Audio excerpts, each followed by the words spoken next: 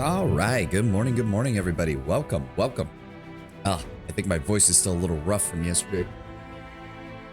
So don't be surprised if I have to drink a lot of extra water today. Tanwin, Lord Brown Bear, good to see you both. Hope you all had a glorious weekend. And let's go ahead and dive right back into where we were. I think I'm still a little slow this morning. It might take me a little bit to get up to my usual speed. I was feeling fine for a little bit, and then like right before I went on stream, it's just like, oof, suddenly I feel like I need to go lay down again. One of those days. Hopefully some caffeine. Didn't know you could be faster. Oh, ha, Ted. You know what I mean. Okay, well, now. I'm not doing that. So how the hell do we get out of here?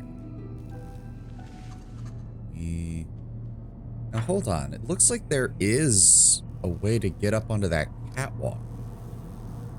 It's not here, so it's got to be back in the other section of the laboratory.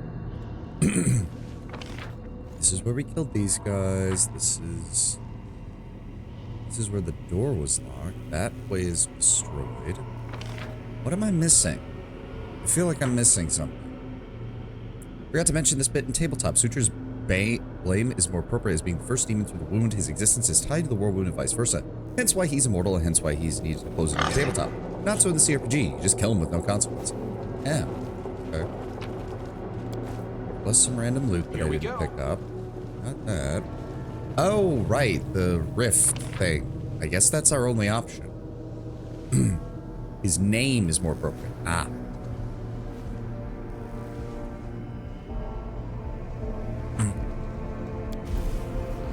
Oh. So. Wait, can I not go tell the normal people that, you know, we have a way out? I can handle it. Was I able to do anything else with this? No.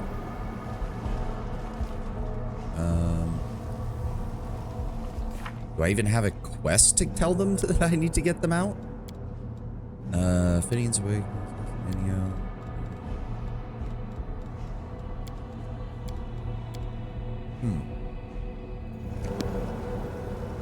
Okay, hold on. I'm gonna make a hard save here just in case.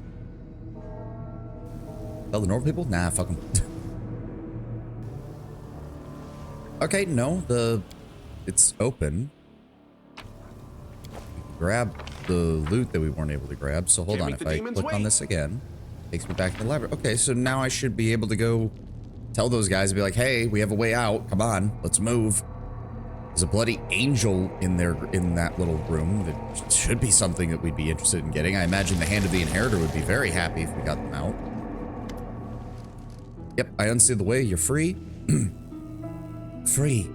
Then let us leave here at once. May the light of Iomade be with you. Can't believe I'm going to see the sky again. What time is it? I believe it's daytime. Beautiful.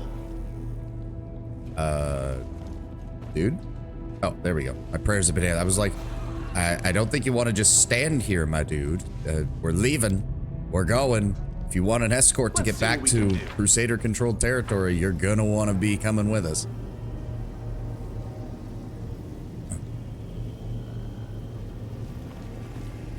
There we go. Okay. Here we go. All right. Something over there. Oh. Ooh. Fancy stock. I think that has a different like a different art style than the others. All right, where are we? Oh. Oh, that's not good. Some ideas are cruel, but I'll be honest, the Trench Crusade kind of goes that step too far that Warhammer doesn't. Of course, Warhammer 40k is over the top brutal, but it outweighs it with that sort of, we know how serious everything is. It's a solid 50-50. Trench Crusade goes a bit too far into grimdark, that becomes edgy and kind of dumb. I appreciated what Trench Crusade was trying to do, but to be fair, they also straight up have it harder than 40k, because 40k at least has the excuse of, well, humanity fucked things up before, which is why the Imperium is so bad, and the Imperium is partially bad because it killed off anything that could potentially be an alternative to itself. That's not the case in Trench Crusade.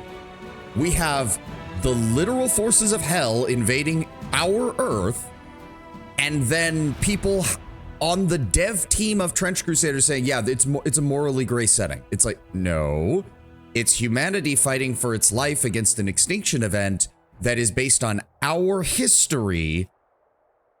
Yes, are the people who are fighting the demons good people? No, but they are the only people left to fight. That's before we get into what I consider to be the utter stupidity of some of their world building choices. Their map, that map that they released was just, how do you claim that this is a war with demons that has lasted over a millennia, and the map is almost the same as what it is in real life? Oy vey. No, Trench Crusade had an interesting concept that then outpaced its ability to world build. The Tainted Grail of Beelzebub, so dark and special and evil, you roll your eyes because it feels too try-hard. I mean, I haven't seen that one, so I can't pass judgment on that specifically, but also, we have a problem, because I still don't know how to get to this area. I'm assuming that's the one we'd use, but that means I need to redeploy. So maybe there?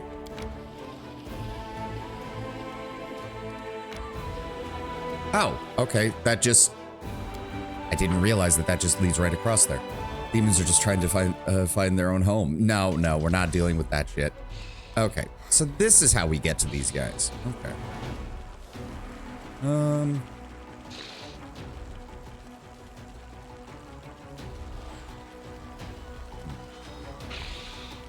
How damaging are the zombies? Not that much. All right, let's start with just removing the giant flies. Oh, good. We got a second shot. Goodbye. And then we'll have the... Go. Magic missile. Essentially, it sort of describes a play based on flies, and almost word for word is described as the float from Halo, if that makes sense. Oh, I mean, I do recall some of the descriptions for the demonic abilities. So I do know which one you're talking about. I just haven't seen that particular short. There's no reason to go in. No. Oh, look, they bunched up. Thank you. There we go. Much better. Plague of flies that mutates and twists people if it infects, keeps their minds intact. No way to purge it except holy fire. If a single fly escapes, it can just restart. And even if it's purged, it leaves a curse in the ground that brings madness. There's no way to stop it, just delay it. Yeah.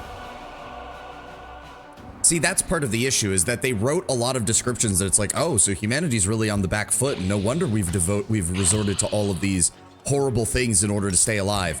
And then they released their map, and it's like, wait a second, the demons are still largely confined just to the Middle East and parts of North Africa. So, what? Why are we having to deal with this then?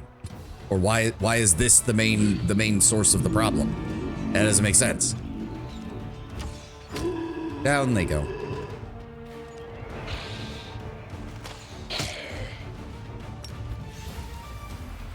Thinking about getting Conquest of Elysium. I've seen Reggie's videos on that, and it would, I think, be a fun little... It would be a fun little game to play for a bit, I think. Would actually be cool. It seems to be heavily inspired by the... Oh, what is it? I can't remember what the name is called of the game, but I've seen it. Shoot. Nope, I'm drawing a blank on what on the game I'm thinking of. I can imagine it in my head, but I can't remember the name. There's a certain level of grimdark where it goes a bit too far, like reading I Have No Mouth and I Must Scream. It isn't an entertaining experience. Well, here's the thing, Tenwin. I actually argue that I Have No Mouth and I Must Scream is actually very entertaining, but that's because it sets out to be a depressing story from the onset and to showcase mankind's essentially last act of defiance. When you go over the top on grimdark and it's in a setting that is supposed to be continuing, that's where it becomes pointless, because it's like, what are you trying to do here? You want us to believe that the story should keep going, that the world should keep going, that things keep moving forward, but you're writing as if this is the end. You can't do that over and over and over and over and over again before it just becomes disingenuous. Crusaders closely examined the remains of the miners' caravan that ventured too far north in the reckless search of profit. They collected a lot of rare and expensive wares, but were never able to return to their homeland. Good. And that also cleared out the path here. I don't know where this goes, though. All right, well, let's get the hell out of here first and foremost. Evade. All right, we're going to make our way back up to Dresden. It's going to take a while. Let's go ahead and switch back to our army, pull him back.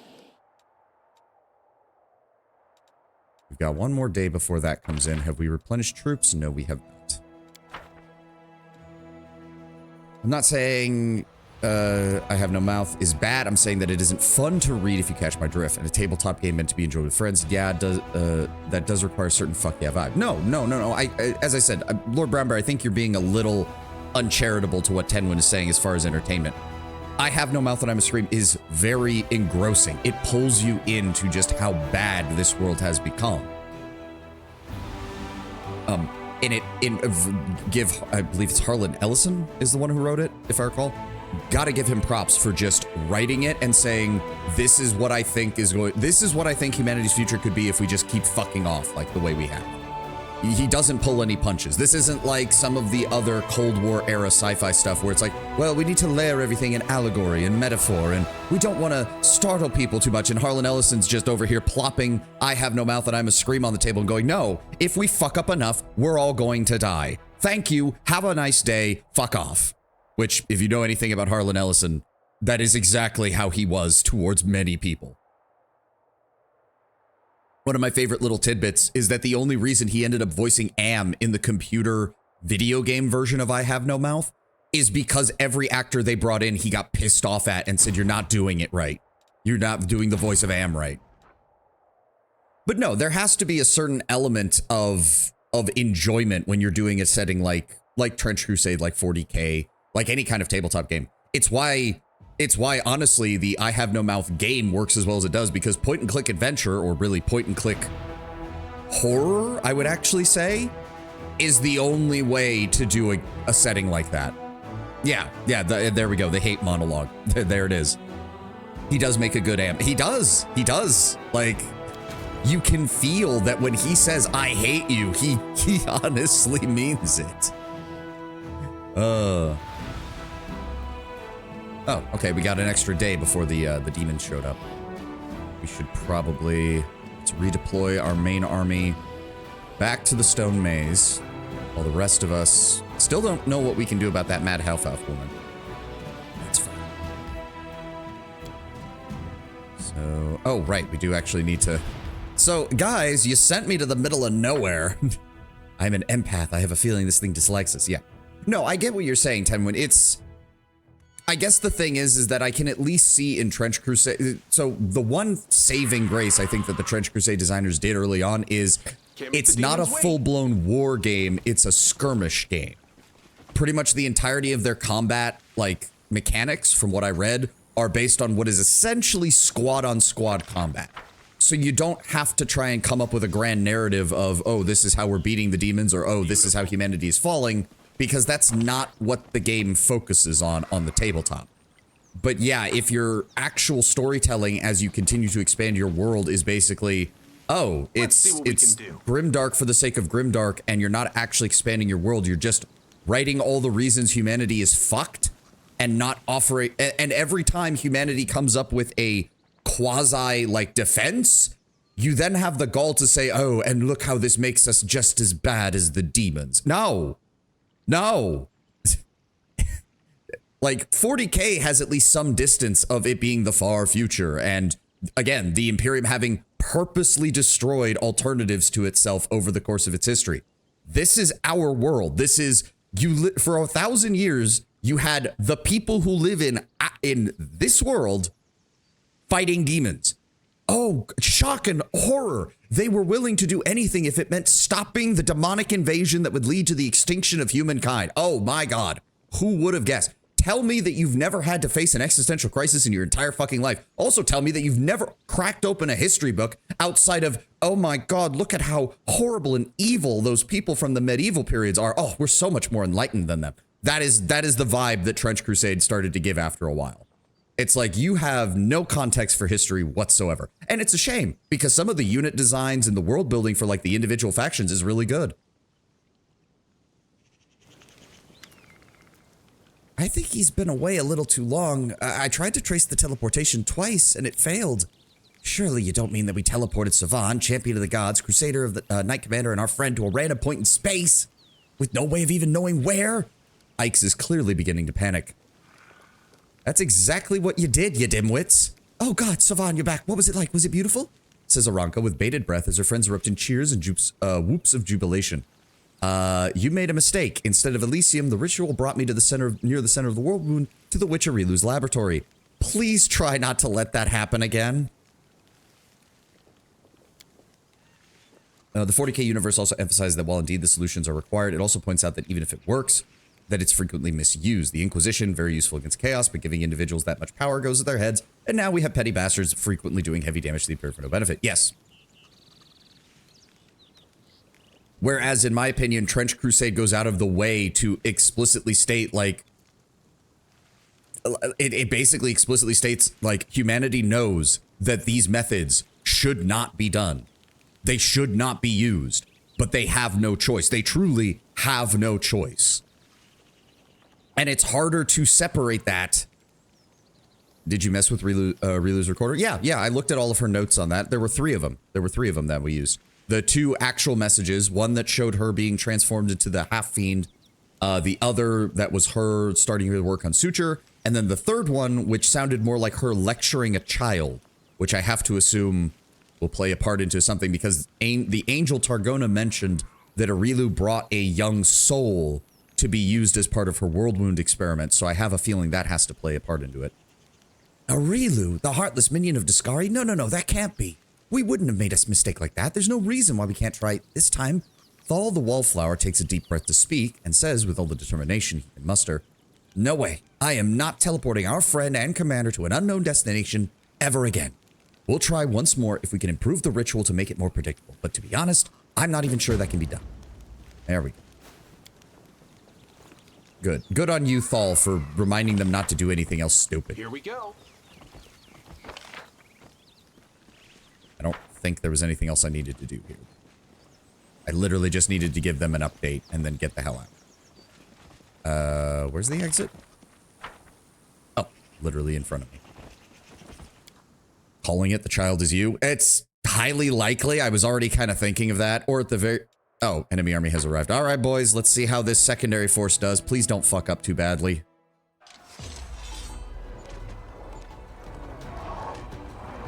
Now, what exactly does this do?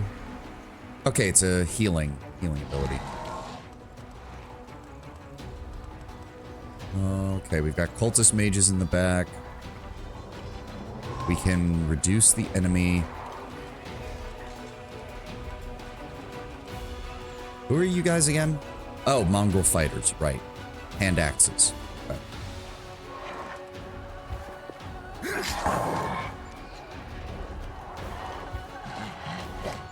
Okay, the champions are actually good. The champions have good damage. That's nice to see.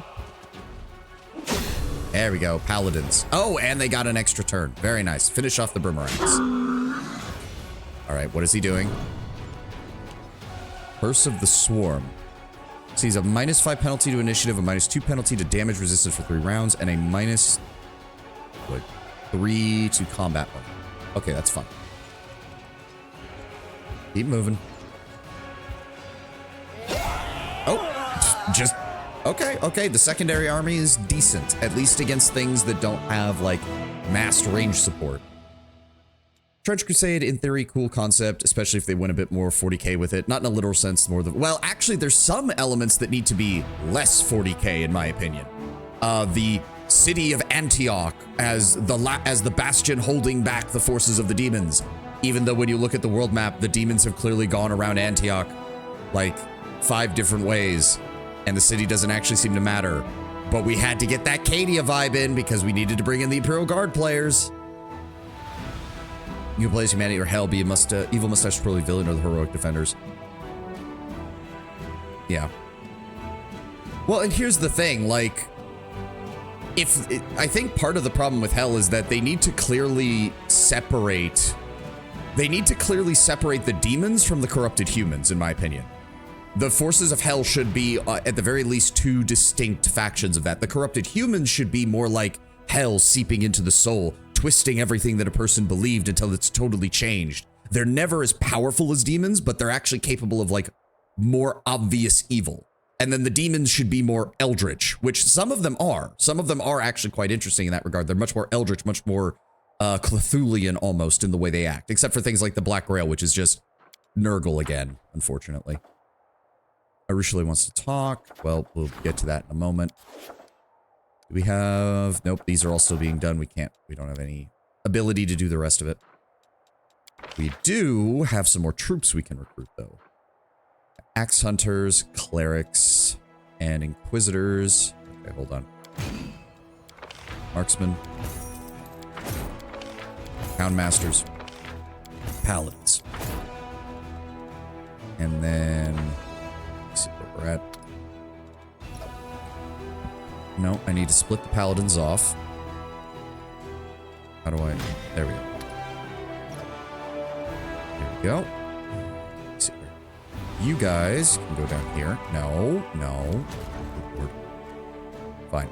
You go over here. Go. 12 more paladins there. Oh, he leveled up. Good. Oh, Scorching Ray. Perfect. That's exactly what we want to get. And then we want to also recruit our cleric. No, no. There we go. Recruit the clerics here. Then we're going to send them down to rejoin the main... No, I... Just walk there. Thank you. 21 more clerics, 36 more houndmasters, and 24 more marksmen.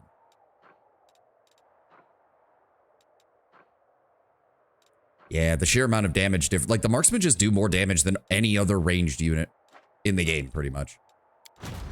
I would love to put those angels with the crusaders that I have over there, but we don't really have that many of them, and he still can only carry 3 units.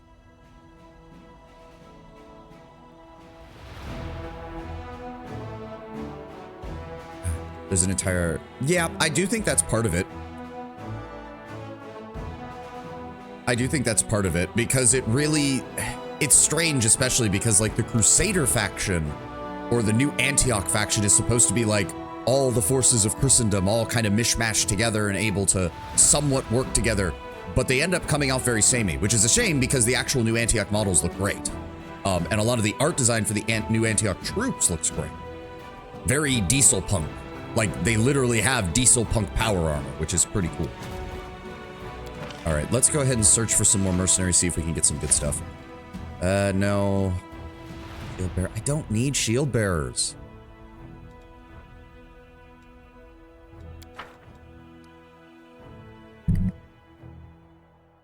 There, phlegm into my throat. Blech. Okay, well, I think we're done there, so... Yep, they're here. Those guys are over there. Let's get back to Dresden. On the cusp of the abyss. Wait, what? On the cusp of the abyss. What am I missing? Oh, okay, so they... Explore the and we're studying the traces of demons. I mean, I want to get as much done as possible before we go in there, so... Okay, please let me go into Dresden. Thank you.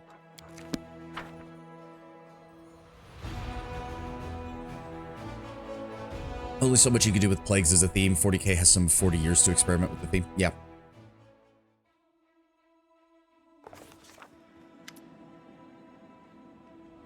Oh. I don't know why. I think I've just overtaxed my throat a little bit. I need to get some more. I need to get some peppermint tea. That stuff works well with helping my throat.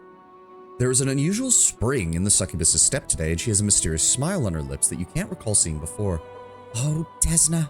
Something truly miraculous happened. If only you knew. I see you beaming. Wordlessly raise a brow.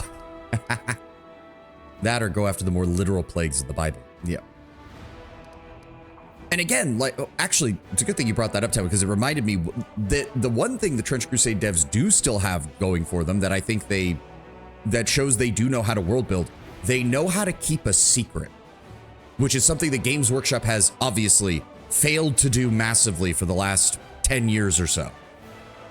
Because when I was reading the Trench Crusade timeline, one of the best moments, because they don't explain any of it, is an event. I think it happens in like the 13 or 1400s, and it just says God reaches down his hand, the city of Corinth is wiped from the earth, or the city of Corinth is no more.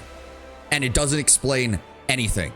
And in a setting where, one, God is in some form real, and two, can't intervene directly because it leads to the apocalypse, it literally will just lead to Earth being destroyed. It's very interesting when one of your events is just, oh yeah, that city doesn't exist anymore. Which again, only makes things weirder when they release the map, and it's like that, okay, so were the demons coming this way? Did they get around? If they got around, how did they get past New Antioch? Because I thought the whole point of New Antioch was to do this. This was before the demons had full control of the Mediterranean, so how'd they get over there? Again, that's part of the problem. They know how to world build, but I don't know if someone else was in charge of like specific events versus like overarching world building themes or something. Wordlessly raise a brow. I used to, and now I'm... no, wait, this doesn't feel right. Look, Areelu takes a few deep breaths trying to calm herself down. I'm sorry, I shouldn't have barged in like this. We need to talk one-on-one. I'll wait for you at the tavern. The succubi runs off without giving you a chance to say another word. Okay. Regil, we good? Benevia, we good? Ivu, good? All right. Just checking in on everybody. Wait for you at the tavern with condoms. Unless you're bringing Wenduog, that's not how this works, Areelu. It's called monogamy.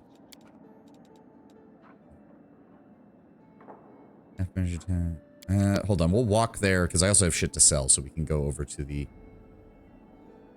Oh, are we going to get an event from the Hand of the Inheritor? Can't make the demons wait. My watch goes on. Greetings, champion. Oh, look, the Golden Man will turn to stone if he doesn't move soon. We need to break the barrier quickly. Quickly, call up the court and attack the demons. Otherwise, they'll find out what we're planning and plot all kinds of nasty stuff. No, we're not doing that right now. So did Targona just fuck off? I would have expected her and the other guys to come back here, but...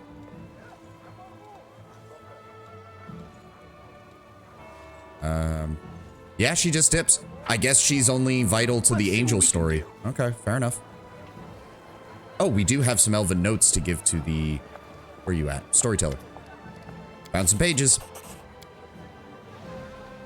Oh, okay. Well, we always know that this leads to a lot of talking, so hold on. Let me drink some water.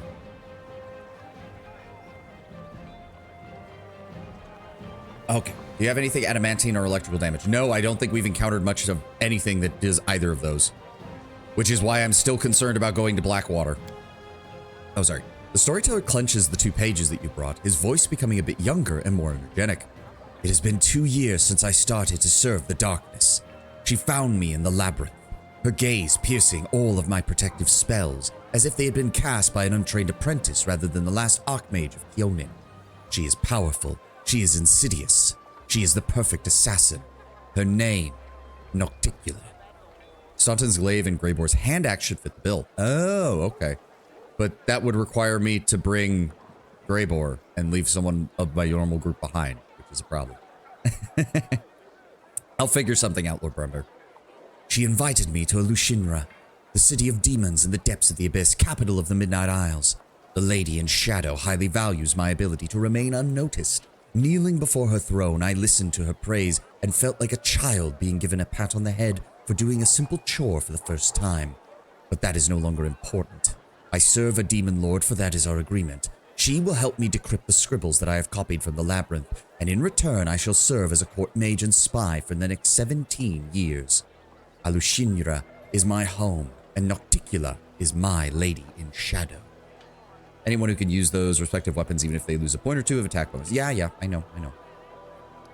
Tell me about your life in Alushinra. Of all the places in the abyss, Alushinra is the most civilized. My lady wants to make her capital the face of the Abyss, a place where travelers from any plane can visit without too much fear. Personally, I don't care. I am here only to complete my service, get the promised reward, and then return to Golarion. Storyteller's description very much fits my Wrath Alchemist when he met her. However strange as it may be, Alushinjara's demons treat me honorably. I can tell they hate me, they growl at me, but they have never attacked. I still have my spells, and I am ready to use them at any moment, but I've had no reason to yet. I have my own tower in the upper city, not far from my lady's palace. I have strengthened it with every protective spell I know and set golems to guard it. I created a portal to Golarion at the top of the tower, one which only I can use. It will be my final escape route if I need to flee. I expect an attack every day, but it has never happened. It might sound ridiculous, even surprising, but after my service here, I think the demons of Alushinjara respect me. You trusted a demon lord. My lady in shadow has no reason to hide the truth from me. She does not care about my research. She offered her help. Oh, pardon me. She offered me her help out of curiosity. I'm something of a bizarre pet to her, funny and useful. The storyteller shakes his head. She offered me help and I agreed.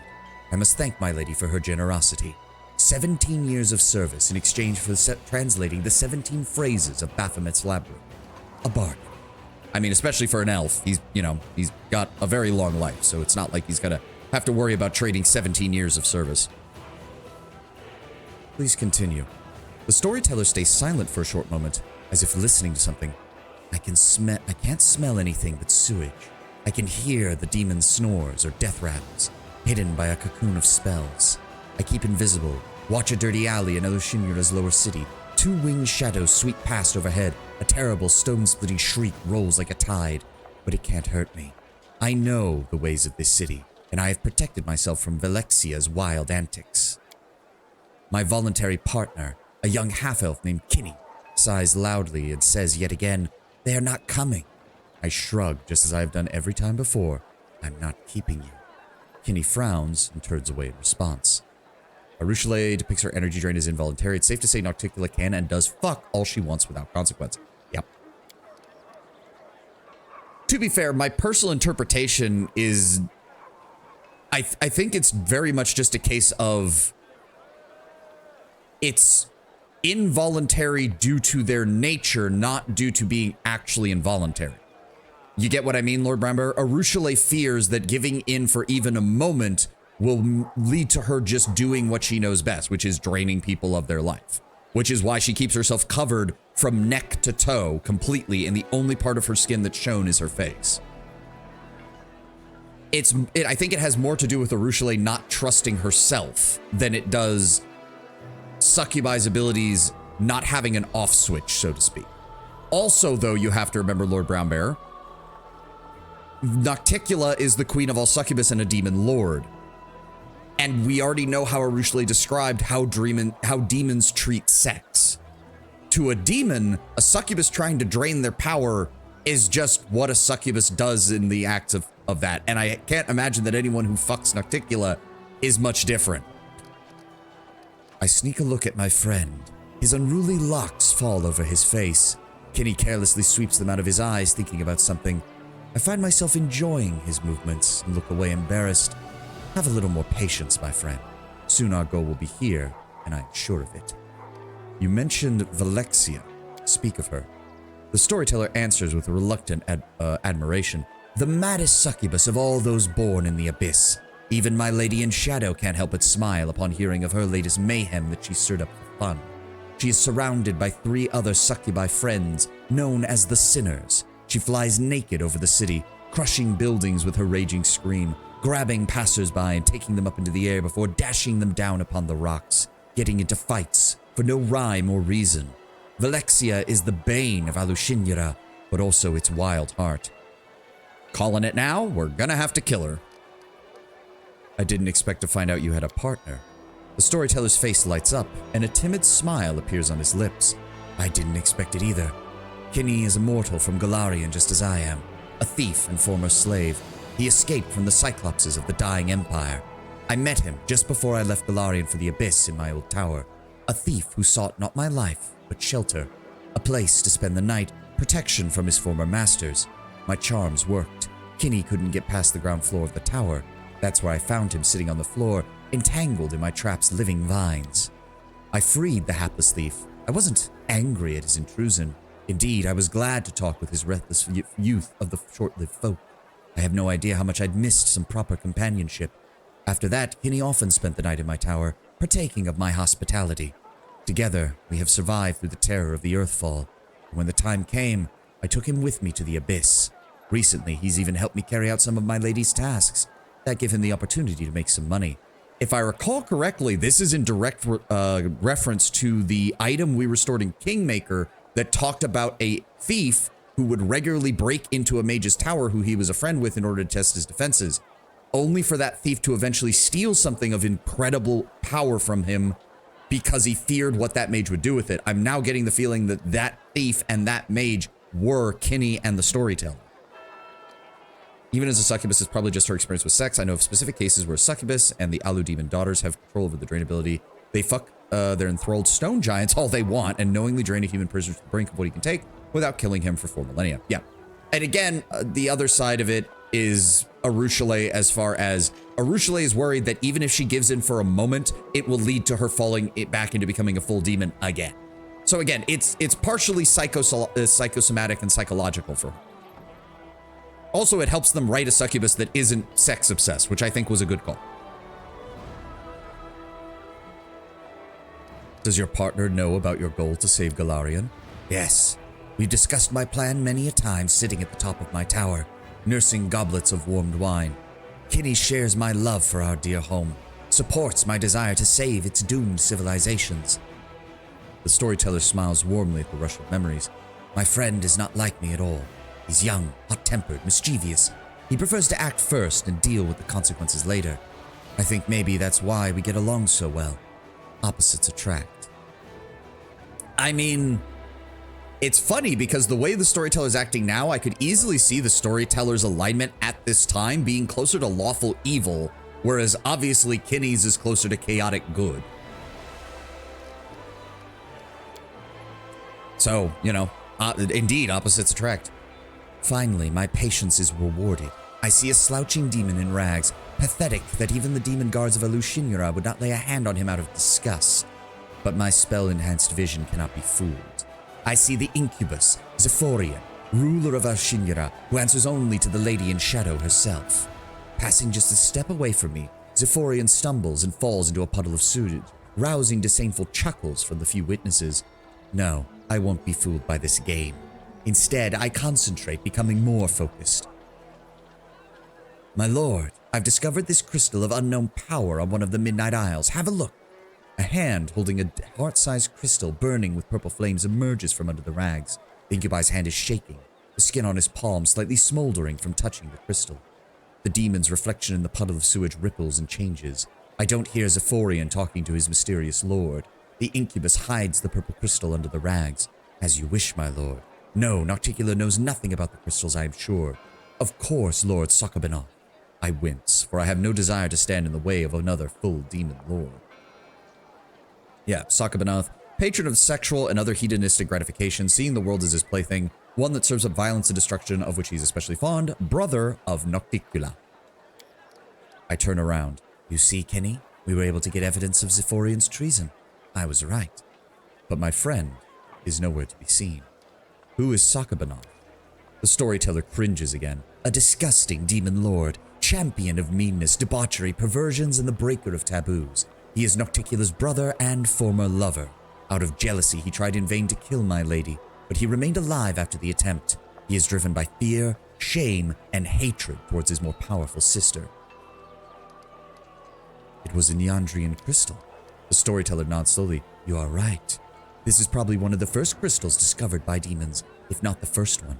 I'm glad that it took the demons so long to discover the crystal's true properties. Otherwise, the invasion of the Abyss could have happened much earlier. Continue. I am now standing atop my tower. There's a goblet of warmed wine in my hand. Nocticula was quite pleased with our information. She won't kill Zephorian on the spot, no. My lady's punishments are much more sophisticated. Banishing, demotion, even transformation into a pathetic creature the incubus was masquerading as. Nocticula has many choices. Personally, I don't care. I've already done my part. I sip from the goblet and turn to my friend. Without saying a word, Kenny takes out a rag from under his shirt and shows me the purple crystal wrapped in it. I chuckle. So that's where my friend went at the end of the raid. Well, we're going to keep it. I'll study its properties in detail, find out if it will help me achieve our goal. Nocticula doesn't have to know that I have the crystal. Let her look to Zephyrian or her demon lord brother for it. I drink from the goblet once more and look down. Alushinura lies at the bottom of the tower like a faithful dog at the feet of its master. I have earned respect here. Even the Lady of Shadow heeds and trusts my words. I feel a treacherous smile appear on my lips. Of course, when 17 years have passed, I will return to Galarian. But at least for now, I like my life here. The storyteller is quiet for a good long while, thinking about everything the two of you saw. Then he runs his hands over his face, tired. I served a demon lord. And what's more, I liked it. I did not expect this from myself. I was so different. Different thoughts, different desires, different motivations. What caused me to change? I just don't know. The storyteller shakes his head ruefully. Fun fact, Sakamanoth used to have a quarterstaff as his personal weapon. Nocticulus shattered it into pieces, and he's still looking for them to get his weapon back. He has to be careful because the shards are in the Midnight Isles. Good hook for a quest. Yep. Oh, good. We do have another page. Yeah, but that's not enough to unlock the next tier of his story, as I figured it would be.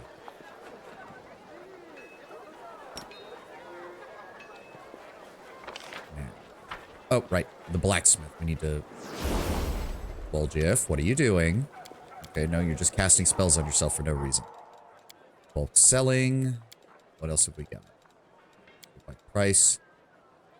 I'm gonna have to see if maybe that'll be good on Camellia. This is... Pardon me. Didn't you also say that +4 weapons count as adamantine, Lord Bramber? Is it +4? So we should also be on the lookout for that? That's a heavy crossbow degradation. That's not gonna help. Composite longbow +3. I do have the shock composite longbow, so I do have something that deals lightning damage. Great axe, masterwork short sword, masterwork scimitar. Buckler of Ray Negation I can give to Camellia. Headband of Vast Intellect. Okay, that's a +2. We don't need any +2s right now. Gold Grimoire.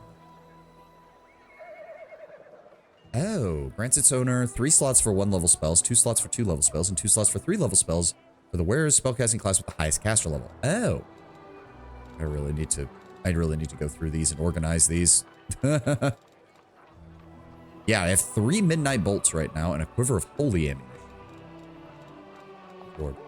Let's sell the Alchemist. Let's get some of the potions out of here. Reduce person potion is useless. We have various protection potions, which are always good. Mage Armor, not bad. Feather Step, useless.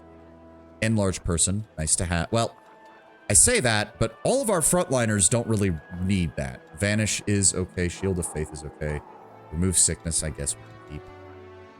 Potion of Aid, Dark Skin, Bear's Endurance, Owl's Wisdom. Hey, Sky Ice, welcome, welcome. Oh, that's one of Paus's emotes. I've seen her stuff on YouTube. She does some good reaction stuff. Delay Poison, Blur, always keep Blur. Remove Paralysis, Resist Acid, Resist Cold, Resist Fire, Restoration Lesser, not getting rid of any of those. Dispel Magic, Target. I don't think that's going to work. Neutralize Poison, Magical Vestment of Armor. That's a caster level 5. That's not very worthwhile. Potion of Haste, Potion of Displacement, Potion of Dispel Magic. Potion of Inspiring Recovery. What? Oh, it's a healing item. Okay. Well, we're not going to get rid of it then. Okay. 38,000. Not bad. Not bad. All right. Let me see here. Arushale is in the tavern, I believe she said, and we don't have anybody else to check in with, so.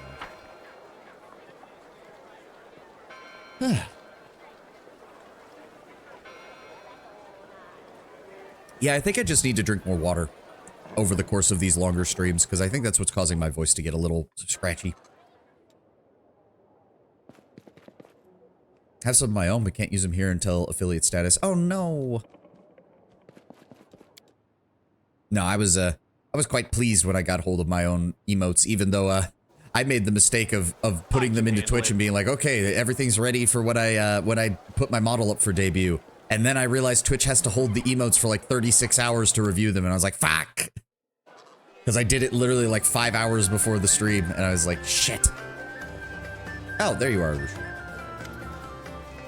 Areelu. You've never seen Areelu looking so happy and inspired. She gives you a very wide smile. There you are. I can't wait to share this with you. What did you want to tell me? Do you remember how I told you about Desna leading me down a path of redemption? That I was trying to mock her by corrupting the dreams of mortals, and of course the Great Dreamer couldn't tolerate that. She ruined my game, made me spend what seemed like a whole eternity in her realm, and I had a lot of time to reflect on my past misdeed. And when the goddess saw that I had repented, then she let me go. I still vividly remember her parting words. What do you dream about? The riddle weighed on my mind for many years. We demons do not dream when we sleep. We don't have dreams at all. We have desires and act on them no matter the cost. How was I supposed to find something to dream of? But I've been observing the mortals and trying to understand how it works, and finally, she takes a deep breath and yells joyfully at the top of her lungs, startling every visitor and earning puzzled looks throughout the tavern. I had my very own dream! So many years of hard work. I almost gave up at one point, and here it is, a dream, a real dream, and I want to show it to you. You don't mind, do you?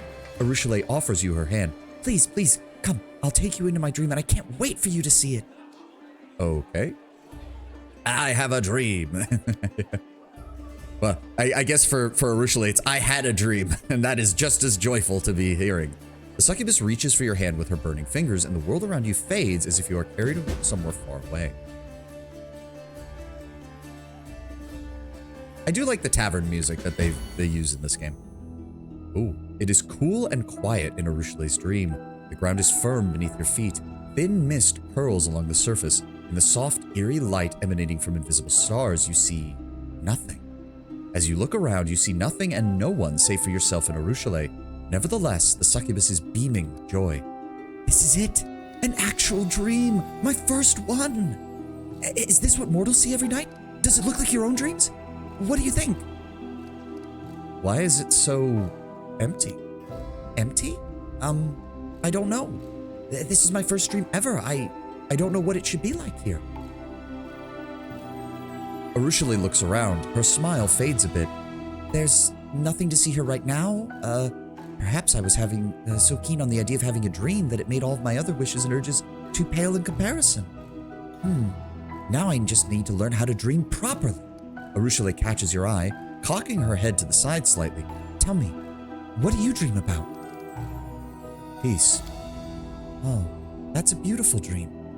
When the war is over, we'll be able to... Wait, what do mortals do in times of peace?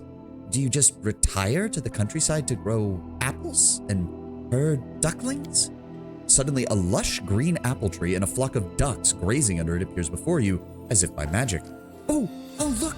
Areelu laughs, claps her hands. Now I have a dream, and it's not just something I made up. It's wonderful sharing a dream with you. Do you like your newfound dreams? It's the most beautiful thing in the world. This world is mine and mine only. It's a bit empty right now, but I'm learning fast. Part of me feels that this isn't actually a dream, because one, how is she able to pull us into it? Two, she seems to be, if it is a dream, then she's essentially lucid dreaming, where she's able to actively influence the dream itself by what she thinks. But I don't know how much of that is actual lucid dreaming, and how much of it is her magical nature acting on the fact that she's been desiring this for so much. Or for so long. Well, I'm happy to share this dream with you, Areelu. A subtle blush touches the demon's skin. Mortals have so many different feelings: friendship, loyalty, sympathy, even love. They're all mysterious and beautiful, but one can't truly learn anything about them alone. Could also be Desna assisted. That's possible as well, Sky Ice. That is possible. Who would dare share their heart's desire with a predator from the abyss who is unable to reciprocate? Do not lose hope. One day you'll find someone to teach you how to feel that. Thank you. It's hard for me to imagine right now, but I can still hope. See what I mean? Like, you play Azada, and the game's just like, you should be romancing Areelu. You're playing Azada, romance Areelu. It's like, I'm sorry, but Monster Girl Wenduog is hotter.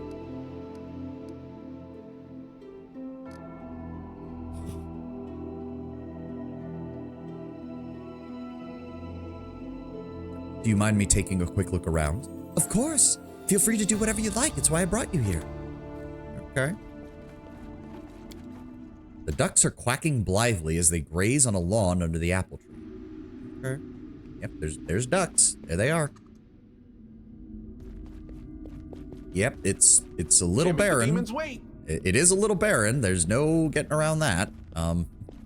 Ducks grazing. I mean, technically, yes. Ducks will eat, like, they will scoop things up with their bill. Also, Areelu might not know what a duck fully is, to be fair, Tenwin. It's too obvious of a desired relationship. I'm only going one tune for her. Yeah, it's like, she is very blatantly placed here as the Azata love interest. You can kind of justify it if you're playing Angel as well, but with Angel, they also kind of push you in the direction of Queen Galfrey. Cough, Shadowheart, cough. Yeah, a little bit. I mean, let's be very honest, especially I'm sure Lord Brownbear could probably understand this as well since he's played the tabletop version. Beautiful. I have to imagine someone at the Owlcat writing staff was just like, so, what characters should we have eligible for romance? And someone said, hey, the adventure path has a redeemable succubus, and they immediately just slam their hands on the desk and go, well, that's where we're starting, folks. My dream, my very own dream. Areelu takes another look around, full of pride and pleasure. I don't even want to wake up. Now I understand why mortals compare all the best things in their lives to dreams. Just in Russian. Yes. Let's go back to the material plane. Let's go. Areelu touches your hand and the dream world begins to fade away.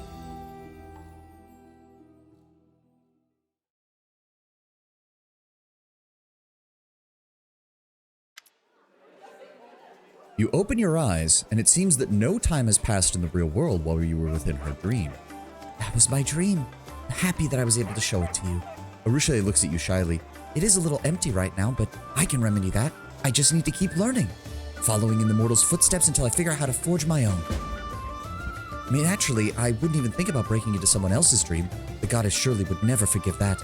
Maybe I should just ask people. But what if they won't talk to me? The succubus seems lost in thought for a moment, then smiles at you again. Is there a chance you could help me once more? Could you just ask some of the city people about what they dream about? They're more likely to open up to you than they are to me, and I will just follow you silently. They won't even notice me listening.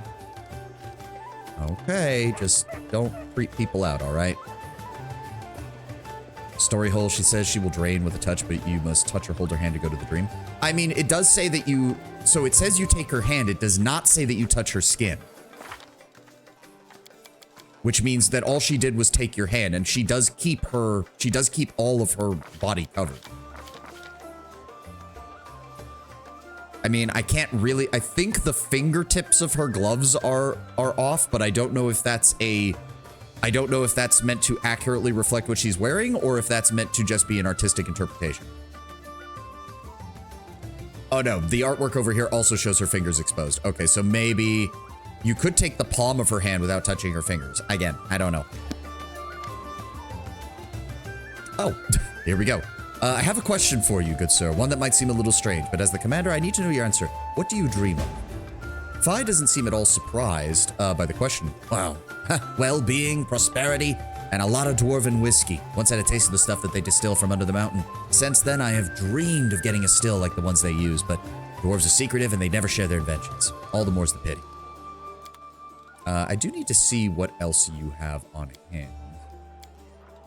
Axiomatic Keen Dart. Fortunately, it's a +3. No armor. The Goggles of Malocchio. +10 competency bonus on perception checks.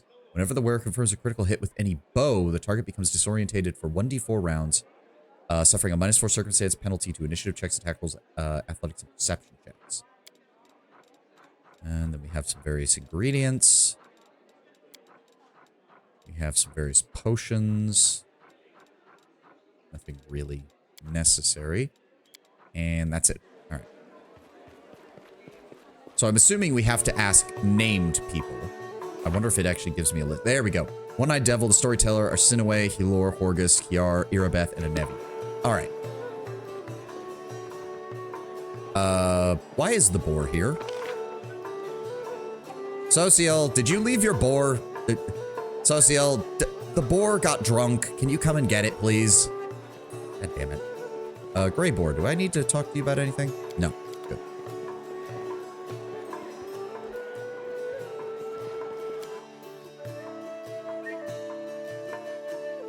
Areelu is submissive and romanceable. Yep. Alright, so let's go down the list then. One-Eyed Devil. A fine day to you, Commander. Welcome to the One-Eyed Devil's trading house. This might seem strange, but I need to know, what you dream of. When I get rich, I dream that I'll retire. I'll go to Taldor and buy a villa by the sea from a broke noble. Hell, maybe even buy their title. I'll surround myself with such luxuries that even the ancient Taldan emperors would envy me from the afterlife. I will have a pipe organ in my dining room, and I will play it while I dine. And the harps, and the bells. Out of the corner of your eye, you notice movement, but nothing else. Areelu has disguised herself very well in order to overhear the dreams of the townspeople remain unnoticed. I'm surprised she doesn't want us to go talk to the actual Desnans who would be willing to talk to her about this. Yara, I have a question. I know you are still in the bowels of your depression, but what do you dream of? Sighing heavily, the old man's gaze looks over your head off into the distance in the sky. So many young men and women have laid down their lives for this war. They came here young and fearless, just to wind up dead. Bringing them all back to life. Stopping this sacrifice. That is my dream. Alright, who else? Helor. Where is Helor? Wait, no. Helor is... Wait a second. Helor's over here. He's in the inn with, Nenia.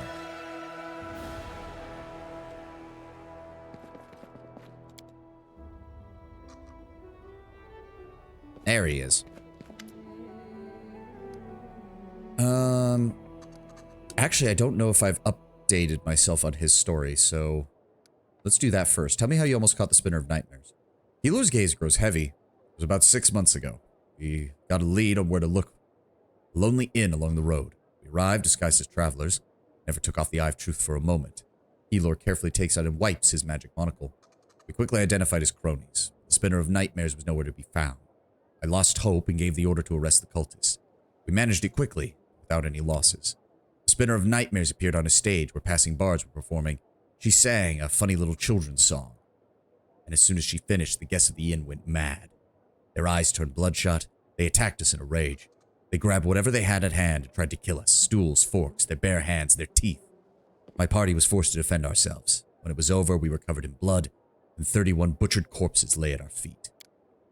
Oh, and there we go. First ad of the day. You know the drill. Go get a drink, go get a snack. I'm going to do some stretches and get some more water. And we will be back in a moment. Ah.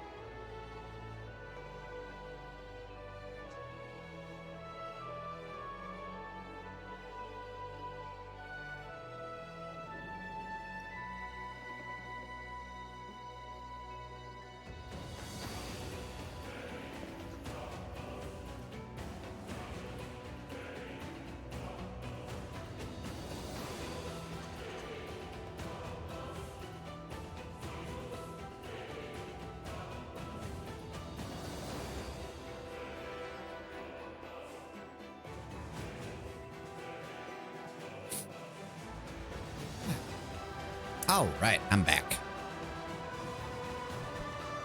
I'm just waiting on the ad to finish before we go further. I do wonder if we'll get our hands on the monocle that he's talking about, because the Eye of Truth, having an item that basically has a true seeing ability on it at all times would be quite useful. Quite useful. Hey! Thank you, Sky Eyes. Wait, did you do that just to say Helor? We do have text to speech. So I've been around support. Thank you, Sky Eyes. Hot damn, man. Thank you very much. But yes, FYI, any bits above 100 get you text to speech. So if you wanted to actually deliver an entire message, please do. Like, I don't mind it at all. Ah. No worries. Thank you, Sky Eyes. Hot damn, man. Thank you very much. It means a lot. It means a lot. Where were we? They wouldn't even stop fighting after their guts were dragging across the floor. The air reeked of blood, guts, and shit. I was barely able to clamber out. Legs refused to walk across the slimy muck. Once I made it outside, there was only the night, the step, and the laughter. The delighted, mocking laughter of a child pulled off a prank. It arched from horizon to horizon. It echoed in my mind. I lost consciousness and fell to the ground. Helor's story ends with a helpless sigh. The Pathfinder massages his eyes with his fingers as if trying to push away the horrific images that he had envisioned. I have a question for you, Helor. What do you dream of? I would give everything to see my little girl again one last time. I mean, that was kind of... I kind of saw that coming. Here we go. Nenio, do you... Ooh.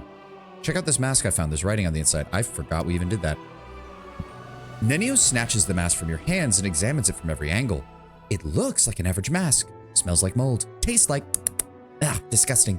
Eye holes are... She puts the mask on and looks at you through it. Utterly unremarkable. And yet I sense some hidden magic in it. I would bet my encyclopedia that this must be the answer to one of the riddles in the statue of the Nameless Ruins. The writing on the inside looks very much like one of the answers. With a sigh, she hands the mask back to you. All we have to do now is find 4 such masks and bring them to the statues. You won't forget to take me with you when you head to solve the cultist riddle, will you? Better write it down somewhere. Nenio is extremely interested in visiting the Nameless Ruins after you find all 4 masks.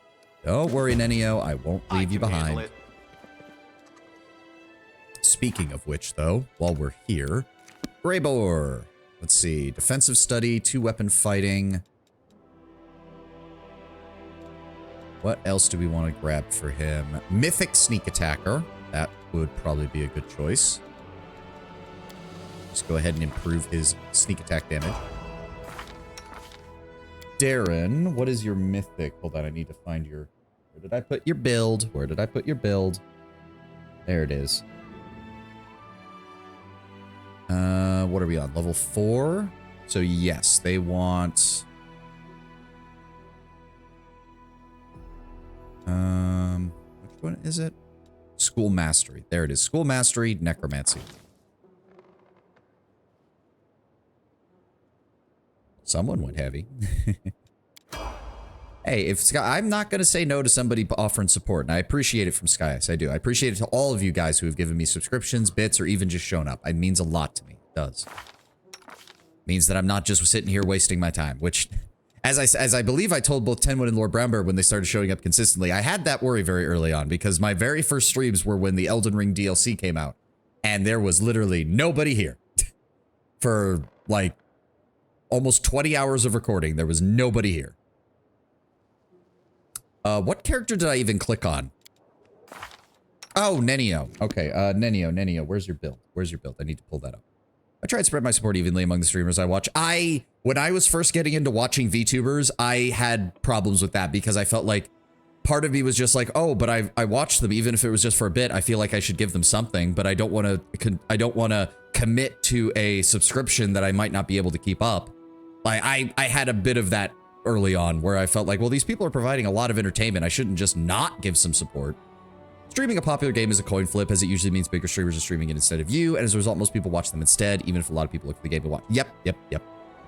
And it also just depends. Like, that's part of the reason why I try to be at least a bit of a variety streamer, because I don't want to be just a insert game here streamer. Like, I don't want to be a WoW streamer or an Elden Ring streamer or I mean, there are people who have made a career off just replaying Pillars of Eternity and Baldur's Gate 50,000 times because they do it differently each time and they have the patience to learn the mechanics to an obsessive level.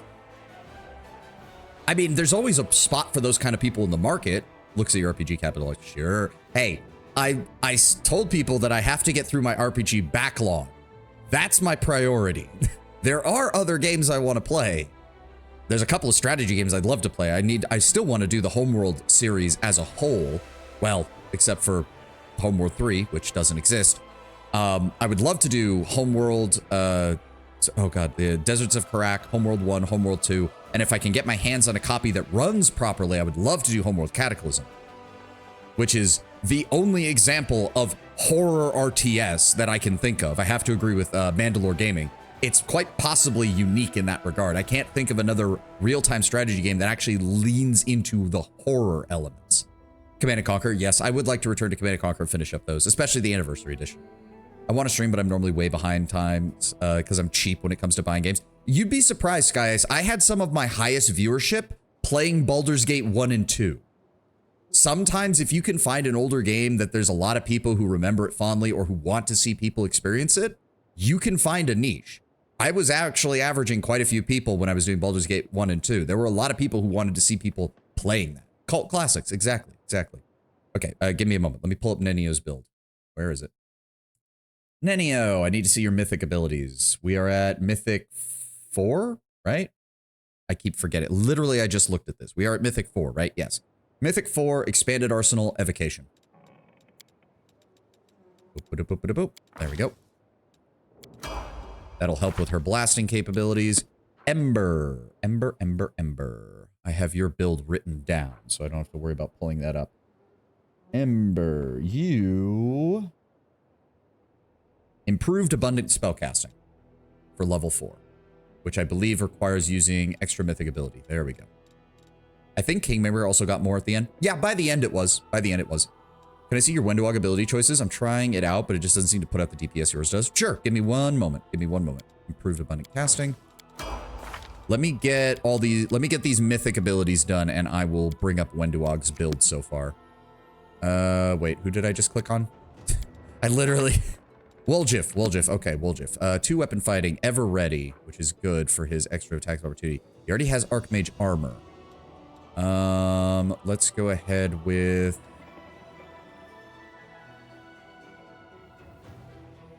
Weapon Finesse Mythic would allow him to use more weapons, but honestly, he's solid with daggers. And there's actually quite a few daggers that have very nice abilities in this game. So the only other thing I can think of would be... We can either give him improved sneak attack. The other choice would probably be something like enduring spells, because he has a lot of buffs that he can use. Actually, you know what? Let's get him... Because he's mainly going to be using lower level spells to boost up his combat capabilities. Where's that abundant casting? Let's go with that. Camellia, I have your build over here. What do you have for number 4? Improved abundant casting, of course. Because there's kind of no reason not to get it. And then Sela. Sela has...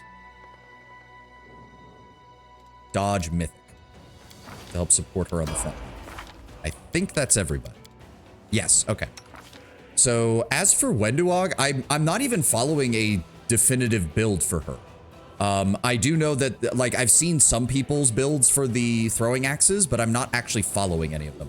I gave Woljif Weapon Finesse Mythic to open up light weapons beyond daggers, but he really hits hard with daggers. My main thinking with that as well is that there are a lot of daggers that have really nice effects. It's not necessarily about the raw damage with him. Like, if you look at, I think, what do I have on him right now? Hasty Eradicator gives him an additional 2 attacks as if he was under a haste spell, and it's still +2. And then Edge of Force gives him an additional +2 damage to force damage, which, given that he's never going to be much of a save or die specialist, Magic Missile is a great usage of his first level spell slots. So he can just pump out a little bit of damage on the side, even with that. There was the dagger that reduces the enemy's constitution by 1. There's a variety of ways you can make him work with daggers. All right, but what was I saying? So right now with her, I do have her with the armor I like to give him the Scorpion's Kiss hand axe. I think I don't have it. Did I already run into that, or did I give it to somebody else? Whatever. Moving on. So with Wenduog, I've got her a Chainmail of Camaraderie, which gives her a bonus when she's outflanking enemies. She's got Surefire Gloves, because all the throwing weapons are within 30 feet. So this gives all of her attacks an additional 1d6 piercing damage and the chance to apply bleed for the next 3 rounds. She's got Bracers of Heavy Hand, which gives a damage bonus to her offhand attack. She's got Merciless Shot, which improves the bonus of point blank shot by 1. She's got the Goggles of Ferocious Pact, which gives her a bonus on damage rolls, as well as an enhancement to Wisdom, which is good because that's her weakest save. I've got her with the Windmaster Helmet right now to give her a bonus to Initiative. That's what she's got equipped. And then as far as her build, she's got Precise Shot, 2-weapon fighting, Rapid Shot, Point Blank Master Throwing Axe, Clustered Shot. I gave her Blind Fight, which was stupid because I forgot that Blind Fight is melee only. So that's entirely on me. Improved Precise Shot, and then her fighter skills, she's got Point Blank Shot, she's got Weapon Focus Throwing Axe, Weapon Specialization Throwing Axe, Many Shot, Greater Weapon Focus, Improved 2-weapon fighting, Penetrating Strike to reduce enemies' damage reduction, which is very much needed because of how much damage reduction demons get, Hammer the Gap for some additional damage, and then her weapon training was just two-handed all the way down, basically. Go back to Many Shot. When making a full attack with... Doesn't that just work with bows? That's possible. I might have done that wrong. Again, I'm not actually following...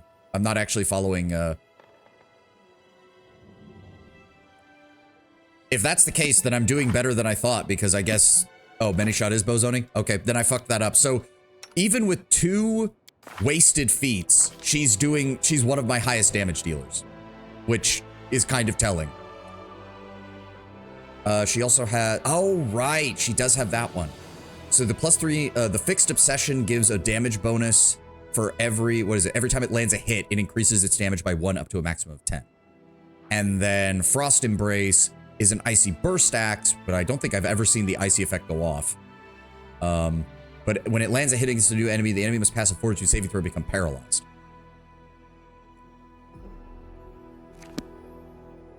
So yeah, she's still doing good. I suppose if I really needed to, I could respec her and reclaim those wasted feats. But right now, we don't need to. She's doing great. Wenduog's main weakness is the fact that as a dedicated damage dealer, I have to make sure she doesn't get mind controlled or confused, because then she turns into a massive liability. Horgus, I have a question for you that might seem strange, but I need to know the answer. What do you dream of? I'm well past... No, wait, hold on. I gave Horgus a not his old voice. Hold on. I'm well past my prime. I've seen far too much death to be afraid of dying myself, but I don't want to get old. If one has enough money, one can bribe time itself. Just ask the Queen. I just wish I could afford the magic potion she's been using to stay young for over a century. Ah, I see what you mean, Horgus. I see what you mean. Horgus is, if Horgus was in the modern day, he'd be one of those people who's just like, I am going to enjoy my life, and then my retirement plan is a pistol with 1 bullet. She'll mess up your team, have to keep that protection from evil chaos. Yep. Beautiful. I still remember the old Rooster Teeth podcasts where Gus Sorolla was the one who said that. It was just like, it's like, my retirement plan is a revolver and 1 round. Let's see what we can do. It's like, okay, Gus, thanks for bringing down the mood, buddy. Storyteller, Arsinoe, where is Arsinoe's the cleric over by the chapel, and then Irbeth and Nevi are inside the fortress. Yeah, no, Ulbrig and Wendu are kind of my main 2 damage dealing frontliners. Regil is combination tank and frontliner. He can do a lot of damage. But he has the higher AC, so he is usually useful for drawing fire. And then you have Social on his boar, who is dedicated tank. What do you dream of, Arsinoe? That is a rather strange question, but if it is an oral commander, I will answer. There is a saying, one cannot win a war and keep their gloves white, yes? I do understand that there isn't much time and energy left for landscaping when you're fighting hordes of demons to the death every day, but Abaddon knows that I would love to see Dresden neat and tidy for just a day. No missing cobbles in the streets, everything sparkling clean, flower beds blooming, all the lawns trimmed, glory and order, instead of so much filth and blood. That's kind of understandable. Arsinoe wants to actually see Dresden as a city and not just a fortress fighting against the demons, which I suppose as a cleric of Abadar makes a lot of sense. It would make a lot of sense that clerics of Abadar, even though they're big on order and organization, all that, would be the kind of people to be like, the best thing you can see is the day when a fortress becomes a city, and it doesn't have to constantly be used to fight. What do you dream of, storyteller? I haven't been surprised by a strange question for a long time, especially not when beside you. I hear the weightless tread of your succubus friend who has stepped onto the path of redemption. No wonder she wants to know more about mortals and their dreams. But I'm afraid my dream will disappoint you, child. Yet, I will still answer. I suffer from insomnia. Every night, as soon as I lie down, the ghosts of those who are remembered and those who are forgotten stand about my bed. The stories I have gathered swarm in my mind. My mattress becomes hard like stone. My pillow is cold as ice. Maybe if I had a softer bed, I would fall asleep quicker. But I don't think it's about the bed. I do want to know what's up with it. Like, it's very obvious that his story is leading us to when we go to Alushinura, which I know happens in the game. It only just occurred to me. I'm surprised no one else knows. Doesn't this kind of look like a stylized version of Discari's emblem? So it kind of makes sense that this is what leads to the Midnight Fane. You literally have like a partial version of Discari's emblem circled around Iomedes. I'm now not surprised that that's where we're going to end up. Beautiful. All right, where are you guys at?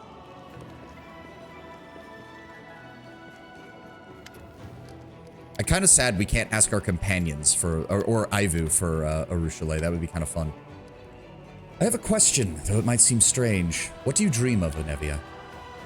What else could I desire when I have Beth? Anevia thinks for a moment, smiling, then looks over your shoulder and gives a cheeky wink. Arushale, quit hiding. I know you put the commander up to this. Feeling shy? Fine, fine. I'll pretend I didn't see you. All right, Commander. War's no place to be thinking about wants. Needs, yes, not desires. But you mean when the war's over? Well, then we'll have a chance to do something other than just survive. To learn something other than fighting. And you know, when I was little, I'd always hang around the kitchen whenever the cook was getting the fresh bread out of the oven. Big steaming loaves, smelled amazing. I know it's stupid, but when the war's over, I'm just gonna build a big stone oven in my house, and I'm gonna learn how to bake bread just like that. Anevia, you are a woman after my own stomach. If you do that, I will come and buy your bread, because that sounds amazing. Afternoon, Commander. What can I do for you? I have to ask you, Irbeth. What do you dream of? I couldn't keep a secret from you, Commander. I used to think that reclaiming Dresden was a hopeless dream, but now, thanks to you, even winning the whole of this war seems possible. The victory is our common cause, the dream of the entire Crusade. My personal dream is far more modest. I just want to put an end to Baphomet's Templars once and for all, to stop them from invading our ranks, poisoning the minds of our soldiers with their deceit. Rearmament is another thing we'll need to pursue. Our armor falls into disrepair at an alarming rate. Our warriors' blades are barely sharp enough to pierce the skin of the weaker demons. I understand that Mendev's coffers aren't bottomless, but if we can't order ready-made weapons, I'd be glad to get a half-ton of cold iron. Wait, are we still dreaming? No, a ton of adamantine then, or 2 would be enough. The paladin is busy doing the calculations. You can barely discern a whisper. The Templars, the weapons, adamantine, so many wishes at once. I shouldn't be surprised that the paladin is just like, practical considerations, must deal with practical considerations. Anevia, the next time you have leave, take Beth to like a private room somewhere and just take her mind off of being a crusader for 5 minutes, because dear lord, Irabeth is going to work herself into an early grave at this rate.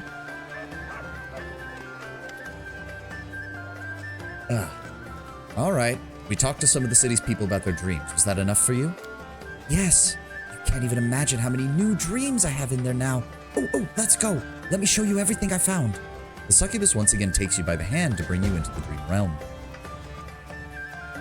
Arushale, did you literally just splice together everything you heard from... Oh dear. Arushale's dream...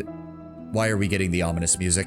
Arushale's dream is no longer empty. You arrive to discover an avalanche of voices, scents, images. The smell of Anevia's fresh bread intertwining with the stench of Templar blood from her wife's dream. The bells and harp strings producing the sweet melodies that one-eyed devil wished for. The storyteller's luxurious bed makes your eyelids heavy. The trimmed lawn on which it stands could have filled Arsinoe's heart with utter joy. Look at how do you see many different things are here now? Oh, I can dream like any mortal. Arushale, none of these dreams are your own. What's the point of collecting other people's reveries? Well, there's no need to be harsh. This is my first dream ever. It's a miracle that I'm able to have one at all. I would never have collected any of this without you. Please take a closer look and explore my dream and do tell me if things look like the way mortals dream about. Maybe you'll give me some hints on how to make them better. Here we go. I think I see the problem.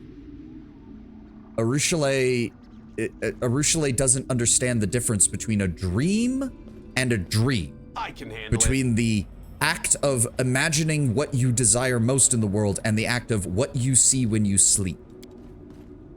The pavement is not merely swept clean, it is thoroughly washed with soap. The lawn is trimmed so neatly that not a single blade of grass sticks out. The soft bed is tempting you to have Can't a make rest. the demons wait. The musical instruments look like they are ready to start playing all by themselves. Hello? I'll get to that in a moment. The fresh baked bread gives off a breathtakingly savory smell. Amber-colored liquid with a bewildering aroma is dripping steadily from the pipe of the pot still. These magic weapons were enchanted to eradicate demons. Equipped with this, your soldiers could have carved through the enemy ranks like a hot knife through butter.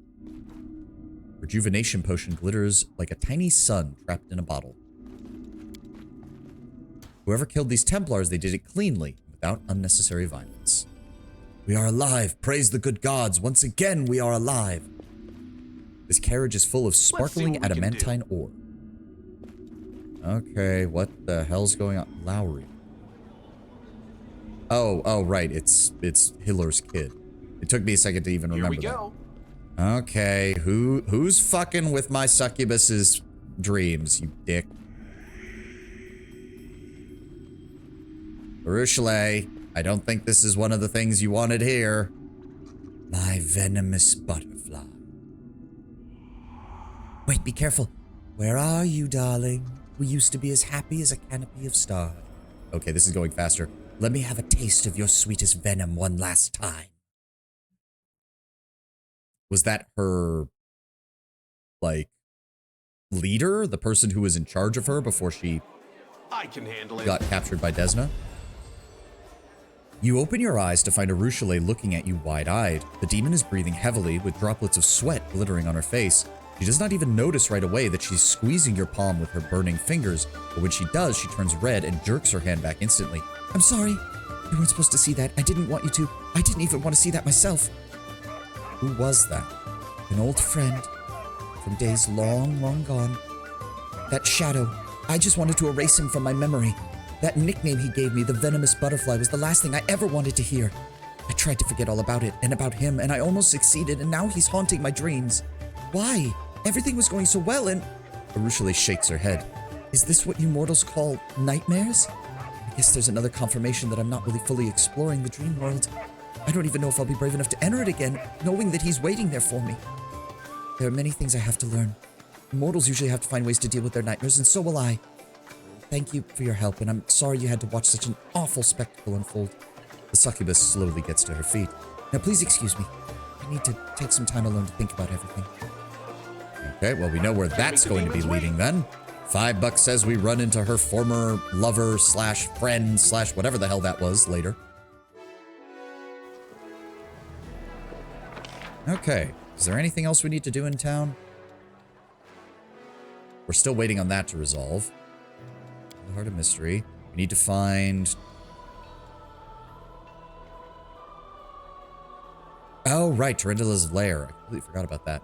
Still need to learn the identity of the mad half-elf woman, visit the Dragon Burial Ground, find Zaindra. Right! Find Zaindra. Okay, so after we rest, we can go... Beautiful. After we rest, we can go to the whatchamacallit and deal with that. Right. The temple of Erastil. That was it. That was it. My brain is working, I swear.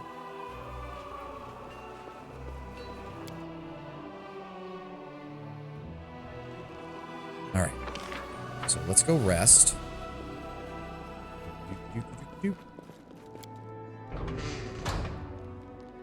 Don't need to do anything else. Just go ahead and rest. Oh, I should have... Fuck, I forgot. I see that you are carrying a great burden. Pain, loss, and guilt. If you wish to ease your soul, I am here to help always. Ah, lad, if I laid even a quarter of my burden on your dainty shoulders, you'd be crushed. I have to imagine, given his people's proclivities, Ulbrich took one look at Social and was just like, you're supposed to be a cleric? What the hell, man? Get some meat on your bones. Oh, right. That's what I forgot. That's what I forgot. I forgot to look at people's spell lists. Fuck! Okay. No point doing that. Let's go ahead and grab Mage Armor. She already has 2 castings of Mage Armor. She shouldn't need any more. Vanish is kind of useless. There's really not that many good illusion spells at level 1, so...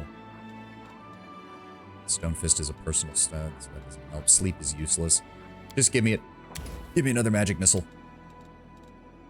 We're good there. Mirror images, web, glitter dust, invisibility, blur, see invisibility. Fireball, battering blast, hold person, haste, displacement. Magic missile and snowballs. Yep. Invisibility greater. Phantasmal Killer and Rainbow Pattern are pretty much the good ones for that. What exactly does Shadow Conjuration do? Wizard spell. Shadow Conjurations are only 1/5 as strong as the real thing, though creatures who believe the Shadow Conjuration is real will be affected them at full strength. Any of them who interact can make a will save to recognize its true nature. Shadow Conjuration level rather than the spell's normal level. In addition, any effect created by the Shadow Conjuration allows spell resistance even if the spell it's simulating does not. Shadow object or substance have normal effects except against those who disbelieve them, and against disbelievers they are 20% likely to work. Shadow creature has 1/5 the hit points of a normal creature of its kind. Deals normal damage with all normal abilities against a creature that recognizes as shadow. The creature's damage is 1/5 normal, and all special abilities do not do lethal damage or only 20% likely to work. So what is the point of this? Like, Shadow Evocation I kind of understand because it gives an illusion specialist a way to deal damage without specializing in evocation spells.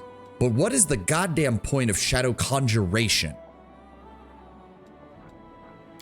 I'm gonna go ahead and give her another Phantasmal Killer and another Rainbow Pattern. And as for you, just give me more magic missiles. Because you have that force development. So that does mean, so 1d4 plus 1, it maxes out at 5, which would be 5d4 plus 5.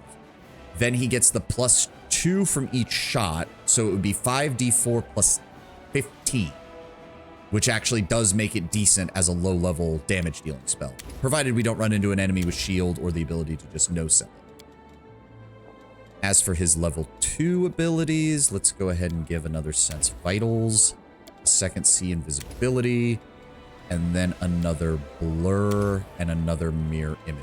Where's my Mirror Images at? Where's my Mirror Images at? There they are. Another Displacement, another See Invisibility Communal, another Haste, and we'll go ahead and give him a... let's give him a Heroism that he can cast on himself. Doesn't have anything else for level 4 yet. And as for level 5, let's go with Angelic Aspect and Stone Skin.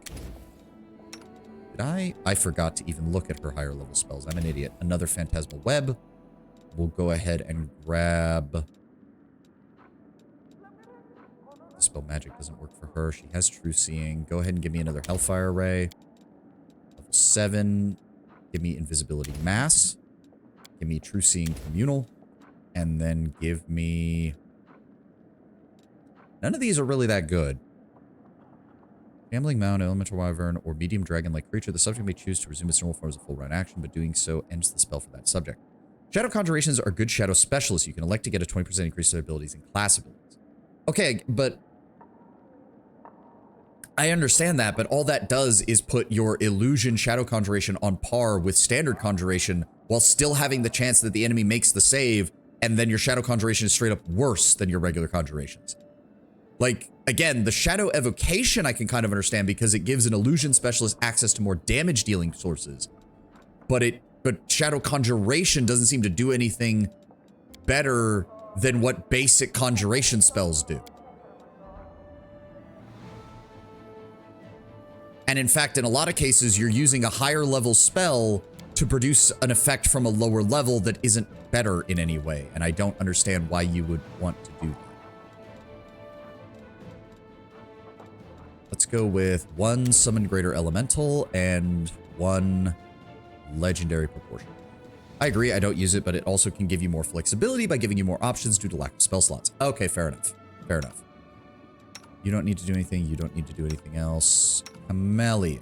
Oh, God. You have a lot of shit that you haven't touched. Give me another... No, not that. Where is the Tangled Knot to give the enemy penalties?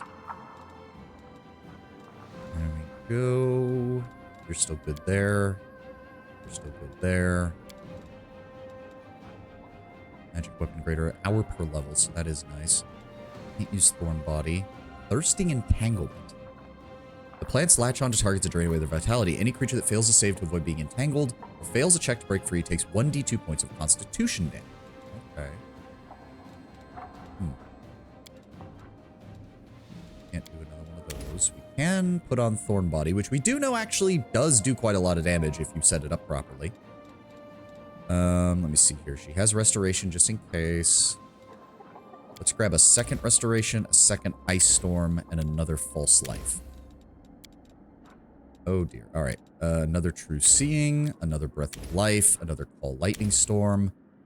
And then let's also go ahead and grab Stone Skin and Cave Fangs. Also, if you're an Illusion Specialist, that will increase their output. I'll test it on a tune to let you know. As I said, I'm sure there are ways to build it. It's just, it's one of those things where it's like on the surface, I'm just not sure how exactly it would be better. True Seeing Communal, Stone Skin Communal.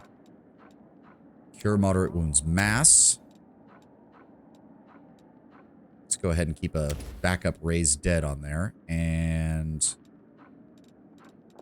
go ahead and grab Dispel Magic Greater. Level 7, she's got Prismatic Spray. She has Ice Body. And then we'll also grab 1 Heat. Sela.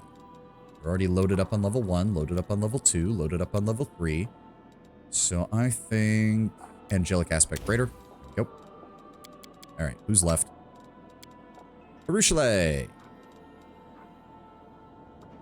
Another Hurricane Bow. Since Vitals is already maxed out. Instant Enemies already maxed out. Freedom of Movement. May as well... I could take that because she's often paired up with Sociel, so I could have her cast that on Sociel's mount. Does it also work on Ivu, maybe? Either way, let's put it on there. Windowwalk, no spells. You no spells. Sociel! You don't have any abundant casting, but that's fine. You just need a variety of choices, and then your blessing, your buffs that you get from your various domains are fine. True Seeing Communal, we already have 2 of. Let's just go ahead and grab a 3rd heal. Resurrection, Cure Serious Wounds Mass, Restoration Greater. Can I please have a second Restoration Greater? Thank you. Olbrig, no spells. Okay, we're good. If we have to rest again, we'll be fine now. I can handle it. On the cusp of it. Yeah, we need to just leave. Wait, what was I doing? Where was I going? Right, the temple of Erastil, which means we can take our normal group. We're still waiting for our teleportation stuff to be built. In fact, hold on. Where's my option to go? Okay, the preachers have spurred many to join the Crusade. Recruitable. Wait. Oh, this is a repeatable. Why did I do that then? Wait. Why did I do that then? I don't even remember. Yeah, that's a decree, so that's repeatable. There's no reason to do that just yet. We still have 4 days before we get this leveled up. Good lord. 7 days until this is resolved. Fuck. Alright, yeah, temple. There we go. It is thought that Zandra may be hiding in a shrine not far from the present. There we go. Alright, let's go over here and take care of this. No. I'm actually feeling up for dealing with these guys. I'd like to get more experience in loot. What are we up against? Also, Socio, get on your bloody mount. Your heart, not your eyes. Did it move everybody again? No, it didn't. Good. Can't make the demons wait. All right, who are we up against? Who dared get in my way? Ooh, Drachni. Okay. I will prove my worth. Ruchelet, you mind giving me a scout real fast? Okay, I'm 2. It's at least 2. Oh, and a babao. Really? 1 babao? That's... I also can't take the babao seriously anymore because of Fuamoko from HoloLive. I can't take them seriously at all. We'll witness, one way or the other. All right, so let's see if we can vaporize one of these fuckers right out of the gate. Empowered, maximized, full strength. Blast that Drachni.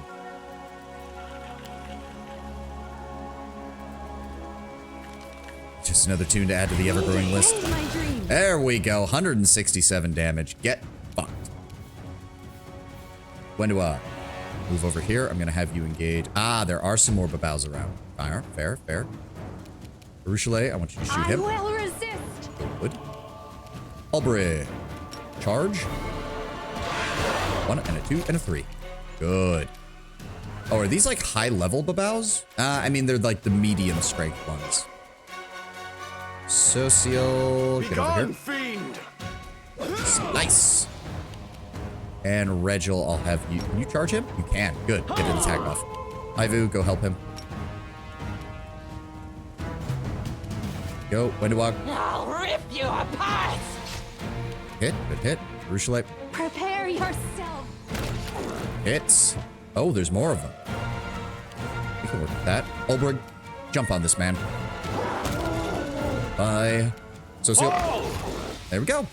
Nice and simple. Oh, they're the babaos that don't even drop loot. Beautiful. Not even masterwork spears or anything. That was a bit of a shame. So what was that? About 50 experience for the babaos and 240 each for the Drachni? Not bad. We got it. I'm not even sure if we're going to get to level 15 before we have to make actual story progress. The worst of the babaos with levels in Mutation Warrior. Yeah, I could see that because that's just straight up buffing more of their stats. I mean, and babao come naturally with sneak attack, so I can definitely see how that's a problem. Let's see what we can do. What have I done? Oreso Kato, what did happened? The young priest is curled into a ball with tears are streaming down his cheeks. What's that? How could it? It's my fault. Zandra, what is she gonna do to me? What's going on, Kato? Zandra showed up here with those creatures. There was a peasant lad and they dragged him into the crypt. He screamed and it was terrible and then it stopped. They killed him. Zandra said that her sanctum had fallen and the servants of Baphomet would soon be going to the west. She said she was going to take me with her. I don't want to go. Poor Kato. You strayed from your god and it's possible he's now very disappointed in you. Please, pray with me. I am no servant of Erastil, but I will speak on your behalf to the stag god and perhaps he will hear me if I appeal to him with my heart. I have nothing to say to him. I lost my right to pray to him. Find some damn courage and fight for your temple. Kato swallows and gives a jerky nod. His voice is raspy from his sobs, but it's filled with newfound determination. You're right. I can't be afraid anymore. The filthy, evil, vile demon servants need to pay. We can kill them. We can kill them all. Here we go. Okay, Oh, hi. I didn't even realize you guys were here. Zandra, what does he say? Zandra promised to take us to a safe place. Baphomet, protect your servants. You're about to find out that that is not in the cards, buddy. Wenduog, blend his balls. Olbrig. Who's up next? The cultist archer? Yes, the cultist archer. Go after him.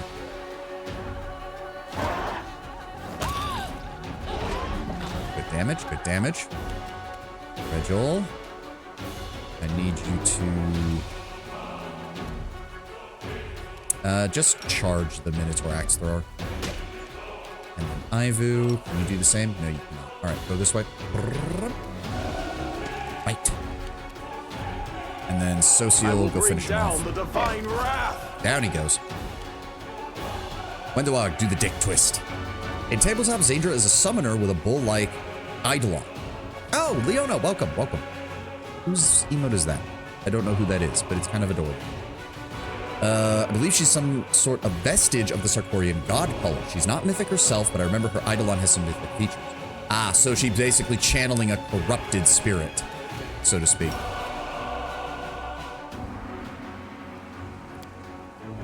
We could burn some. We can use this. I think we should be fine with the regular blast. How much health do you have? 61, 95. Let's vaporize you. Goodbye. Areelu, open fire. Guide my hand. Unfortunately, that's not quite enough to kill him, but Ulbrich gets the attack of opportunity. He's down. I can handle it. Perfect. Some basic equipment, masterwork throwing axes, masterwork. Okay, well, if this is all Zandra has left, she's about to have. Crusaders have come for our heads. Yeah, no shit, guys. All right, who's the first one that goes? The half-fiend guardian minotaur, Ulbrich. Oh, make sure your claws are on. God damn it. I told you to use your dive attack on him, but okay. Fuck me then. Ivu, I want you to move up and use your breath weapon. Right there. Good. Alright, who's up next? Hold on, can I?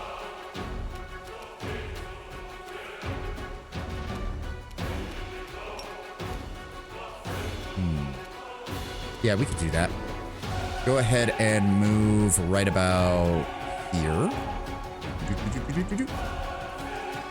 And then... Oh, that's... No, it's selective, so I'm good. Detonate. That still hit Ivu. Why did it hit Ivu?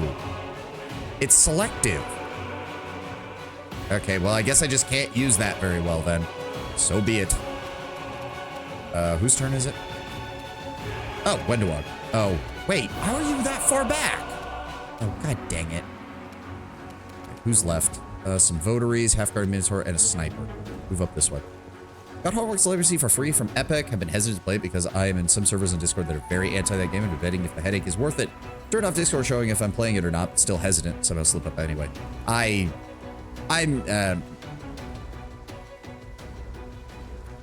was there when the controversy was going on. I take the Pipkin Pippa stance of I'm almost tempted to play it just to piss some of you people off because you scream about it to the point of insanity. Make your peace. But personally, I don't care nearly enough about Harry Potter to bother. Are you really? Okay, good. He's shooting at Ulbrich and missing Crow. Who are they even focusing on? I can't even tell. Oh, Regil. Okay. Thank you for coming into rage of Regil's kneecapping services. You're about to have a very bad time. Retreat is not an option. Goodbye. Sociel, go help with that Minotaur. I call upon Thank you. Ulbrich, deal with that sniper. Thank you.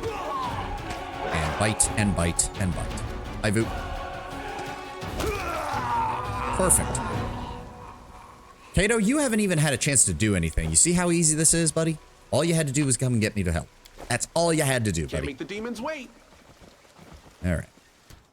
Everybody's pretty much good. Let's go ahead and use one of our blessings real fast, just to give everybody a buff. Never hurts. Regil and Ulbrich are both fully healed. Oh, there you are, you fucking bitch. Zandra looks at you in alarm and irritation, but she quickly regains her composure. Her tone is threatening. So you found my little refuge then, Commander. Can't say I'm happy to see you here. We're in a bit of a hurry, and you no doubt plan to wreak the same mayhem you did in the Ivory Sanctum. Why don't you come back another time? And what did you do to my little Cato? The little milksop forgot my promise, and now he thinks he's a valiant crusader. Oh, that's the funniest thing I've ever seen. It is better to kill enemies without any excess of emotion methodically. But I shan't deny that when I dispatch the smirking cultist from the world, I will do so with the most sincere of pleasure. And what were you even doing here, Zendra? The woman smiles deviously. It is a temple of the horned god. You can appreciate the irony. Grubby peasants worshipping a god with a stag's head, while down in the crypt I was performing the proper rites for Baphomet, father of minotaurs. You idiot crusaders never even considered the enemy could be hiding in your own holy places. How long? Ulbrich's face is twisting in a grimace of anger and pain. How long have you been hiding under our houses and shrines, tainting our land and poisoning our people with your lies? Long enough, dear servant of dead gods of a dead people. We've been here for a very long time. We've been here before your homeland was reduced to ash. This place was my lair, the place where I enlightened those who were seeking. But now that you've destroyed the Ivory Sanctum, it is time for the servants of Baphomet to go west and rebuild. Why didn't he tell me anything about you? The cowardly pup. I came here and ordered him to obey me. He didn't even put up a fight. I placed a curse upon him, one my master taught me. If that little wimp allowed anyone but a true servant of Baphomet into the crypt, he'd be doomed to an excruciating death. It was fun watching the torment of that coward. You do talk like a demon, even if you're not one. Don't you realize that in the eyes of your masters, you're just a piece of mortal scum, just like the people you torment? Mayhem woman, when I'm done with you, the larva of the abyss will pity your fate. Yep. I mean, I do like the idea. Again, I have a mythic ability that bypasses all flame resistance and stuff. I like the idea that my fire is quite literally burning people's souls. You will pay for what you've done to all of this. For what I did to this one in particular, she smirks. What about all the other poor souls you herded forward to be slaughtered? You herded toward me to be slaughtered. This boy's but a drop in the ocean of all the souls that I have corrupted and led into treachery. How dare you defile this temple? Oh, how dare I? I am the defiler of temples. I am the temptress of priests. She hisses in fury. I am the thief of relics and shrines, for I am Zanedra. Who are you to barge into my sanctuary? You will not escape. Let's see if you're brave enough to follow me, Crusader. Do you have the guts to pursue me into the shrine of Baphomet, Lord of the Ivory Labyrinth? Did I not just kill everyone in the Ivory Labyrinth? You're about to have a very bad time. Don't you realize your master see you as scum? Yes, and it turns me on a lot. Yeah, I mean, the worst part is you're not even wrong. It wouldn't surprise me if a lot of demon followers are sadomasochists. And know this. If you step over the threshold of the crypt, Cato's death will be excruciating. A brood of rats will appear inside him, and they will chew him from the inside out. If you choose to fight me, you will condemn him to death. Oh, now that's a threat. The rabbit priest will die then. Let's turn around and go. Beautiful. So, do we not have any way of... Do we not have any... So he's just dead. Like, because we're not playing Angel. Let's see what we can He's do. just dead. There's no way to save Cato. Well, that sucks. Sorry, buddy. May Areelu gird you with his strength. I am ready to die. It's either us or them. Yep. Wendu, blend the rats. You apart. Sucks to be you. I mean, we gave him a slight moment of redemption by... Like, he faced his death with a lot more dignity there than he had before. We gave him a moment. We gave him a moment. Hopefully Areelu looks a little more kindly on him now that he tried. What's up, guys? Wendu, give me a 5-foot step. Oh, good, please. Blend this woman into a fine paste. Beg me to Do not let her act. Goodbye. Goodbye. Goodbye. And we did some good damage to the voracious Kaburizu. Nice. Ulbrich.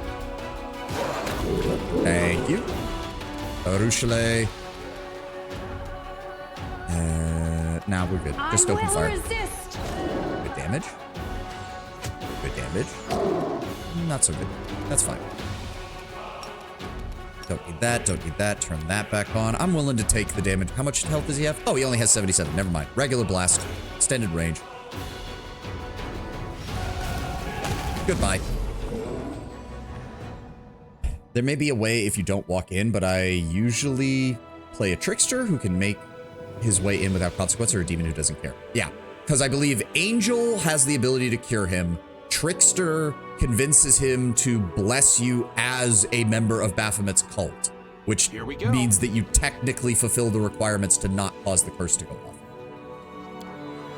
The bloody remains of a person lie out in plain view. There are marks on the bones left by gnawing teeth, some of them human. Oh, right, I forget these guys carry these scrolls. So what do we have here? We have a +1 rapier, a +2 chain shirt, amulet of natural armor, cloak of resist, the usual, a single gold coin for some reason, and an unfinished letter.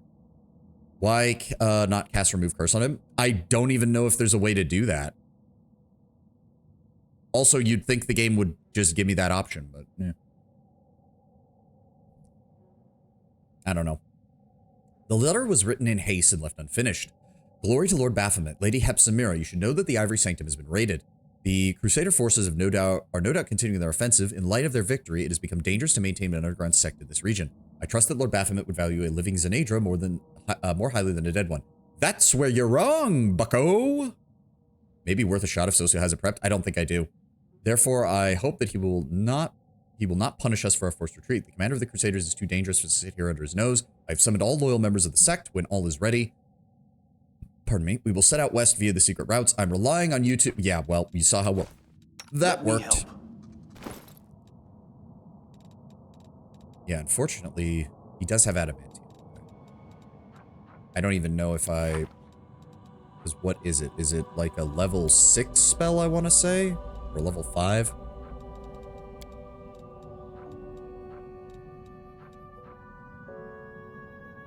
Break enchantment. Yeah, because he doesn't actually have... Does he have remove curse?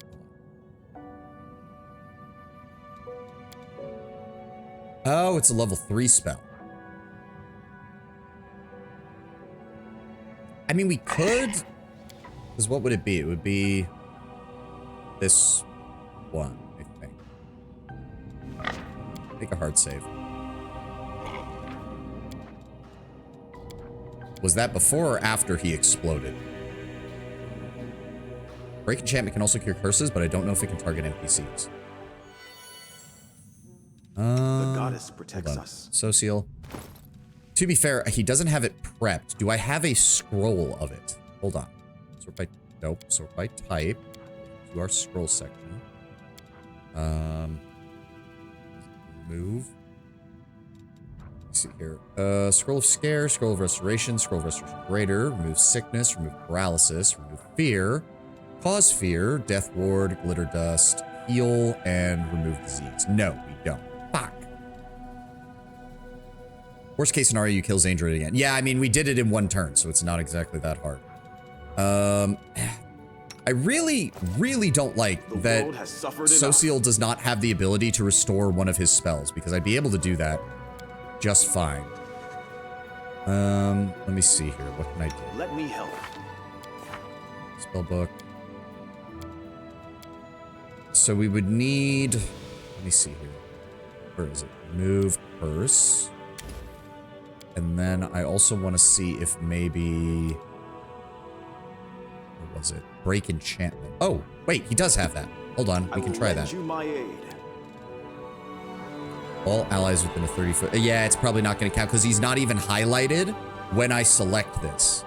So even if I cast it...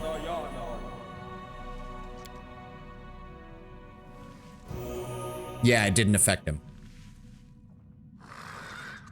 We can try resting. Hold on. Because I think we can just do it in here. Yeah, we can just do it in here. Begin rest. Can't help asking myself if I'm in the right place in the war. Perhaps I should have just stayed among those peaceful vineyards and smiling peasants. Am I truly needed here, or is my naivete merely a hindrance to others? Question. Is my naivete merely a hindrance to others? Regil immediately looks at him. Yes.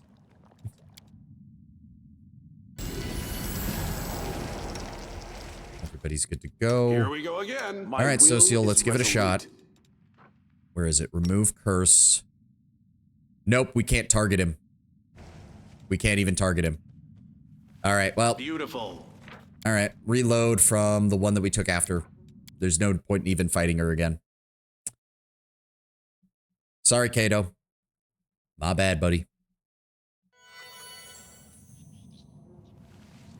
Beautiful. All right, what else is down?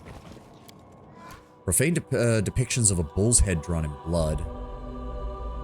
Only other option is leaving Zandra alive, and that's just not going to happen. Not with the way that everything's going.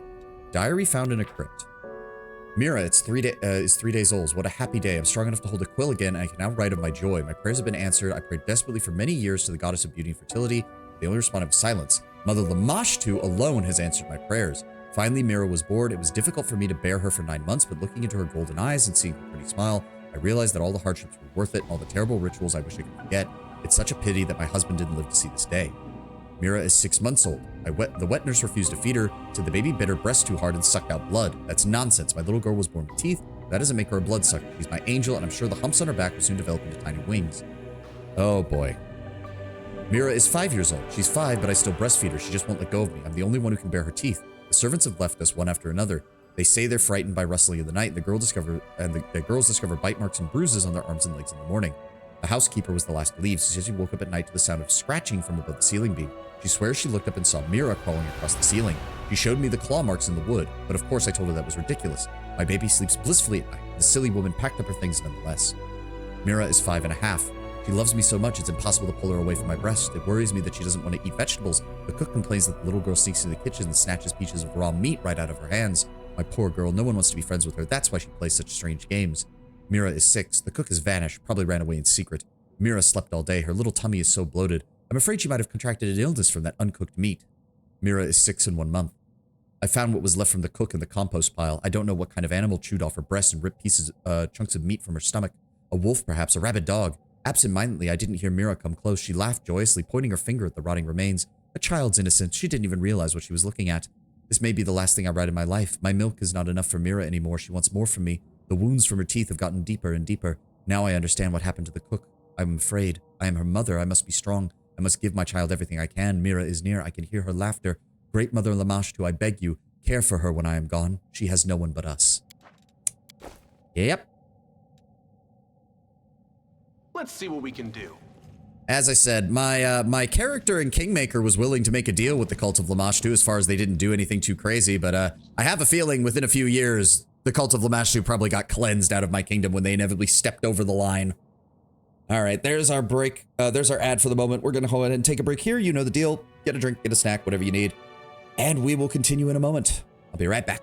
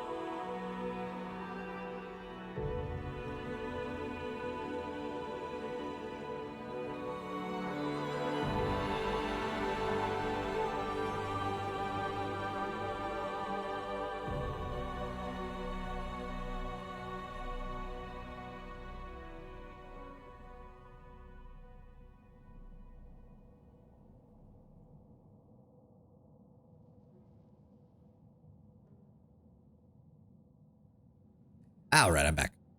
But yeah, like Lamashtu very obviously. Here we go. Like I could easily see that Lamashtu does strike me as the kind of demon that would be like, yeah, some of my followers just have, you know, slightly genetically modified, you know, eyes or ears, or they have some slight disfigurement.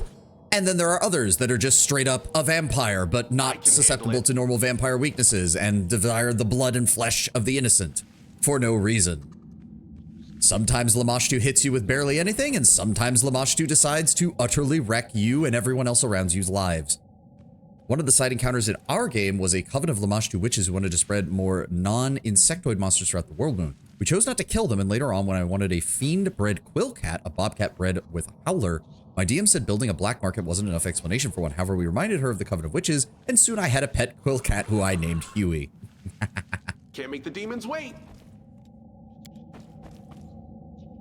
Glory be to Baphomet, Lord of the Ivory Labyrinth, unbridled consort of Lamashtu, father of the Horned Brood, connive, maul, rut, and build labyrinths of lies in his honor. This is the will of of his chosen priestess, Sinedra. Beautiful. An antler of monstrous proportions set in steel, the beast to which it belonged must have been as large as a house. And what is this? Oh. Burial rites fulfill several functions. They mitigate the psychological strain of parting with the deceased, they neutralize a source of disease-causing miasmas, and they suppress the spread of cannibalistic and necrophilic acts in society at large. There are many ways of disposing of the corpse: burning, dissolution in harsh chemicals, ingestion by members of the community, but by far the most popular method is burial. A grave protects the corpse against carrion eaters, serves as a place of remembrance, proclaims the merits of the deceased, and of a special importance when all safety measures are taken, grave burial prevents the deceased from coming back and visiting their still living relatives. The commander examines the stone sarcophagus resting in the crypt of the Temple of Rastal. It was used as a feasting table for demons until very recently. Bones are scattered across the stone top of the sarcophagus. Some are easily identifiable as human finger bones. A human eyeball floats unappetizingly in a clay bowl, and next to it sits a half-gnawed ribcage. Examine the symbols on the sarcophagus. At first, the symbols are unfamiliar to the commander, but his eyes soon land on a familiar combination of letters: de la Mer. This is the name of the cleric Cato mentioned in his conversation with the commander. The sarcophagus undoubtedly contains the body of one of the priestesses of Erasta, Delamere the Blessed. It is unlikely that the young cleric could have read the inscription, written as it is in such an ancient tongue. However, the information Cato provided is enough to help the commander unravel the mystery. Upon the lid of the sarcophagus, the symbols form a circle. The commander notices the seemingly solid slab is actually composed of several pieces here. The hairline joins between the fragments almost impossible to see. In Sarkoris, there existed a funeral tradition in which the priests would place magic seals such as this on tombs. The symbols on the seal are threatening. I guard the eternal sleep of Delamere. Cursed be any who dare to destroy me. The commander says that the seals can probably be broken, says the seals can probably be pried off with a knife and disassembled, thinks to say a prayer to Erastil. Sivan recalls an old Kelid prayer to Erastil. As soon as he utters it, the symbols on the stone begin to glow. With a click, the seal crumbles into place, and the lid of the sarcophagus slides open. Inside the sarcophagus lie the remains of a female archer. The bones are held together by leather armor covered in the same symbols, as are those on the sarcophagus, and the skeleton's hands are clutching an impressive bow made from an antler. Surprisingly, there is no unpleasant smell from the remains. So the Lich can obviously raise this. Take the relics. Decides to have the remains and relics moved to Dresden. I feel like... are the followers of Erastil going to come back and, keep an eye on this place? Because if they don't, I don't want to leave this here.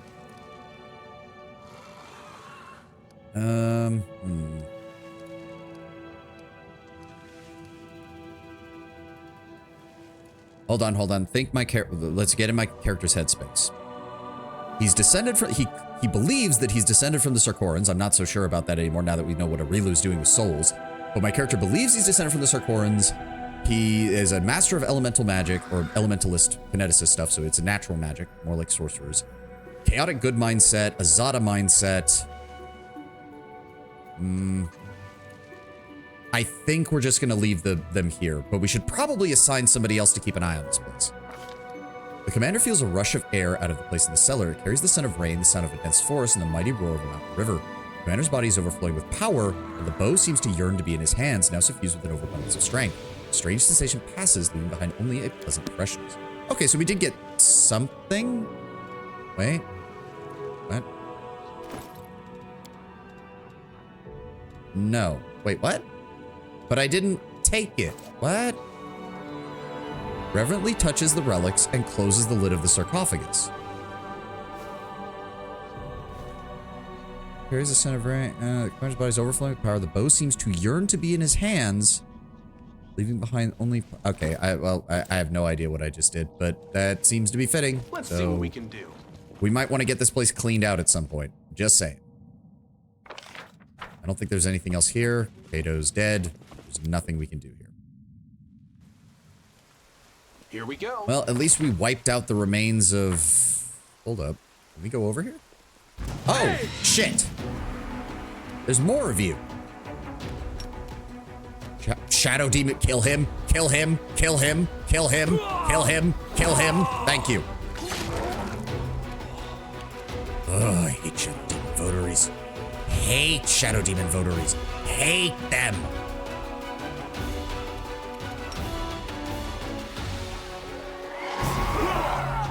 Damage, damage. Ow, you dick.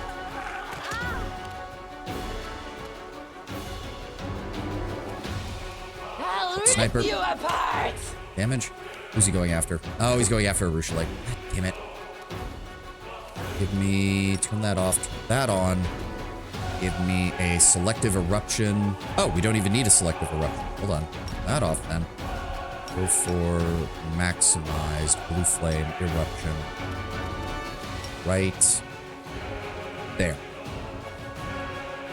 Should get them both. There we go. Down they go. I can handle it. Okay, I suppose I should have figured that there would be more enemies over here, but it didn't even occur to me.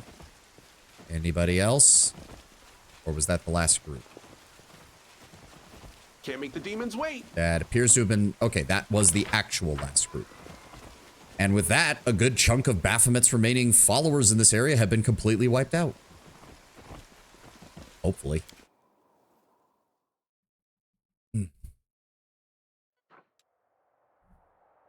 All right. The hell do we do now?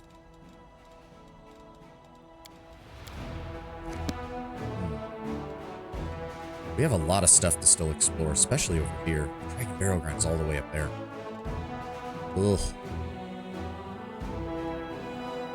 Sanctum, Little. I don't want to do those. I don't want to. Rendalov's lair is down there. We're gonna be turning the Lands of Yath outpost into a place we can teleport to. I don't want to go to Blackwater though. Ugh. Can we try to get up to the Dragon Burial Ground maybe? That might be somewhere we can go. Do our armies need to do anything? There doesn't appear to... No, there doesn't appear to be any, like, demonic incursions right now. There is an army over here with a lot of dudes. There is that, which I'm still concerned about that because that is a lot of archers. That could just straight up delete some of our units through sheer numbers. I am very concerned about that. That said, I kind of want to take them down. I do kind of want to take them down. Let's send our main army down here and see if maybe we have the ability to take care of them. Quick save.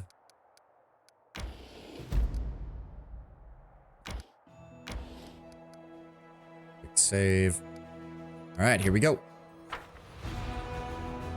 Please don't let them go first. Please don't let them go first. Please don't let them go first. Oh, and they're all bunched up. Oh, this is beautiful. Fireball directly on top of it. Look at that. Freaking 3,000 troops around a core of succubi. This is like a full-blown army. Fireball. Come on, I need to kill most of the... There we go. Okay, that's good. Now take down the archers. Down they go. Take down more of the archers. Good. Magic missile. Let's go for more of the archers. Good. All right, what's she doing? Use charm. Will saving throw success on the clerics. Good. Get our doggos out. Oh, they're fast. Oh, they're fast. That's 750 cavalry. Oh, that's not good.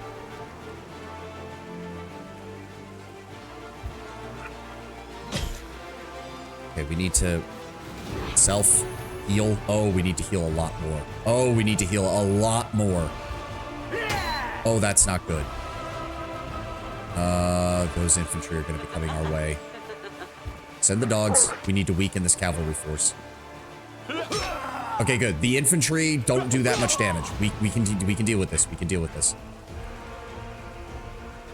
We've got to weaken those cavalry. We've got to weaken those cavalry. That is not nearly enough. That is not nearly enough. Restore that. So that'll... Okay, that would heal most of our clerics. Do it. There we go. All right. I need you to... Shit. Shoot the light cavalry. We need to weaken them. There we go. Good. The Mongols can shoot them. Then they get a second turn. And we can use that to pick off some more of the succubi to weaken them. And then you vaporize some more of the light cavalry. Ow! 45! Fuck! Okay, infantry, advance. Ow! For the love of God! Alright, move around this side. Keep them from getting close to our archers. Good, good. Weaken them some more. Heal. 7. Okay, this is not good. We've got to weaken them more. We've got to weaken them more. Okay, we're gonna need to heal before the end of this. That's for damn sure. Mass combat is fun, but by now it's easy to see it's largely brute force with extra steps. Of course. Like, I'm not even gonna deny that. Like, it is. Okay, we've got to bring these light cavalry down. We've got to bring these light cavalry down. You keep plinking away at the succubi. Weaken them some more.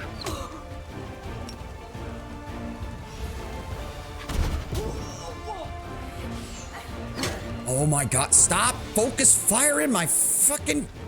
Ugh. And our clerics are almost down, and if they die, we won't be able to heal them. Fuck. Each unit in the army restores HP to adjacent allied units and deals magic damage to adjacent enemy units at the end of the round. Okay, that's not gonna help. Give me Breath of Life. Get their clerics back up. Thank you. Ooh. Alright. Swing back around. Keep weakening them, please. Go. Clerics. Heal self. There we go. Okay. Okay, we're making some progress now. And we're losing Hell Knights now. Fuck. Okay, weaken. God. Alright, hold on. I need to heal. That's 10 to 43. 20 to 43. Heal those Hell Knights. There we go. Archers, weaken the cavalry. There we go. Okay, the cavalry are now no longer a primary fight in this. They are pretty much useless to the enemy. Keep weakening those succubi. Oh, good. You got another shot. Perfect.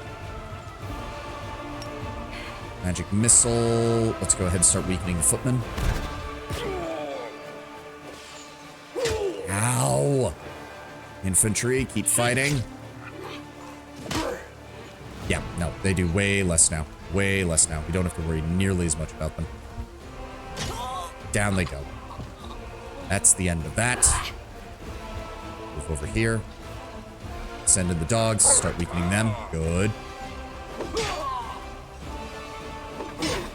Ow. Alright, archers. Let's... weaken the succubi some more. Go. Weaken the succubi some more. And... damage the footmen. Alright, well, the sorcerers are now useless because they're out of magic missiles. Stop that, piece of shit. Alright. Start cleaving through these infantry.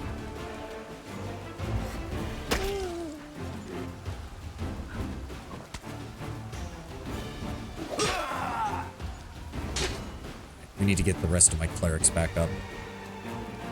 That means another Breath of Life. There we go. 115 of them brought back up. Perfect. Let's go ahead and... you. There we go. 300 infantry just got slow. Let's go ahead and weaken you as well. And you're useless now. Alright, that's good. We're under our infirmary size, which means we should have this well in hand now.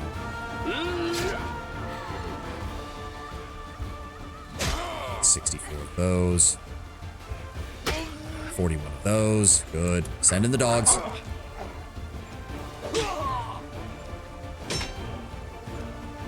Alright. Take him down.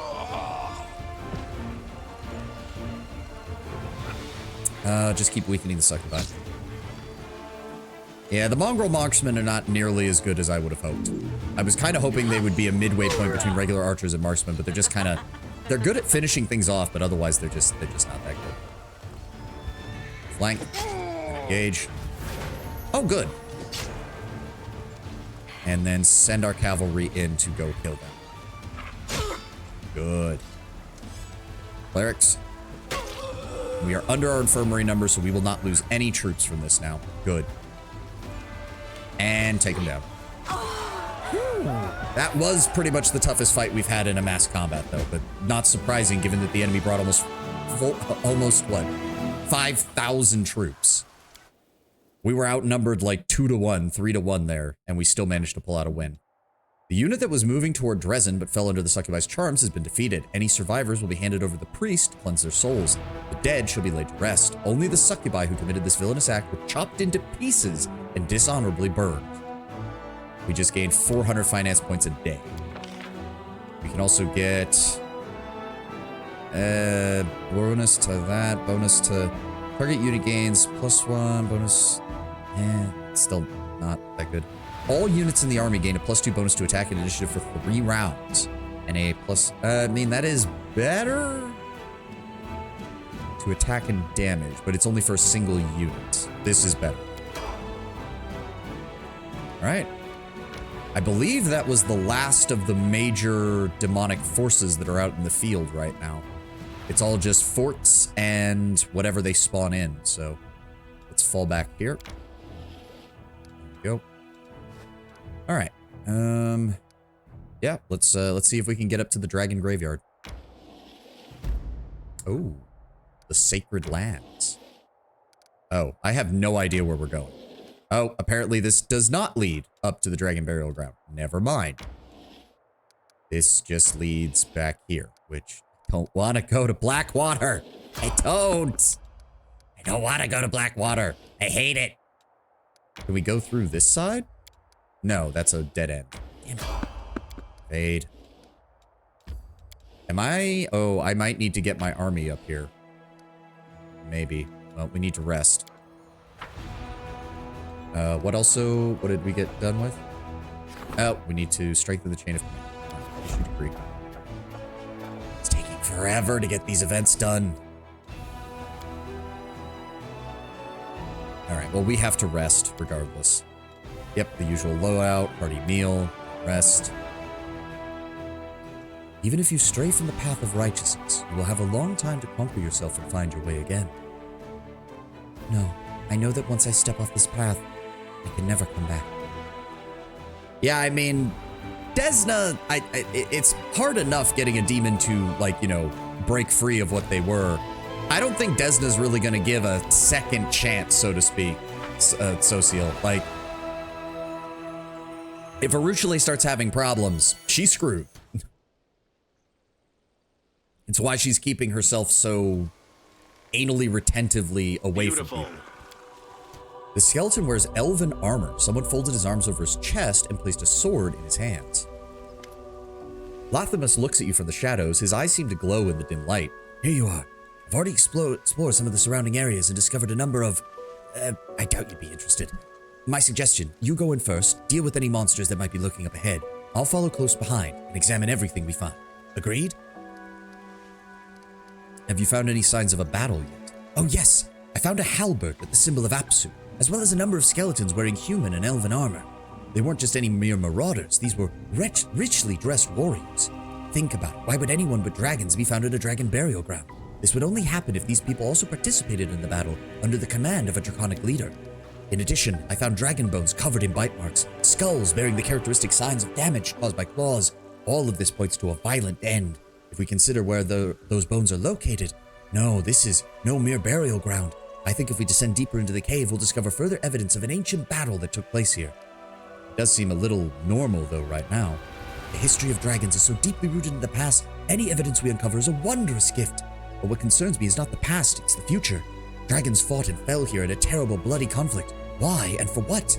Perhaps by knowing why they fought, we can finally put an end to such conflicts between dragons once and for all. As you know, not all dragons are good. Only the metallic dragons embody such moral principles. Of course, there are others, rebels, destroyers, warriors, yet all of them share a love for solitude and seclusion. So what could have possibly inspired the dragons to form two armies? Even thinking about it fills me with awe. All right, we'll look inside the cave. I mean, it's obviously a battle between Apsu and Dahak. The question is, of course, what exactly happened? We just don't know, because this kind of era of history is not venomous giant spiders. Here we go again. Maximized, empowered, full strength, eruption. Blow them up, please. 1, and a 2, and a 3. Here comes trouble. And they made their reflex saves. I should have seen that coming. Fair enough. All right, everybody gets set up while we have the initiative. Ushale, Ivu. Oh, he's not on his board. He's not on his board. Son of a bitch. All right, that's fine. Windywalk. Move up. Aubrey. I need you. Can you charge? You can. Good. There we go. That's one of them down. Regil. Let's go with Ring of the Mad Duelist on you. Oh, I did not. No, no. I want you standing right there. Thank you. All right, Arushale. Go after that. I will resist. Okay, they do have a lot of health. Okay. I mean, you want to run up on me, by all means. Okay, everyone's running up on me. Fuck you. And they have concealment. Be gone, fiend! Windywalk. Get fucked. Break. Dive. That one. Alright, yeah. I should have just used a standard attack. Lothamus uses ability judge. He's an Inquisitor? Interesting. Here we go. An Inquisitor of which god? I am now far more concerned about this man. He's got a Shield of Iomedae on his back, but that doesn't mean anything in this game. I can handle it. Okay. Ooh. Ooh. What did we find Something here? over there. Masterwork Falcata. What is that? Masterwork Kama. Cheese. We found cheese. The lower jaw of this dragon skull is fractured as if destroyed by a powerful blow. Can't Can you see his alignment? No, it won't let me inspect him at all. It won't let me inspect him at all. It doesn't show up when I mouse over him.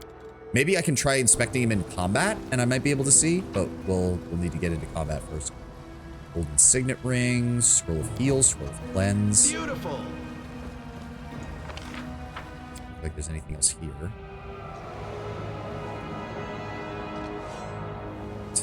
Let's go this way first. Let's see what we can do. Athletics 24. What else have we got?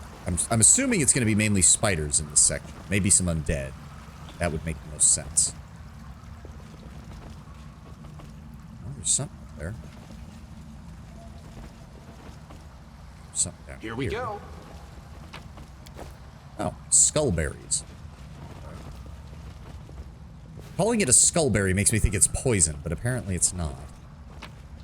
Lots of monk weapons. Interesting. Be careful. Masterwork Double Axe. Scroll of Resounding Blow. Comma. Elven Curbblade. Falcata. Lots of monk weapons and lots of elven weapons. Though not... Oh. I literally dove out of there. I didn't even realize that undead were rising because they didn't like that I grabbed their shit. Go after the sharpshooter, please. He's lawful good. So... Yeah, he's lawful good, so it could be Iomedae, it could be Apsu, it could be It could be Abadar. They'll beg me to stop. Nope. That's 2 of them down. That just leaves you, and you're a tank, so I'm not even really gonna have to worry about you. Dude, don't get involved. You're level 2. God's sakes. Retreat is not an option. Oh, he has the stupid tower shield build that is impossible to hit. Prepare yourself. Well, luckily, I don't care because I have ways of dealing fire damage as a touch attack. So, get fucked, dude. I got this. I don't care about your tower shield. I'll just burn right through it. I'm basically wielding a lightsaber. But yeah, he is lawful good, so I guess I don't have to worry too much about Let's see him. what we can do. Unless he's using some way to disguise his alignment, which would totally be something that Alcat would do. That is absolutely something Alcat would do. What's up here? Oh, god damn it. Here we go. Oh, god. They're gonna make their reflex saves, so there's no point in me trying to hit all of them. Just give me a regular blast on the one in the back. I'd rather guarantee the kill on one than have a very, very low chance to kill all of them. We won't fall. Oh, that is a lot of them. Never mind. Maybe I should have tried that then. Fuck. All right, Windowog. And then Ivu up.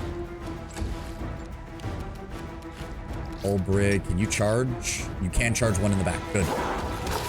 Good. That's at least one of them down. Arushale. Desna, That one. guide my hand. And Social, I need you to move up. Try to get in their way. That one. Regil. Here. And we'll go ahead and use the Mad Duelist on you. Good. He gets the extra attack. He attacks me. It's fine. Windowog. Go after that one. No match for me. Thank you. Thank you, Wendell. So nice of you. Regular attack. Turn off empowered. Give me... Oh, we can do both with this. Good. Go after... Who has the higher health? 101 versus 90. Go after the 101. Frickin' hate spiders. Yeah. Welcome to... You son of a bitch. They have blur and I'm still missing. Fucking hell. Easy to go after Social. Yep, the boar has no chance of getting hit. Go. Yep, just keep yourself protected, buddy. Make your peace. I will bring down the divine Thank you, wrath. Social. I can handle it. All right. What were they protecting? Beozar and a Elven Curblade. Not even a Masterwork Elven Curblade. This is a black dragon scale scored deeply by claw marks. Can't make the demons Okay. wait. That pretty much confirms Dahak was involved. That's 2 more dragon skulls. Oh, hi. Arushale, you mind scouting for me for a moment? How many we got? 3. We can Should do I? that. Full power, blue flame blast, eruption, right there. Maximized empowered blue flame blast, kaboom. Battle, my friend. Wow, you actually made the reflex save. I'm honestly kind of shocked. That's annoying. Thank you, old man. What is this one? Black Dragon Scale deeply scored by claws. Okay, so that's exactly the same as we saw at the other. Beautiful. More basic equipment, nothing special. More basic equipment, nothing special. Nothing special there either. You know, for being a dragon, well, I mean, it isn't exactly very hidden, so I suppose someone could have come in and cleared out the good stuff a long time ago. Before the monsters moved in, at least.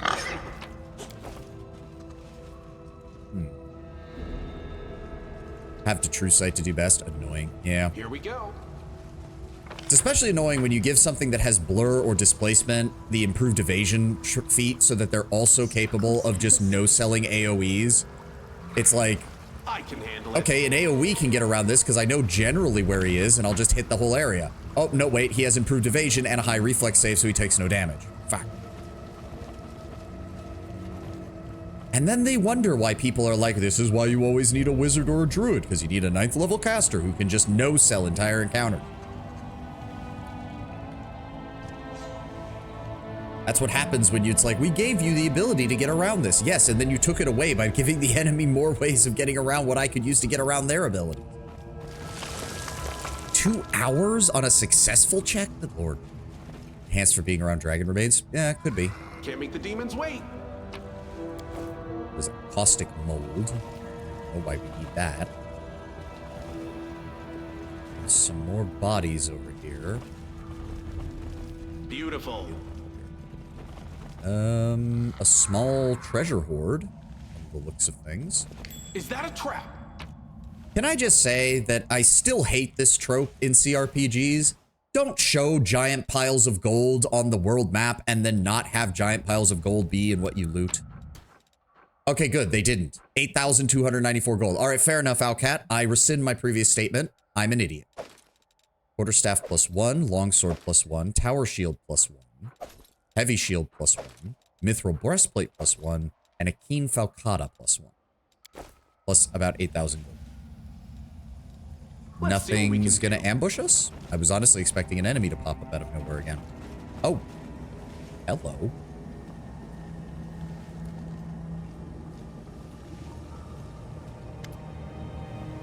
Lathamus quickly and greedily looks around the cave. When he touches the walls, his hands tremble. This must be the Sanctum Sanctorum. Perhaps whatever is hidden behind these doors provoked a violent conflict.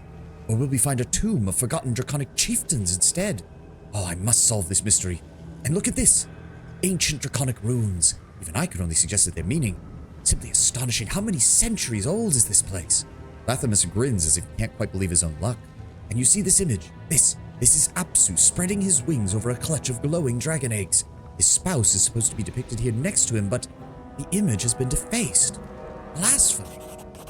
Lathamus continues to study the door for several moments. Such cunning magic. I have never faced something like this before. It will take me some time to unlock this door. Days, weeks, I'm not even sure. Your duty calls to you. I will not delay you further, Commander. Please accept my sincerest gratitude along with this modest reward. I'll let you know as soon as I find a way to open the lock. It wouldn't be here without your help, and I promise that we will enter the tomb together.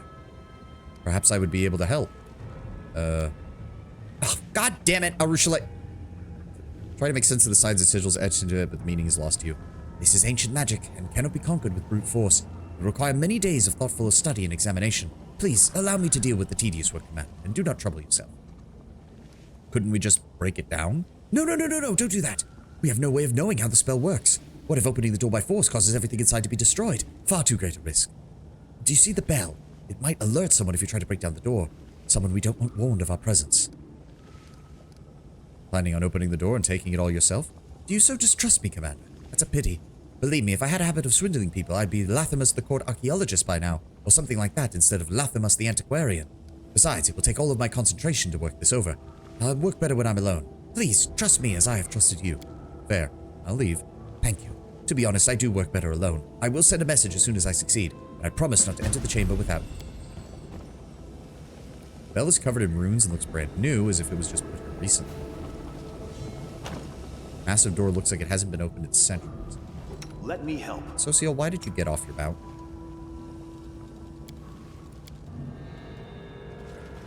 Well, we're not done in here. There are still...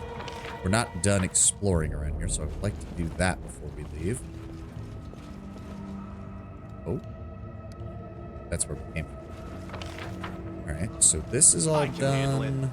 This is all done. That leads down there.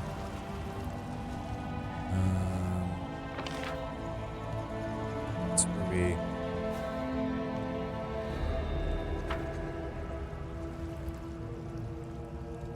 Where am I? Can't make the demons wait. Didn't I? Wait. Oh, hold on. What direction am I? Wait, no, that's where we killed those guys. How the fuck do I... Okay, hold on. No. Reorient the compass. North. Go back here, because we have not done this side. That was what I was looking for. Good lord. Couldn't even figure out what direction my camera was facing. Let's see what we can do. There we go. All right, I'll bet you this is another one where the undead are going to pop up on us. No. Lower jaw of this dragon skull is fractured as if destroyed by a powerful blow. Okay, well, I thought it would be more of the undead, but apparently not.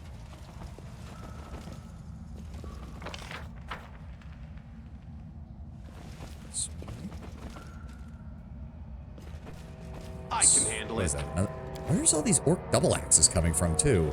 All the other weapons are either monk or elven, and then you all of a sudden have a bunch of... That's above. Do I hate you guys?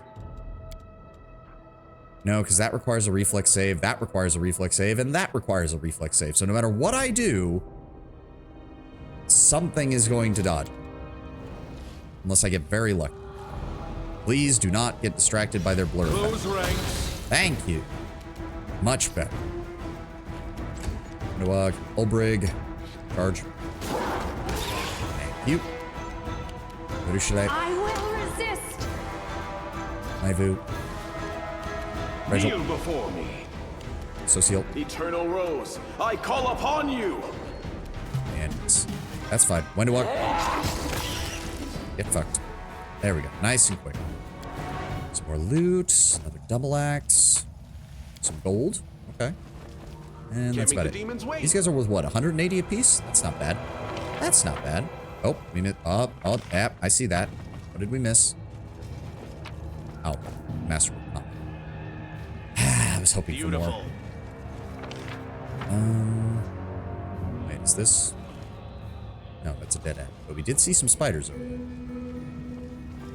I would rather fight the undead than the spider. Oh, god damn it, we got just a little too close. Alright, alright. Attack. The one in the They'll middle. beg me to stop. There we go, that got, there we go. Nice. Then I want you to jump in on them. Perfect. Ow. Ow. It's okay, Ulbrig. We'll get that there. We'll help you. Arushale, go after that. Prepare yourselves. Perfect. As for me, I'm honestly going to keep that off. Just keep him powered on. Let's go with the sword.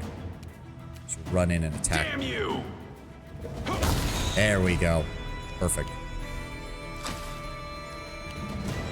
Maivu. Going in. Social. Begone, In. fiend! Good. When do I I'll rip you apart. blend them?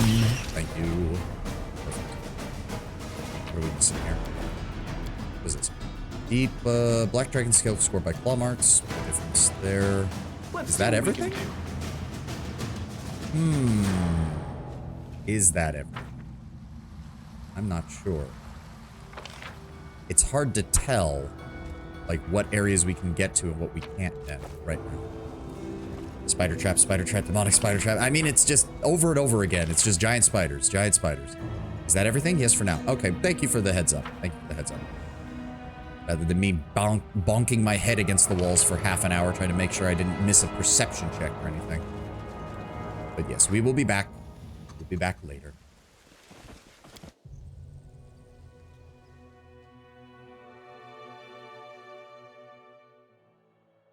Okay. I'm honestly thinking we might need to just take a few days back at Dresden and not do anything while I build up the Crusade's infrastructure for a bit, because we're just kind of... First of all, we just need to have teleportation stuff, so teleport back to Dresden. Thank you. Visit the talk to Aranka. Why does she want to talk to me again? That. Your bard is having an argument. Oh. Okay. Do I really have to step in for every tiny thing here? You all are adults. Please learn how to handle things. Oh, but you're the mythical commander who has all of this. I don't care. Learn how to handle things on your own, please. You're my dear friend, Ilks, but sometimes I just want to shake you. Desna is our goddess, but he is the goddess of freedom. We cannot follow her blindly. Well, there's no arguing that when you're being stubborn like this. Maybe the commander can make you see sense. We're having a disagreement over an important matter, sir. We learned that you found and restored one of Desna's relics, the Bell of Mercy. I believe it should be moved to the court, but Aranka disagrees because I'll explain it better. The bell is a sacred relic with the power to frighten away demons. It's not really needed in Dresden, as the city is protected by the Sword of Valor, but it could prove useful here. And the thing is, it's an ancient relic with a history of its own. We may not have made it, but we could all use it. To me, that feels like it's too much like singing other people's songs instead of writing our own. The court just appeared before our eyes. That makes it unique. Its music should be unique too. That's why I want to craft and enchant a musical instrument of our own instead of using the Bell of Mercy. You think we'll be able to create something like it? Equally powerful? No. But the instrument we'll craft will be ours and the court's alone. Besides, the bell is dedicated to Desna, and though I worship her with all my heart, she is not a deity that all free crusaders would follow. We're all different, but united, and what unites us is something more than a deity's will. It means our symbol should not be representing her alone. It's a good idea, Aranka. We have a song of our own, and it should be played on something we create ourselves. I knew you'd understand. I'll start working on it right away. Oh, while we're at it, I wanted to work on our song a little, the Starward Gaze. Do you think the new version should be more cheerful or more tranquil? It possesses a special kind of power when you perform it, so the changes might have consequences. Personally, I like the tranquil version. I like how melodious the Azada song is. Great. I'll do as you prefer. Drop by in a while when I'm done. Okay. You could have literally sent somebody to go ask me at the Dresden, but apparently you decided not to. Fine. Whatever. Quest experience is quest experience, and every little bit helps. Alright. Yeah, I think we're going to... So that's the Quest of the Abyss, the Outcast. Outcast? Wait, what?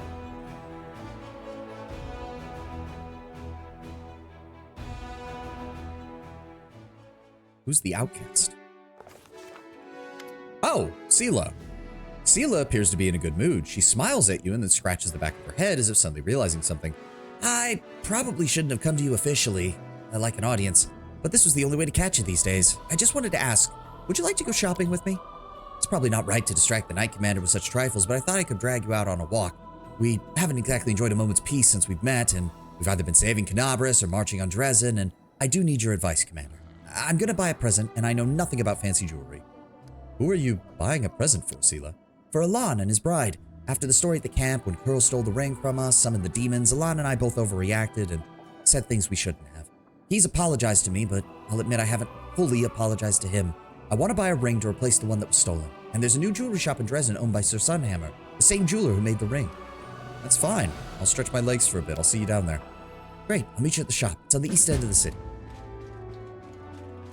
Oh, right. And we have another council meeting. Sela, I'll see you. Immediately gets grabbed by Captain Harmatton as she attempts to leave. No, no, no. We've got a meeting. Get your ass back in there. You can go shopping after that. You know, it's really funny to discuss. In America, it's a firm positive that HR exists to make sure the employer is safe, not the employee, but that is purely due to lack of rights. In a place with harder, more former worker rights, a manager fucking over a worker fucks over the employer due to legal issues. Therefore, HR indirectly actually helps the employee. I mean, that just sounds like more convoluted legalese that every company gets involved in when they inevitably find out that they need to actually do something. Europe, I will admit, at least tries to make it... Europe tries to cut out the middleman. It's still a problem. It still causes issues in the legal side of things from the civil side of things, but at least you're cutting out some of the middleman issues that other places have. Commander, permission to report. Captain Harmatton looks worried. Oh, wait, didn't I try to give this guy like a Kemrian accent from like the Tomb Kings or something? Because he's from Galarian's equivalent of Egypt. But then it came out sounding like Romanian or something. It sounded like Vlad the Impaler. Ugh. I guess we could still go with that. Say both, but yes, more for the company. Yeah. The army's disposition is growing dangerous. More and more soldiers express their distrust towards you and your mythical power. They grumble on a lack of understanding of where you are leading them and what your plan is. What's worse, the wary have once again emerged from among the officers, and they are adding fuel to the fire of sedition that we've already had causes of direct insubordination. We have to win back the trust of the soldiers forthwith, or the army will be paralyzed. Some of our privates have even refused to even march into battle. I suggest we make the strategy clear, set up a bulletin board, have a new statement with your name on it every week. Every 2 weeks, you could invite delegates from your soldiers to ask any questions they may have. It feels like the soldiers are discouraged and dismayed. We should embolden them by reminding them that the crusade is more than death and danger. It is a time of camaraderie and valor. We could adorn the city with an inspiring monument or two, the kind that lift your spirits wherever you walk by. Soldiers have the right to ask their generals questions, but they have no right to disobey orders simply because their curiosity has not been satisfied. If they are committing sabotage, the penalty for sabotage is court-martial. We'll build a few new taverns for our soldiers. We'll pour them a couple of free beers on the commander's behalf. And that is the easiest way to win their love. The wary are back? I thought we took care of them. Not completely apparent. The captain makes a helpless gesture. We haven't yet solved the main issue. Far too many officers still believe the Queen herself should be the one in charge of the Crusade. No matter how many feats you've achieved, they still consider you no more than an upstart. We'll have to do something about them soon, but the unrest among the common soldiery is the most pressing matter right now. Harmerton, you're one of that same officer cadre. What do you think of them? I think of them as traitors, Commander. Harmerton replies quickly and firmly, but his expression darkens for a moment. Someone gave an example of the Netherlands. They got an off-sea manager in America who pushed for the whole, you end your day exactly when your contract says you should. You aren't putting in enough for the company. Why aren't you responding to work emails during the weekend? Oh, that kind of bullshit. Yep. The Dutch pointed out that in the Netherlands, both such things are heavily frowned upon. The American manager said they would be reported, and the person casually reported to HR, took the worker's side immediately, and a lot of Americans in the comments point out HR isn't on your side. I mean, yeah, that's, to be fair, Tenwin, if you know anything about how most people view authority figures in the United States, it's not surprising that it's immediately HR isn't on your side. And most of the time it isn't. It just isn't.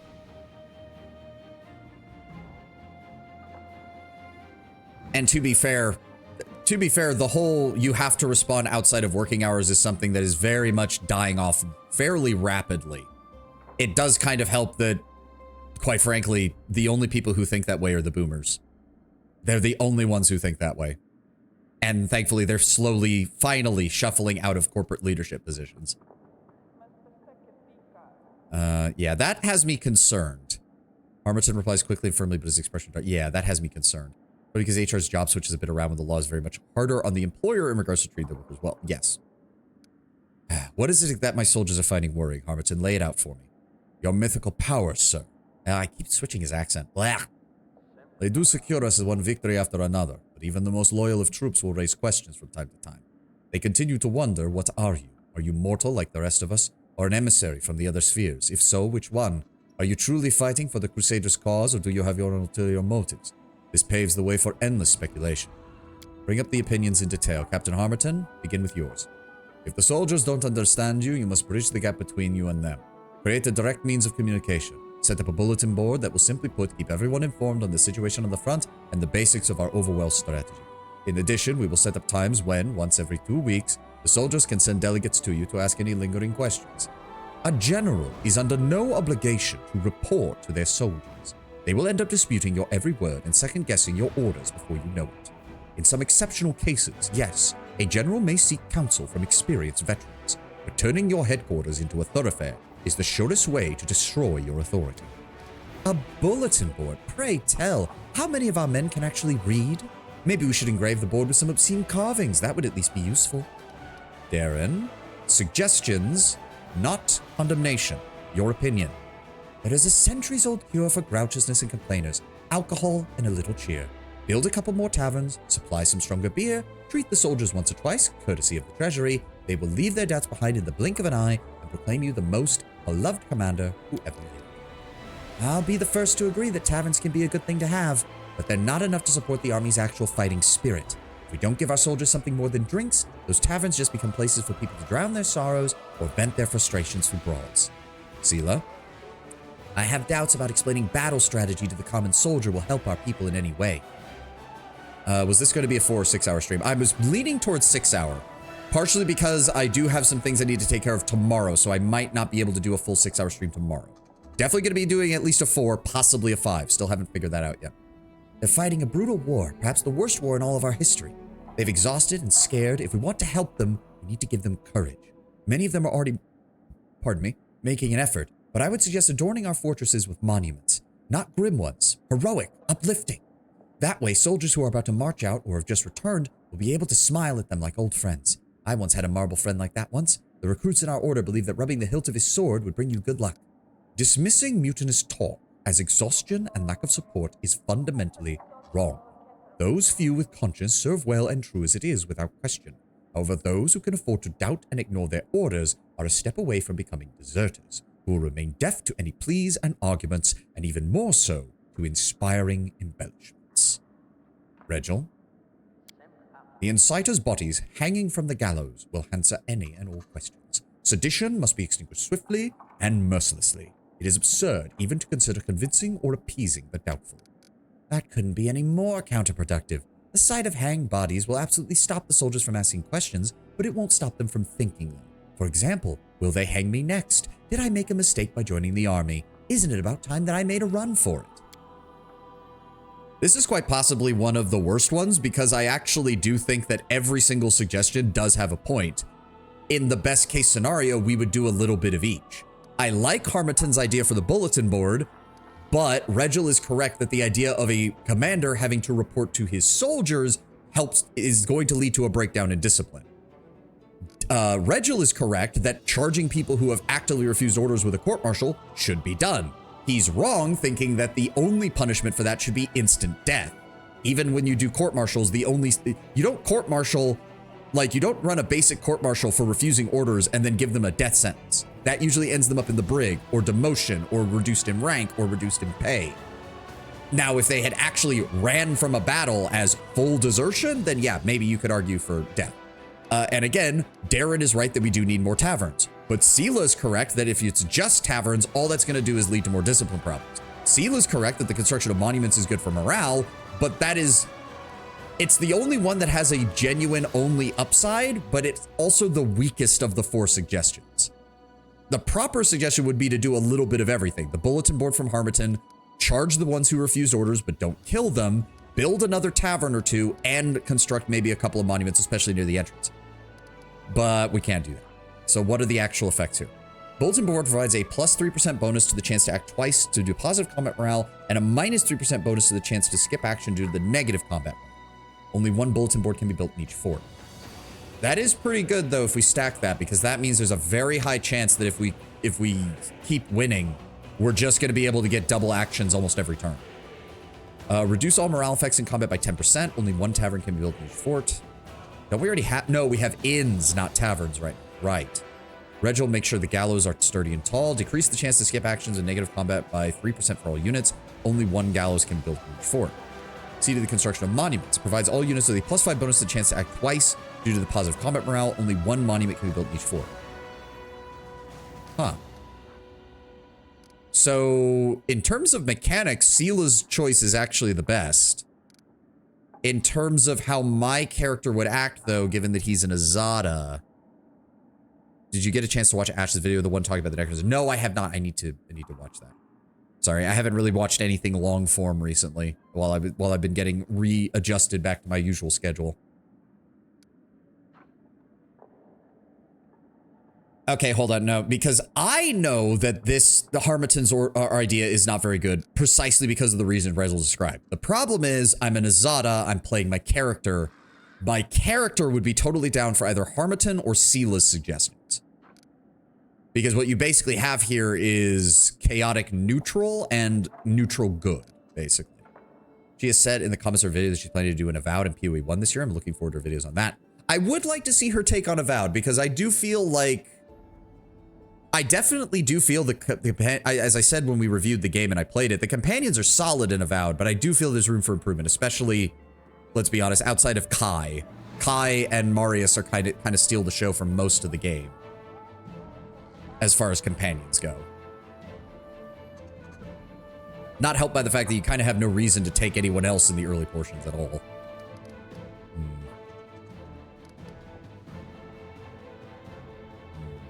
Which is funny, as most people don't seem to like Marius. I enjoyed Marius. I don't understand why people don't like him. Yatzli is kind of pointless. She's a great character. She's just not a very good companion, is the problem with Yatzli. She's a great character. Like, her attitude, the way she does things, just her as a character, as someone you interact with in the game. Great. Her as a companion is just kind of pointless. She doesn't really add anything to most of the quests. And quite frankly, her trying to argue against the destruction of some things towards the end of the game is aggravating because it's actually like, no, we're dealing with an existential crisis here. We have to do something. She wields passive aggressiveness like a fine practiced swordsman. Not wrong. Not wrong. You know what? I'll go with the bulletin board. It makes more sense for an Azada. Regel's gonna hate it, but oh well. And Harbiton's comment there about the wary makes me think he's a little close to them, so I'm hoping going with his suggestion will help cut off some of their support. Set up the bulletin board. Glad to be of service. I will tell the soldiers to choose their own delegates. You'll have a text of your first address to the troops on your table today. All right. Yeah, I think we're gonna take a break in Dresden for a few days and just let our infrastructure get built up because we are, yeah, strengthen the chain of command. We don't need to do any of the events. We don't really need to do that right now. I mean, I guess we should at some point. Glory to the heroes. That just increases morale, which we are perfectly fine with. And we can't do anything. Yeah, we're just gonna... I'm pretty sure all of our troops and everything are built up. All of our forts are built up. Right? I did build up the ones down here, right? Yes. Yes, I did. Okay. So all of those are built up. We just need to get... Okay, go to campaign. You guys are all set over here. There's no armies that we have to deal with. So I'm thinking... Can we get to this fort?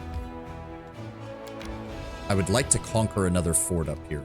No, we can't. Okay. I'm assuming we are not allowed to... Oh, no. No, we're not. Wait. Okay, that's weird. We can't go any further into the Worldwound. We could try going over here. It's going to take us a few days. Events. Restoration. Dresden was built long ago. Compared to modern fortifications, its construction is hopelessly obsolete. The officers wish to rebuild the fortress and are arguing over which should be done first. Reinforce the defenses or expand the streets to make the quartermaster job easier and expedite supply deliveries. We can expand the streets, which unlocks the decree, which will give us 1,000 logistics experience points. We can reinforce the defenses, which gives us military experience points. We can increase our daily income by 200.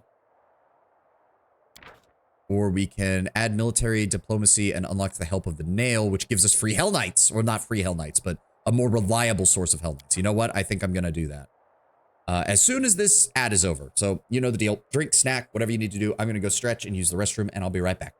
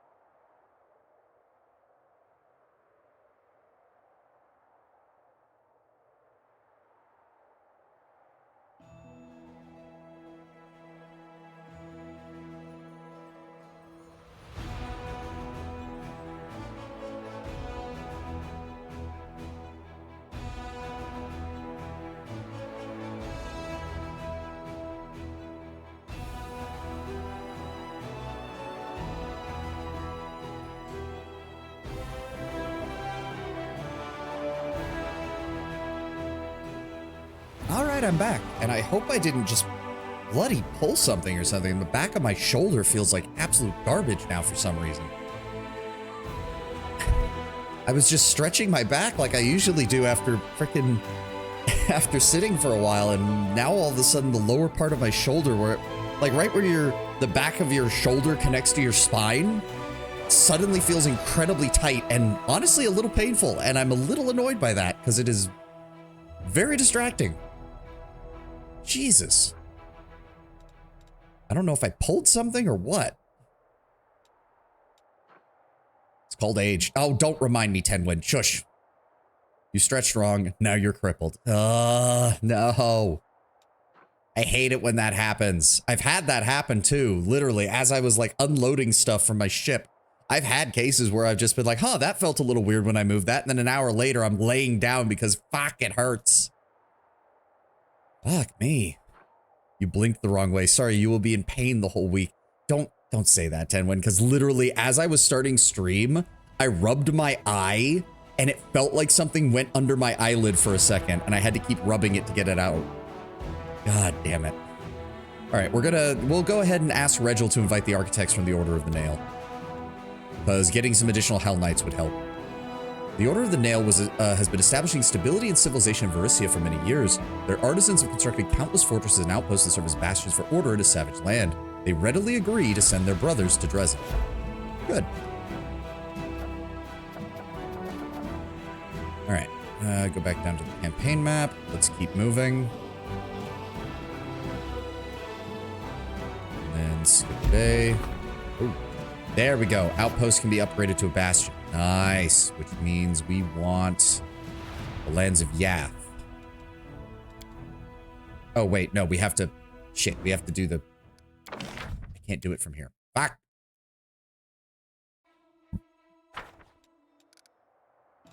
Help with the nail. Requires diplomacy. But it gets us Hell Knight. It gets us 10 Hell Knights every week for cheap, which is good. Comrades, glory to the heroes.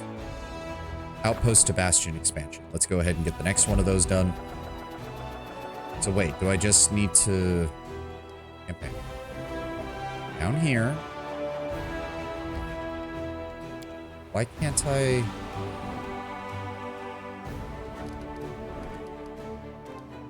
Help. Why is it not? Why is it not letting me? I'm confused. Oh, there we go. God damn it. You have to go to the map screen and do it. Good lord. Okay. Map screen. Lands of Yath Watchtower. Upgrade. Now, let me build more stuff here, please. Good lord. Okay. We want... Where is it? Teleportation circle. Garrison stables, garrison archer range, garrison barracks. Yep. We want a supply center. Warehouse. Doesn't come by one if it's next to a supply center. Only one's... Yeah, we want that. We need a shelter, which I'm going to be... Okay, so this is the Lands of Yath Watchtower. We're going to be spending a few days waiting for that to get fully upgraded, so we have time to wait for resources to come back in. We can go this way, and then let's head south. South? Oh, and now we're at the army. I wanted to save before we did that, but oh well, here we go. What are we up against? Okay, we need to kill as many as possible quickly, because that general's going to start casting spells at us. Get me that. Let's see how much damage we can do to them. Good. Now give me... They don't really have any ranged attacks. The Dretches are going to be the problem, because they have demonic resilience, and there's like 500 of the damn things. Let's deal with the Glabrezu. Take them down. Then go ahead and weaken the Nalfeshni some more. Magic missile. Send up our dogs. Shreer are moving. The cultists are moving. Good. If I move now, the Nalfeshni is going to be able to teleport right next to my archers. hold off. Let's just move our clerics forward slightly. Send in the dogs since they are completely expendable. And good, we made the save. Nobody was affected by the drenches. All right, he just summoned in rocks. That's unfortunate. Oh, I didn't even realize there was more of them down here. Okay, apparently the rock gets to go again. Fuck you. Archers. Those are regular cultists. Go ahead and pick off. We need the fireball right here. That'll hit the majority of their forces. Good. All right, the Nefeshni are down. Go ahead and take out the cultists. Go. And wow, they do very little damage with this. Weaken the rocks. We're gonna have to deal with them. And magic missile. Yep, hit the rocks again. There we go. All right, they're down. Send in the infantry. Yep, he's going after the clerics. Saw that coming. The dogs are doing exactly what they need to do. Send in the Hell Knights. And give me Smite Evil.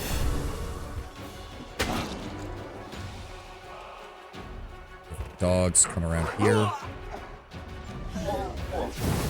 And my archers are down. Son of a...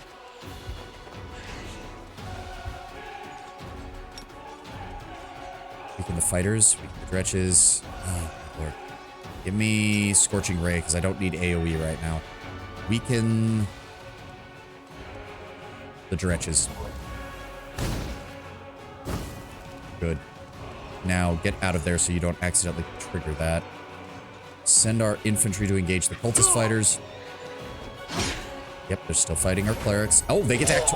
Really? I've slaughtered half your army and you get to do the bonus attack twice? Oh, fuck you. Oh, that is bullshit. I've slaughtered half your army, barely taken any damage, and you dipshits get 2 extra moves? Get fucked.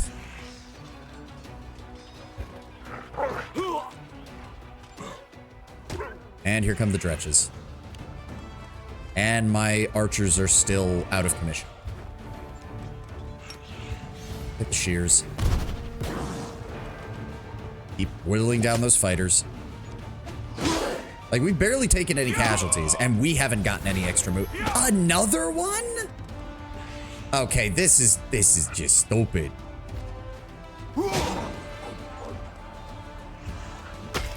This is just stupid. I am now thoroughly annoyed by this. Goodbye.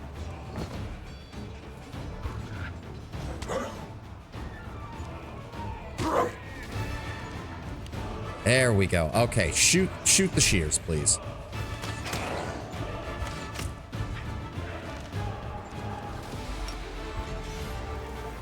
This is ridiculous.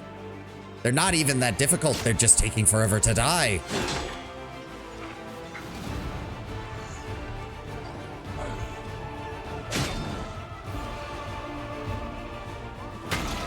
There, maneuver there. Send in the dogs.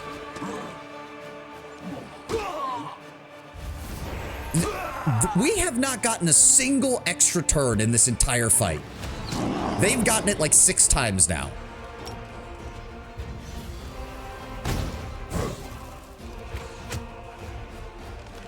And it's dretches of all things. The dretches. They should be trying to run away screaming at this point because they're completely surrounded.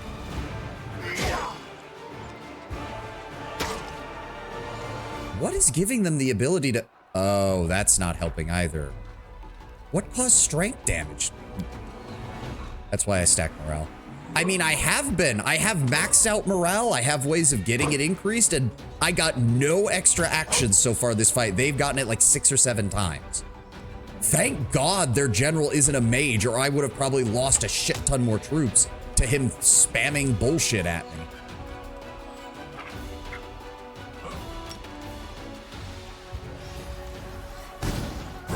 There we go. Also, welcome, runner. I didn't even notice that was you talking. I've just been responding to the chat. Jesus. This is ridiculous. Thank you. That gave us almost as much trouble as the bloody succubus army. Just with way fewer casualties and way longer having to kill these things. Having pushed the enemy back into the strait, the Crusaders came to a reluctant halt. On the bank opposite stood a large army of demons. Any attempt to cross would bring catastrophic losses, so the officers ordered the construction of a temporary fortification on the bank. If the demons tried to cross the strait, they would be met with a hostile reception, to say the least. I mean, you say that, but I'm pretty sure we can take them on most of these guys. You've got cultists and some demodans. You've got a whole lot of energy elementals. Okay, see, that's a big problem. Hi. What is that? Baylors? Yep, that's Baylors. Do we have infantry? No. Let's, okay. So what we want to do is start skipping a few days. Get our development up. That's gone. Senior comrades. Bastion to fortress expansion. Searching for buildings as well as the construction of advanced structures. Takes 1,000 to build. Fear of the surface. A group of Mongols has arrived in Dresden. The hunters may have been brave in the underground caves, but they've lost their nerve on the surface. While they are scared of the sunlight, disoriented in open spaces, and feel perturbed by unfamiliar opponents. However, Wendewog is convinced that this fear will pass once they have spilled blood of their foes and experienced their first victory. Position them in the rear with the Mongol sharpshooters. Train them on how to fight. Inspire them with the light of heaven. Okay, I could use more fighters for the other army. I could use more sharpshooters for my main army. All mongrel fighters and all mongrel sharpshooters gain the heavenly protection feat. Okay. Sounds good to me. Light of heaven steeled the hearts of the underground hunters. They are now ready to fight any challenge and defeat any foe. Sweet. And that gave us, yep, some additional reinforcements. Let's go have them join up here. It's going to take them a couple of days, but that's fine. Let's go ahead and skip a day. There we go. Reinforcements. There we go. Hopefully that makes them a little bit more effective. And our new forces have arrived. Good. Good, good, good. 37 more Hellmasters. 24 more Marksmen. A force of 15 Hell Knights. I'll take that as well. Let's go ahead and search for some more. Oh, look! Even more Hell Knights. For cheap, too. Sweet. And what are those? Axe Hunters? Don't need those. Alright, you guys. I need you to move up here.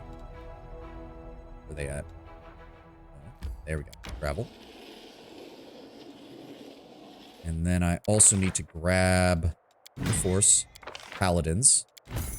There we go. Send those paladins up to this unit. Go. I do need to get some more mongrel fighters. If we get that mongrel event again, I'll definitely get the fighters this time because we don't need that permanent upgrade either. How are we doing income-wise? A few more days and I'll see what we can buy. Oh, there we go. The elf Kylessa's last wish was that her friends in Keonan learned her story, right? A group of brave elven warriors from Keonan have arrived in Dresden to take their revenge upon the demons for her death. It was their dark intrigues that ruined her and pushed her into the embrace of the dark fate. She has still found the strength to fight against evil. One should not expect anything less from her elven comrades. Nice. So we just got another, development of the art of war. Let's start working on that. Invitation from the Free Crusaders. They've sent a letter to the Citadel inviting the Crusader leader to pay them a visit at his court. Okay, give me a moment. I need to... You guys need to get down here, please. 28 more Hell Knights, 24 more Marksmen. Oh, no. Not you there. What? No. What? You there. You there. Give me my Marksmen back. Thank you. All right. And then we have another 50 Marksmen. Nothing we can build. So let's just go down and send them over here, please. That's a lot of damage. 50 Marksmen is a lot of damage we can do. Oh, shit. Where are they marching? They're going to have to come up this way. Okay, we've got plenty of time. It's going to take them a long time to even get to the stone maze anyways. What I want to do is send you... No. March. I want to march you there. Why will you not? There we go. We can clear out this first army and then send our main force back the other way. I really want to get that ancient map, though. I really want to get that ancient map, though. Alright, let's start with just these guys, then.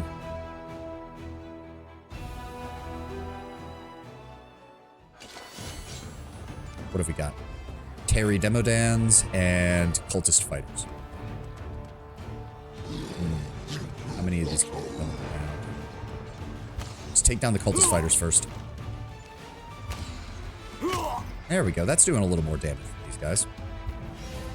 We need, whatever we do with these sorcerers, either I need to replace them or we need to get more of them. Because good lord, they're fucking useless now.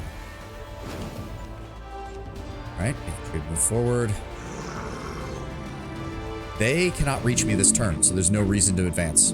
Just hold fast. Yep, they have to waste their turn doing that. Let's go ahead and weaken the Terry Demodans. Archers, keep weakening those fighters.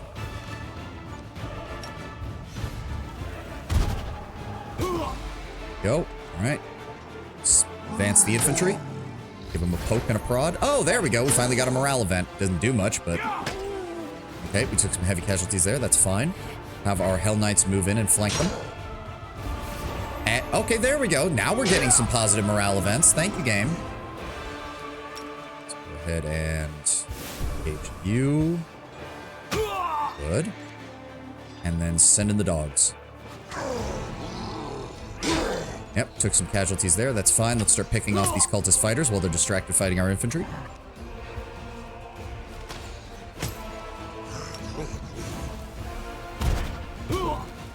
Good.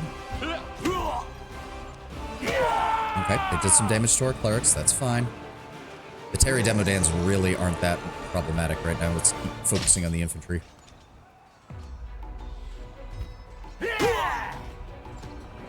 And send our good boys. Like the enemy. Yep, you can keep trying to do that, but it's not going to mean much, buddy. There goes another 100 of your fighters. Almost. Let's see if we can finish him off with the sorcerers. Good job. Now we have their remaining forces surrounded. Nowhere they can go.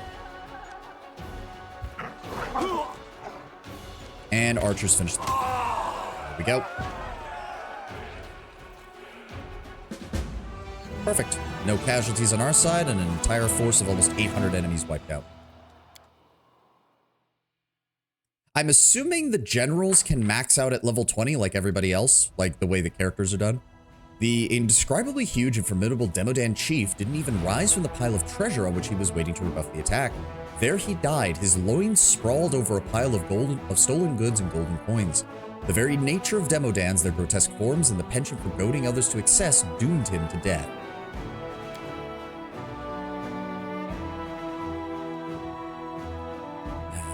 Do we have the time to go? I really want to get that map. I don't even know what it does, but I want it. Let's see what we can do about this elemental army next. Okay, they're fast. They get to go first. Oh, I was really hoping they'd all bunch up. I was really hoping they'd all bunch up. Let's see here. We can... Let's go ahead and weaken you. Weaken you. There we go. Just need to keep them away from my archers. Let's go ahead. You're still the most powerful. Let's go ahead and weaken you some more. Put the doggo right here to block him off. Alright, Hell Knights. Come in here and weaken him.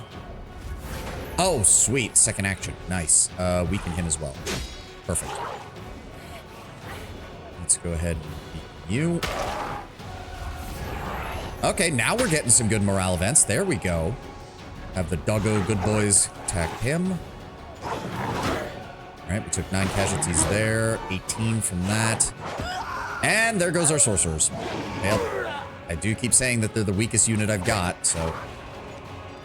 Alright, go ahead and... We did just take a lot of damage from that, but the marksmen are not the most valuable. So, that is the strongest of them. Let's go ahead and zap him. Good. There we go. Next up is you. Goodbye. Then I want you... Them. Good.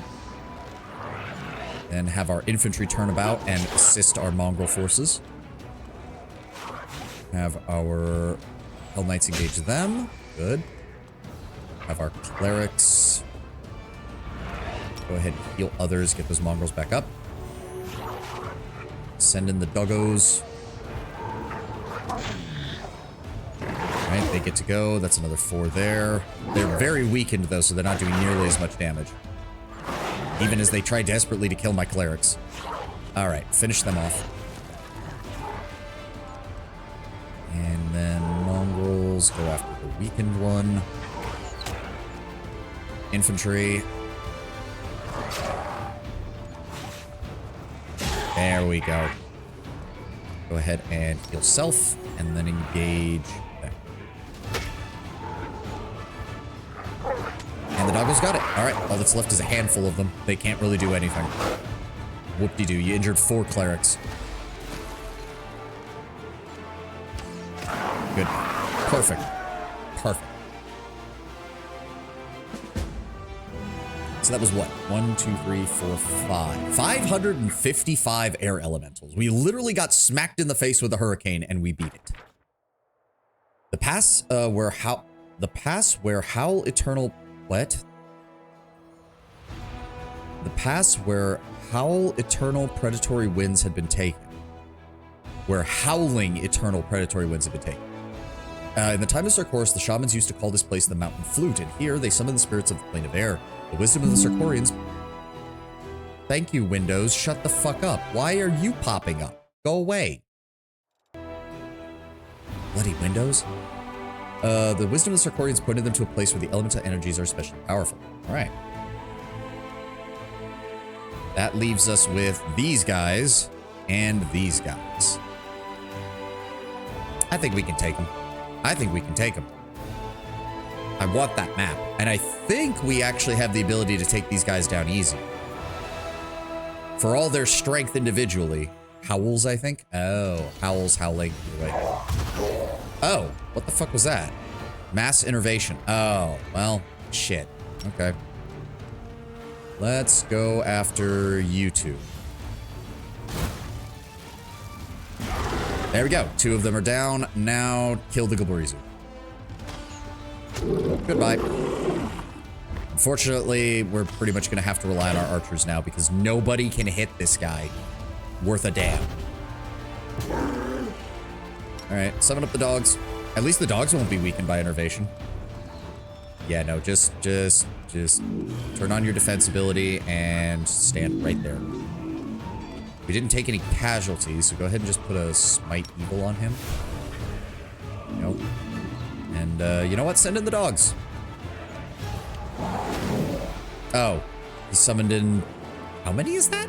20 Gilberizu. Okay, asshole. 2 can play at that game. How do you like getting shot in the face?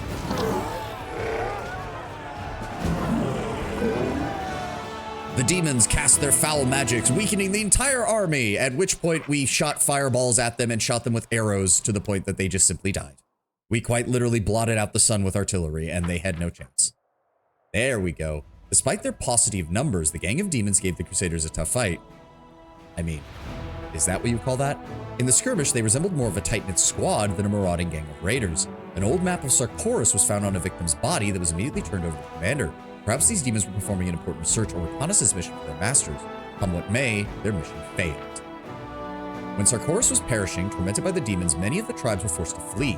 Legend has it that the people of the Bloodwood tribe, pursued by the spawn of the Abyss, walked through the wilds for days. Soon their strength left them and fear filled their hearts. When cruel death seemed inevitable, the oldest of their shamans summoned his fellow tribesmen and commanded them to each take each other by the hand and stand united side by side. He promised that he would protect them from pain and anguish and offered them the opportunity to witness the eradication of the demon scourge and pay a bloody debt of revenge. The shaman performed a mysterious ritual, and all who had gathered there transformed into a giant ash tree that propped up the sky. The demons following the Sarkorian's trail did not find a single living soul and howled in dismay. They burned down the forest and uprooted the trees before turning their ire upon the great ash, but the tree was too tall and too mighty for even them to fell. When the creatures of the abyss left with nothing, a boy, the only member of the Bloodwood tribe who for some reason had been untouched by the magic, jumped down from the tree and took his leave. He survived to pass on the legend of the last ash to future generations. Every 10 years, his descendants would make their way into the Worldwound to the roots of the great tree to honor the memory of their fallen tribesmen. A map showing the path to this secret site has been passed down in their family for generations. All who came to the last ash heard the same whisper ruffling through the leaves. The last branch would be the witness of the end of demonic rule. Alas, as years went by, most people's beliefs in these words grew weaker, and the tree, wounded by the demons, slowly began to die. It is said to have turned into a huge stump with only a single branch left. And if the tree dies before the Worldwound is defeated, the power of demons will never leave these lands. Interesting. Apparently the Crusaders are also here. So can I turn that into maybe a relic of some kind? We'll find out. Hey, he leveled up. Good. Level 13. Defensive training, offensive training, extensive infirmary. Offensive training. All units in the army gain a +2 to damage. He also gains slow. That's nice. All right. One last force, led by a force of Baelor. Let's see if we can take him down. And that will be the last of the major armies in this region. What's he doing? He summons up Mariliths. Okay. Okay. We have almost... Wow. Okay. 1,500 cultists. Give me a fireball. Center it right here so that it hits the Mariliths. Actually, no, because the Mariliths are going to get a chance to act, so I need to weaken them. Fireball. There we go. All right. The Mariliths are weakened. Kill the Baelors. If my archers have the ability to do it, I'm doing it. Give me a weakening on the cultists. Oh, sweet. They get to go again. Yeah, weaken the cultists some more. That's a lot of cultists. We do not want them using their AoE ability. And the sorcerers are dead. Big shocker. God damn it. Summon up. You. Yeah, I need to replace those sorcerers with something. They are completely useless right now. We do have time. They're not going to be close enough. We haven't taken that many casualties. Move our clerics forward to keep an eye on things. Have the dogs attack. Wow, that did nothing. All right. Give me that. Actually, they are close enough together and we have time. Give me another fireball on both of them. There we go. Weaken those cultists. Perfect. Now go ahead and weaken them some more. Yep, okay, but it's an AoE, but it barely did any damage. That's fine. Just have our infantry keep them distracted. All right, now send in the cavalry on those fighters. Good, weaken them. Smite evil, move in, weaken them some more. Oh, good, second attack. That's another 15 of them dead. Dogs, keep attacking the Mariliths. Yep, he's going to use his AoE. He hits everybody. We all take casualties. That's fine. Hit those cultist fighters with everything we've got. Good. Now hit the cultists. They're down. Archers. Yeah, no, ignore the Mariliths. They're summoned anyways, and they barely do any damage. Yeah, it doesn't really matter. He can't really do anything.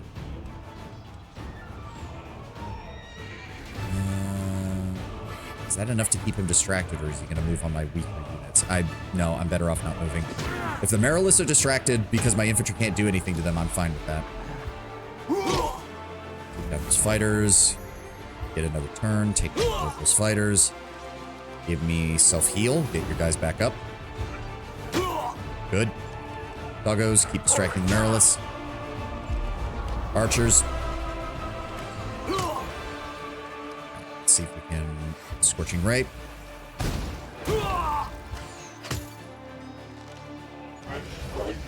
Oh, and that was what I was worried about. Son of a bitch. All right, weaken these fighters some more. The Mariliths are now a problem. I was wondering when it was gonna... Okay, if we can just kill this guy, we're actually fine. Because I don't think the Mariliths get another turn just yet. We should be fine. We should be fine? We should be fine. Distract them. Okay. Scorching Ray. Okay, we're good. It's a summoned unit. We don't have to deal with the rest of the Mariliths. They disappeared. And we didn't lose anybody. I was not expecting those Mariliths to be as much of a problem as they were. The Baelor at the head of the enemy army has been killed. The horde of his slaves either perished or scattered. The fate of this mighty tyrant became an object lesson to all denizens of the Worldwound and how dangerous it is to challenge the Crusader commander. Nice. Nice, nice, nice. All right, so we are done down here. Need to start making our way. I really hate how long it takes to move the map. They're going to be making their way to the Stone Maze, so we want to get set up there. As for us, we need to go see what everyone's bitching about in Dresden. What's going on? What's going on, buddies? Oh,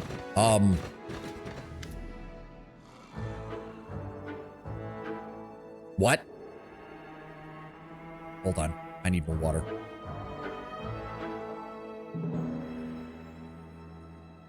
You are approached by a procession of ornate chests flashing predatory grins.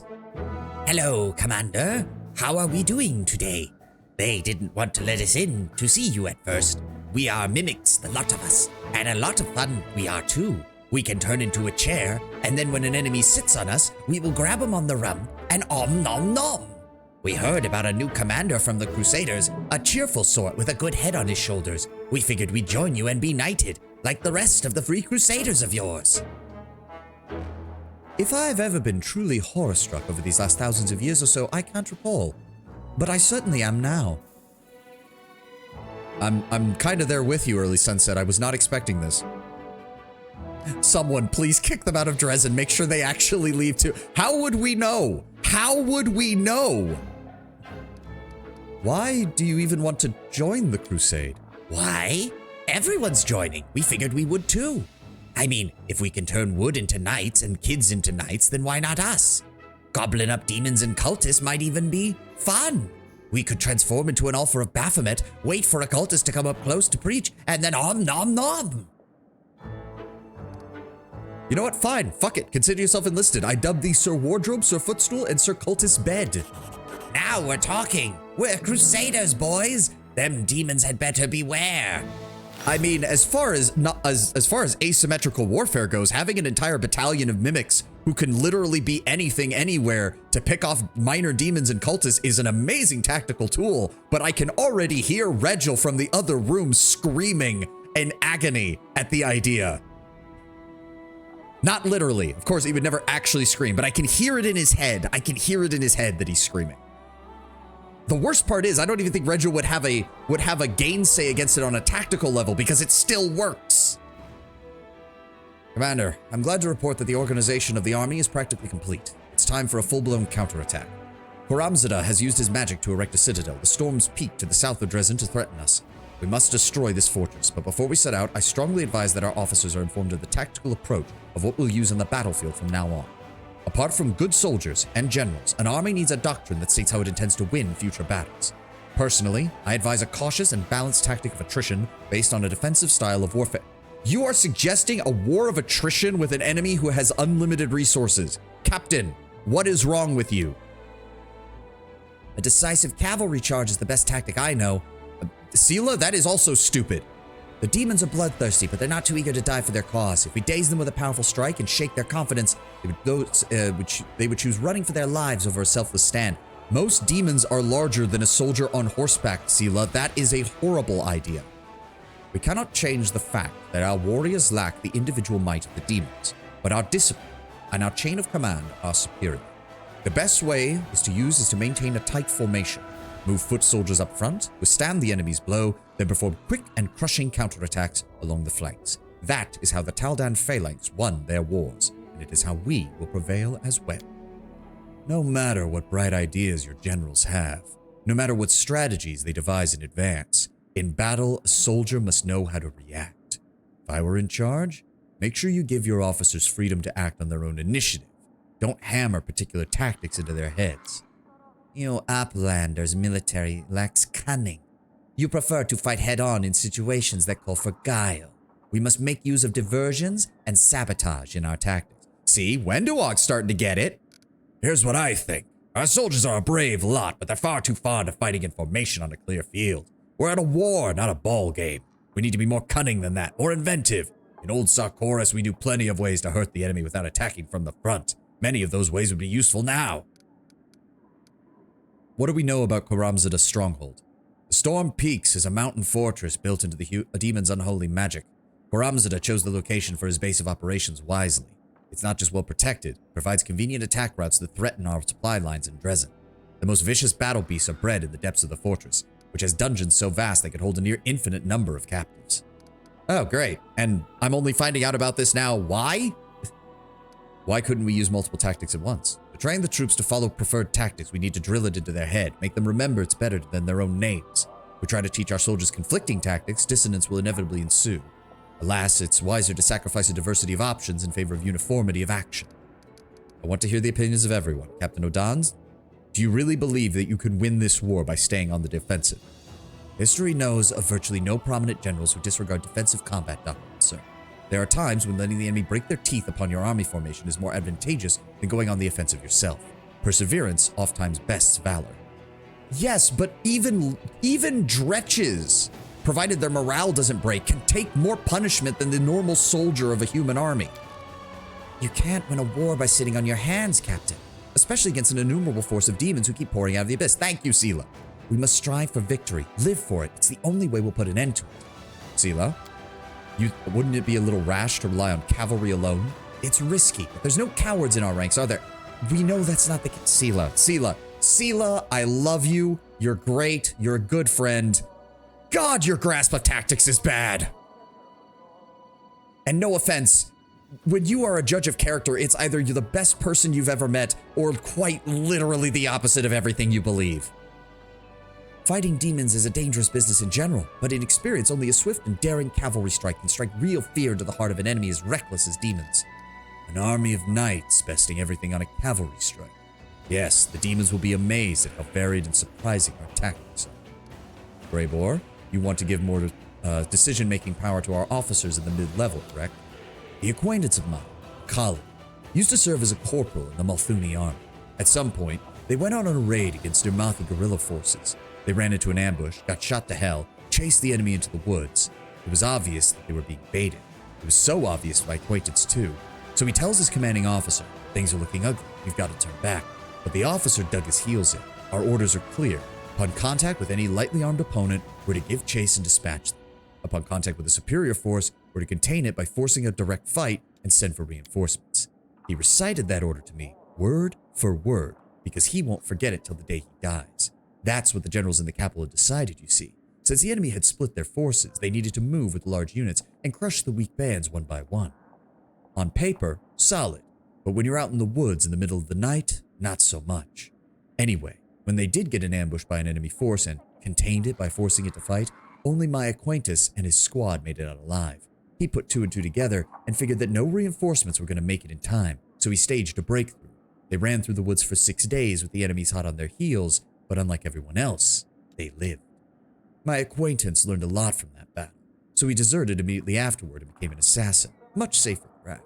The point is, no matter what we come up with, you never know how it's going to play out in an actual battle, and only those who are on the ground fighting can truly know what the best thing to do is. Trust your officers. I can't imagine your army's commanded by idiots and give them free rein. I mean, you'd be surprised, Greybor. You would be surprised how many low-level officers in medieval militaries had no fucking concept of what they were doing. Initiative is a dangerous weapon. There are indeed situations where it can be useful, but in a large-scale battle, any display of free thinking, any leeway in interpreting orders, this may disorganize the army and throw it into chaos.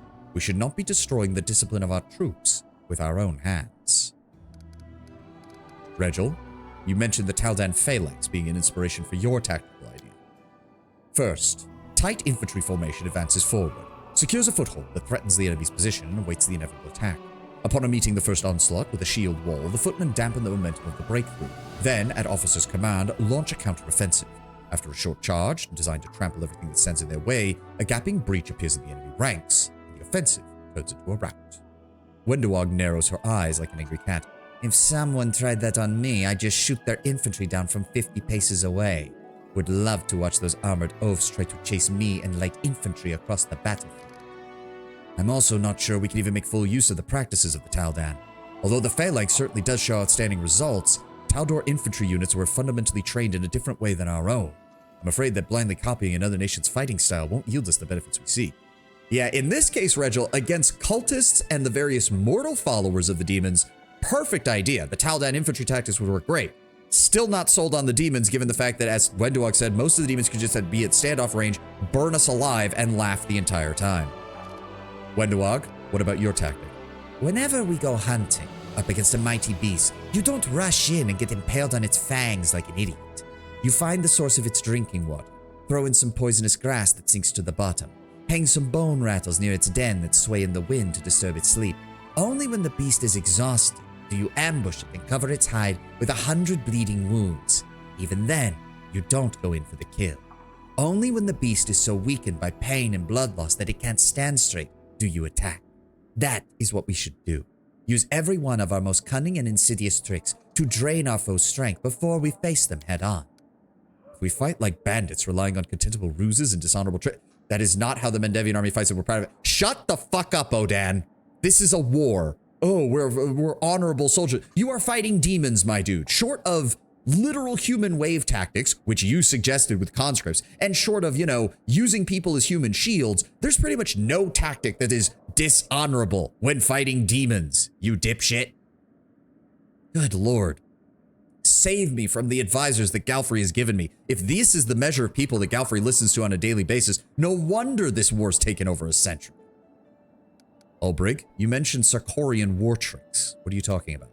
I can't even tell you how many there are. Traps, ambushes, rear attacks, targeted fires. Sarkoris may be ruined, but it's still our land and it can help us. We can use the land itself to hide from the invader. Use it to lure them into a pit right at their own feet. That's how we fought in Sarkoris. And today's generation of fighters can be taught to fight the same way. When the demons came to the land of Sarkoris, your local forces were no match for them on any front. The only thing we learned from the Sarkorans is how not to fight. I mean, that's a little extreme there, Greybor. They didn't... Anything that the Sarkorans could have used to organize a defense was already dead the moment the demons arrived because it wiped out their primary military citadel and their capital city. Aggressive cavalry charge. All trainable cavalry units gain the charge ability. Units gain a +1 bonus to speed, plus 20% bonus to damage for 1 round. Unit receives a -2 penalty to AC. Will fight like the Taldan Phalanx. All infantry units gain the charge ability, which is even less useful. We'll let our officers have their independence in battle. All cavalry and ranged units gain the independence feat, +2 bonus to initiative. That's good. We'll base our tactics around diversions. All infantry units gain the debilitating poison ability. The next attack will poison the target and reduce its speed to 0 for 1 round. Poison can only affect a living unit. The poison does not deal damage, but reduces the unit's stats and imposes a negative effect on the unit. Kind of annoying that only affects our infantry. All trainable infantry and ranged units gain the cunning tactics. On the first round of combat, all ranged infantry units gain a +4 bonus to initiative and a +2 bonus to attack. That's pretty good. We'll fight in a defensive formation. All units gain the tough feat. It's weird because that's not how he described it, but this is obviously one of the better choices because it improves saving throws, which is something that your mass combat units just don't usually have that much of. The thing is, though, I like Greybor, Wenduog, and Ulbrig's choices. The +2 bonus to initiative on cavalry and ranged is pretty good. Cunning initiative. Wait, what? You mean the cunning tactics ability? On the first round of combat, all ranged infantry units gain a +4 bonus to initiative, +2 bonus to attack. Yeah. As I said, that and I like, see, this is one of those things where it's like, from a pure numbers game, yes, it's either Ulbrig or Greybor. They're the best choices, straight up. But from a roleplay perspective, the way she describes it, I actually do think Wenduog's choice makes a lot of sense. Because she's basically saying, look, the demons have to march a long distance to get to us because we have the ability to turn off their teleportation past a certain distance. Take advantage of that. If they have to march, they have to go along roads. If they have to go along roads, there are things you can do to fuck with them. And while they're in the mortal plane, demons still have certain limitations that they have to abide by.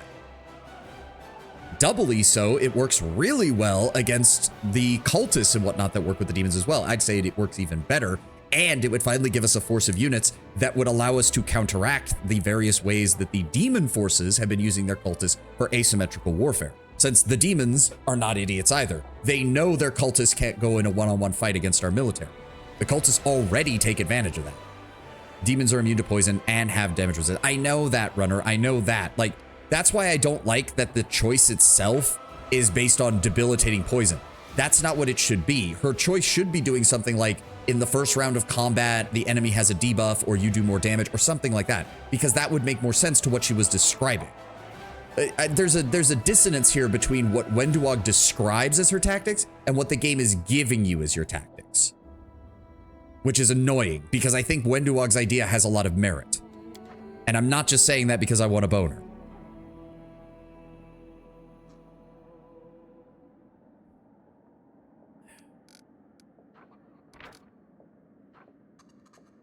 It's also trainable infantry and ranged units, so this doesn't affect the ones we can't train. That's also unfortunate. Ugh. Shit. We're also doing really well. So here's the other thing, Runner, is that because I'm not playing on the highest difficulty, I'm allowed to roleplay a little bit here. Demons are famous for their magic. She's a cave dweller who doesn't know about the world. But she's not wrong on the tactical choice either, Runner. That's the thing. And quite frankly, again, her, Greybor, and Ulbrig are all approaching the problem from the same direction, just with different emphasis. Greybor is approaching it from, well, you're still a professional army, so it makes sense to rely on your NCOs and your senior NCOs to make sure your men know what they're doing. Mass heal begs to differ. Fair. To be fair, demons rarely use healing magic on each other. Like, at all. In fact, the demons don't really have the equivalent of like a cleric healing core, since most demons would never dare ask a human mortal, a mortal cleric to heal them, and would probably just be more likely to tear the guy's head off and eat him.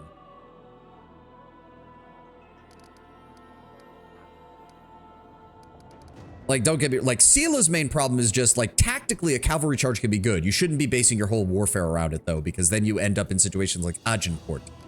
The Taldan Phalanx is great against regular infantry. Regel's correct about that, but quite frankly, I feel like he's letting his historical biases speak here, because there's no guarantee it'll work against demons, especially when, for both him and Odan's plan, when the basic Dretch is more durable than a human soldier, fighting defensively and slowly is just not something that we can really rely on.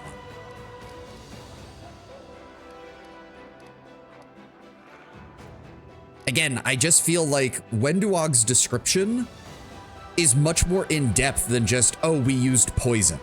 It's not just that. It's psychological warfare. That's why I think the effect should be more based on, like, if like, to put it in perspective, Cunning Tactics gives you a +4 bonus to initiative and a +2 bonus to attack on the first round of combat. It would be far more fitting for her Sabotage Tactics to basically be an inverse of that, reducing enemy initiative and reducing enemy damage on the first turn of combat. And that would fit, I think, thematically, and it would make more sense to what she's saying. But hey, we're already doing well, so I'm taking the Sabotage Tactics. There is no such thing in a war as too dirty a trick or too cheap a shot. The demons thinks they are masters of ignoble warfare? Ha! I believe the military council has reached a decision. All that's left is to put the army to the test. Demons do what she suggests to each other for fun. I know that. I still think she's correct from a tactical perspective. The Siege of Storm Peaks. The battle will show us the worth of all the work we've done. And in fact, that could play to our benefit, Runner, considering the fact that if demons think that it's other demons doing it, they're more likely to start fighting each other. Captain Odan's voice quivers nervously at these last words. And in an instant, his mask of composure breaks. Seeing you take notice, he shoots you a warning that says, not now.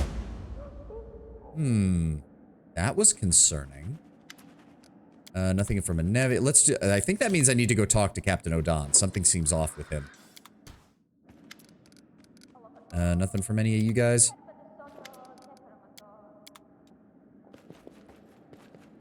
Beautiful. Over this way.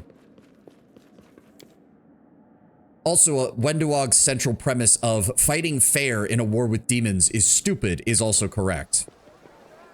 Oh god. Camellia. I already know where this is going. Hold up, Commander.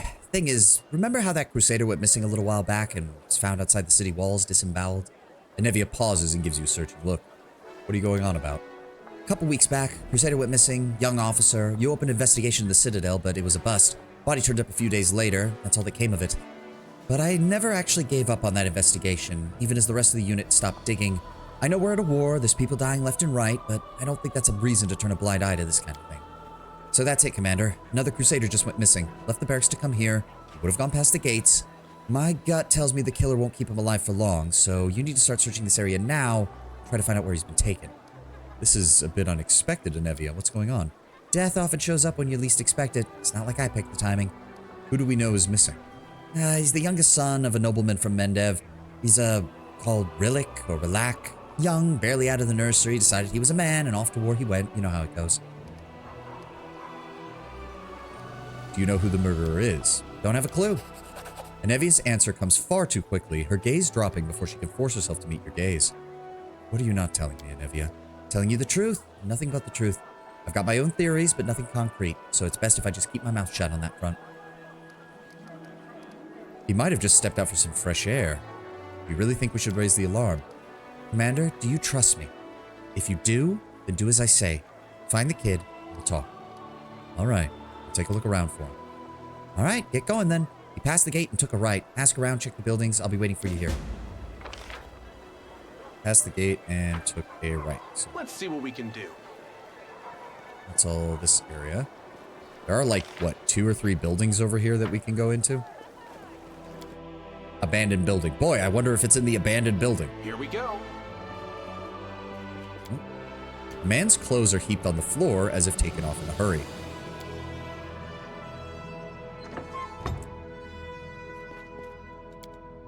You hear muffled sighs coming from the next room. And a dead body, and How Camellia. lovely to see you here. Hearing steps behind her, Camellia whips around and freezes. She glances at the bloody dagger in her hand and at the dead body at her feet. Even as she speaks evenly, her lips quiver for a fraction of a second before settling into an unimpeccably polite smile. Camellia, what's going on here? Socorus is an ancient land. The spirits of these places have spoken to people since time immemorial, and some of those people heard them and were able to respond. The shamans of Socorus were always held in high esteem. They knew the will of the spirits, the will of the land itself. Many Khelids would come to the shamans to learn what the spirits desired in order to gain their support. Execution bitch is making a Twitter post, basically. She was going to set up some dinner with some fava beans. Camellia pauses, lost in memories that cannot be her own. When the Worldwound opened and the demons poured into Golarion, they drowned Socorus in blood. The earth moaned as it soaked up the blood of Khelids, Crusaders, and demons.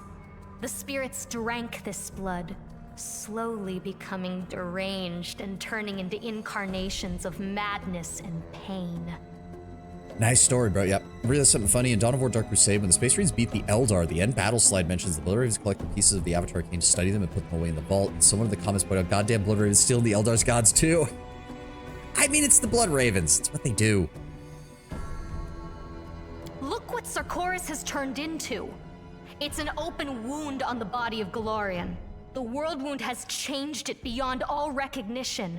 And the spirits, these poor creatures have been corrupted. Twisted by war, they moan and they howl, but only shamans can hear their senseless cries of agony. Trying to kill my min-maxed KC was her dumbest moment. I mean, yeah.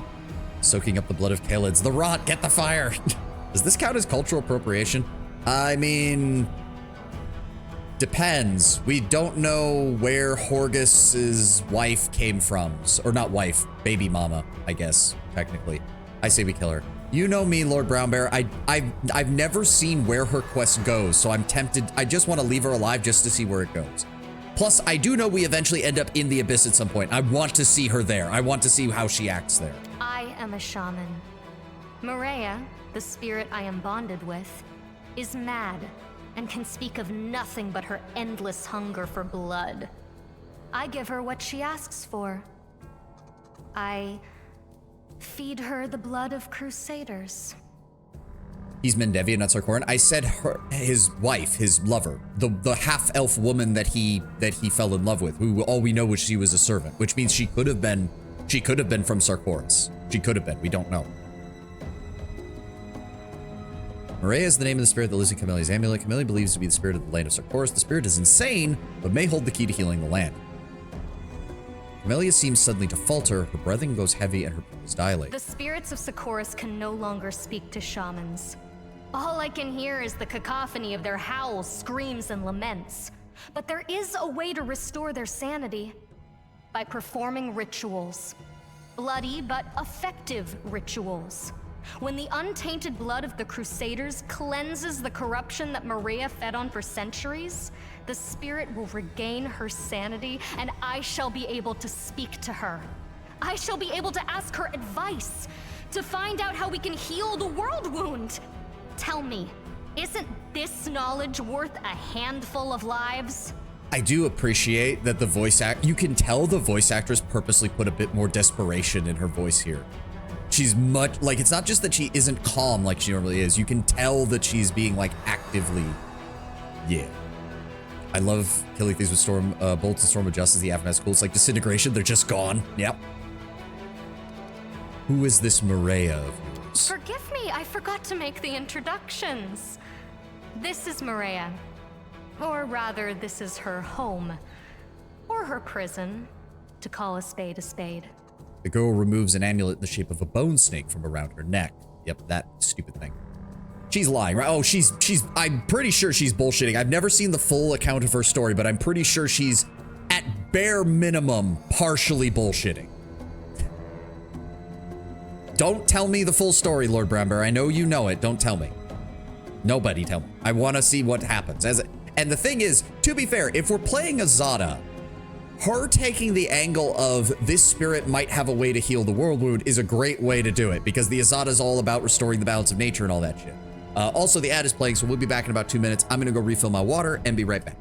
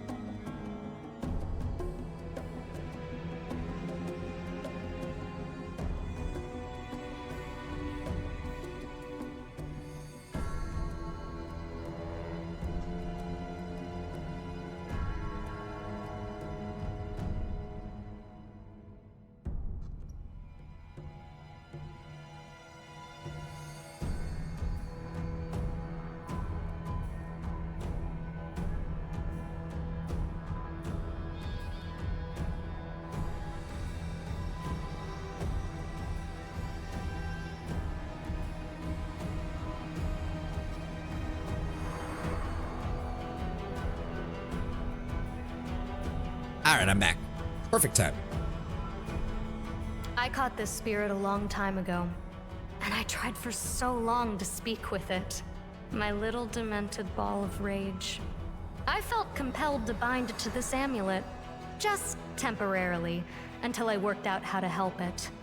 Camellia sighs sadly. If I am to be fully honest, her name, Maria, is of my own devising. She is not yet able to speak to me, but I still needed a name to call her by. Why do you even think such a method will work? I do not think. I know. I sense things many people cannot. I can infer what the spirits want. For example, there is one spirit hanging over your left shoulder as we speak. It came to enjoy Maria's victim. Can you sense its hunger? Camellia tilts her head to one side as though listening to something, before laughing airily. Spirits are akin to animals. You cannot bring a hungry dog to heel. You cannot stroke a hungry cat. To speak to a spirit, you must first feed it. It is not their fault that after so many years of torment, the only thing that can satisfy their hunger is blood. Damn snake oil salesman. As I said, I know she's at least partially bullshitting, but don't tell me exactly what she's bullshitting about, because I don't know, okay? My ritual will work. I did not read about it in books or learn it from some wizened teacher. You could say that I invented it myself, with Maria's help. I just know that it will work, sooner or later. I can feel it. Camellia's expression grows more serious. What exactly are you hoping to learn from her? The Worldwound cannot be allowed to poison all the lands of Galarian. The spirits of Socorus know this better even than you and I. They may know how to heal it. And if not, then perhaps they will know how to eradicate it quickly and painlessly. We're fighting against demons. It is a just cause. But imagine we win and the demons vanish for good. Do you think the Worldwound will vanish along with them? That it's something we can defeat with weapons? That it won't burst open again at some point in the future like an old festering abscess? I am thinking of the future of these lands, of how to heal them and restore them. Would you not agree that a few Crusaders' lives is a price worth paying? Who was this man, your victim? He's the youngest son of a noble from Mendiv. I believe his name was Rillick or Relic. I think the dolt was in love with me. He was I do find it hilarious that both Camellia and Anevia don't know this man's name. He is of no interest to me. Maria wanted his blood, so I sacrificed him. The rest is immaterial.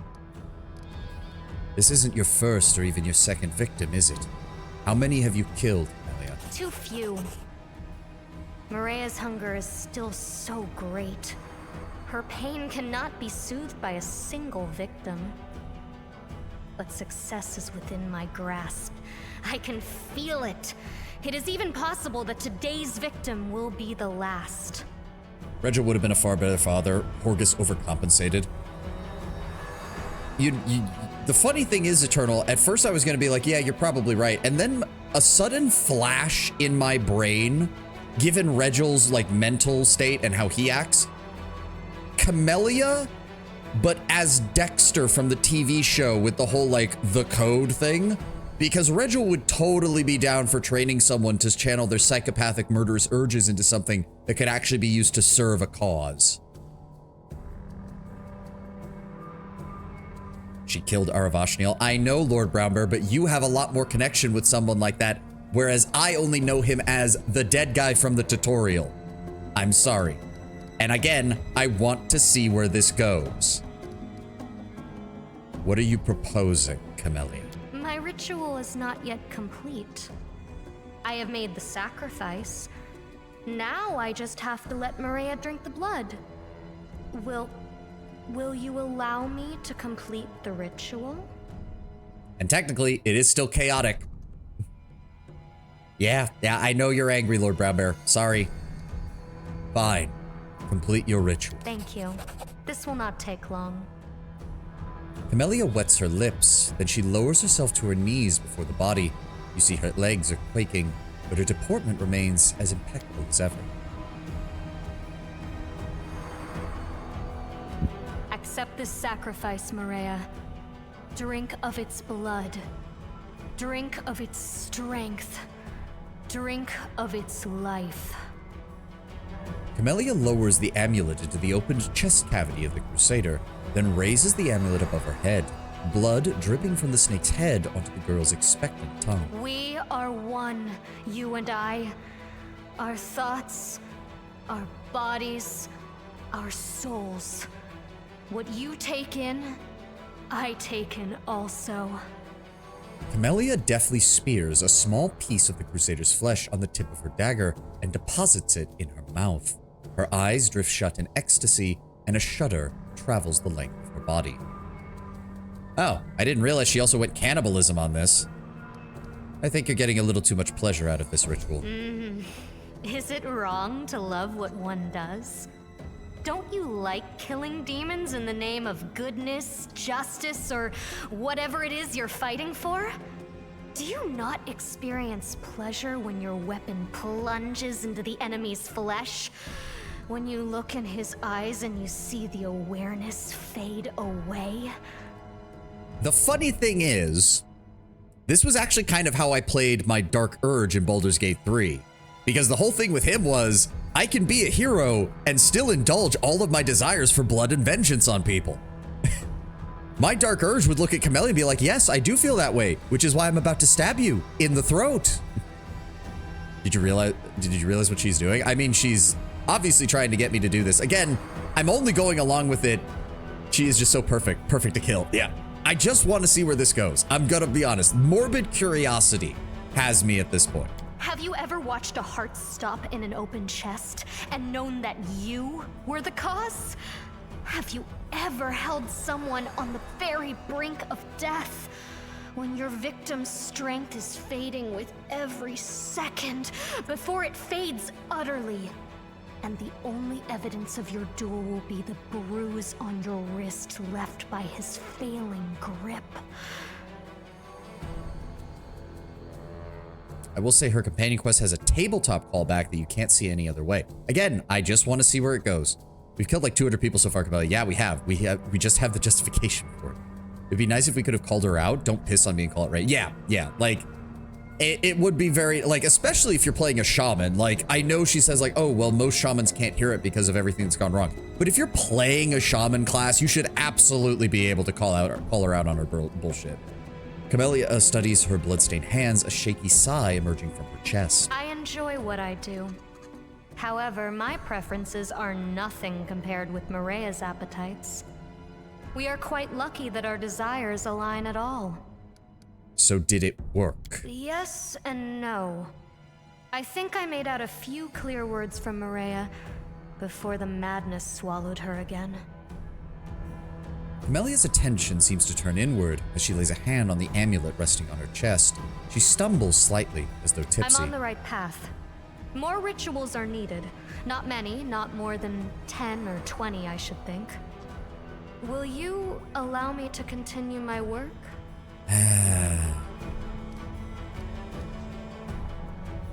Of course, I totally believe it. No more killing. I'll spare you this time, but you'll have to find another way to speak to your spirit. Does that allow me to continue the quest? Or is this going to be a case of, like, if I pick this, she just bails on us? Because I don't want that either.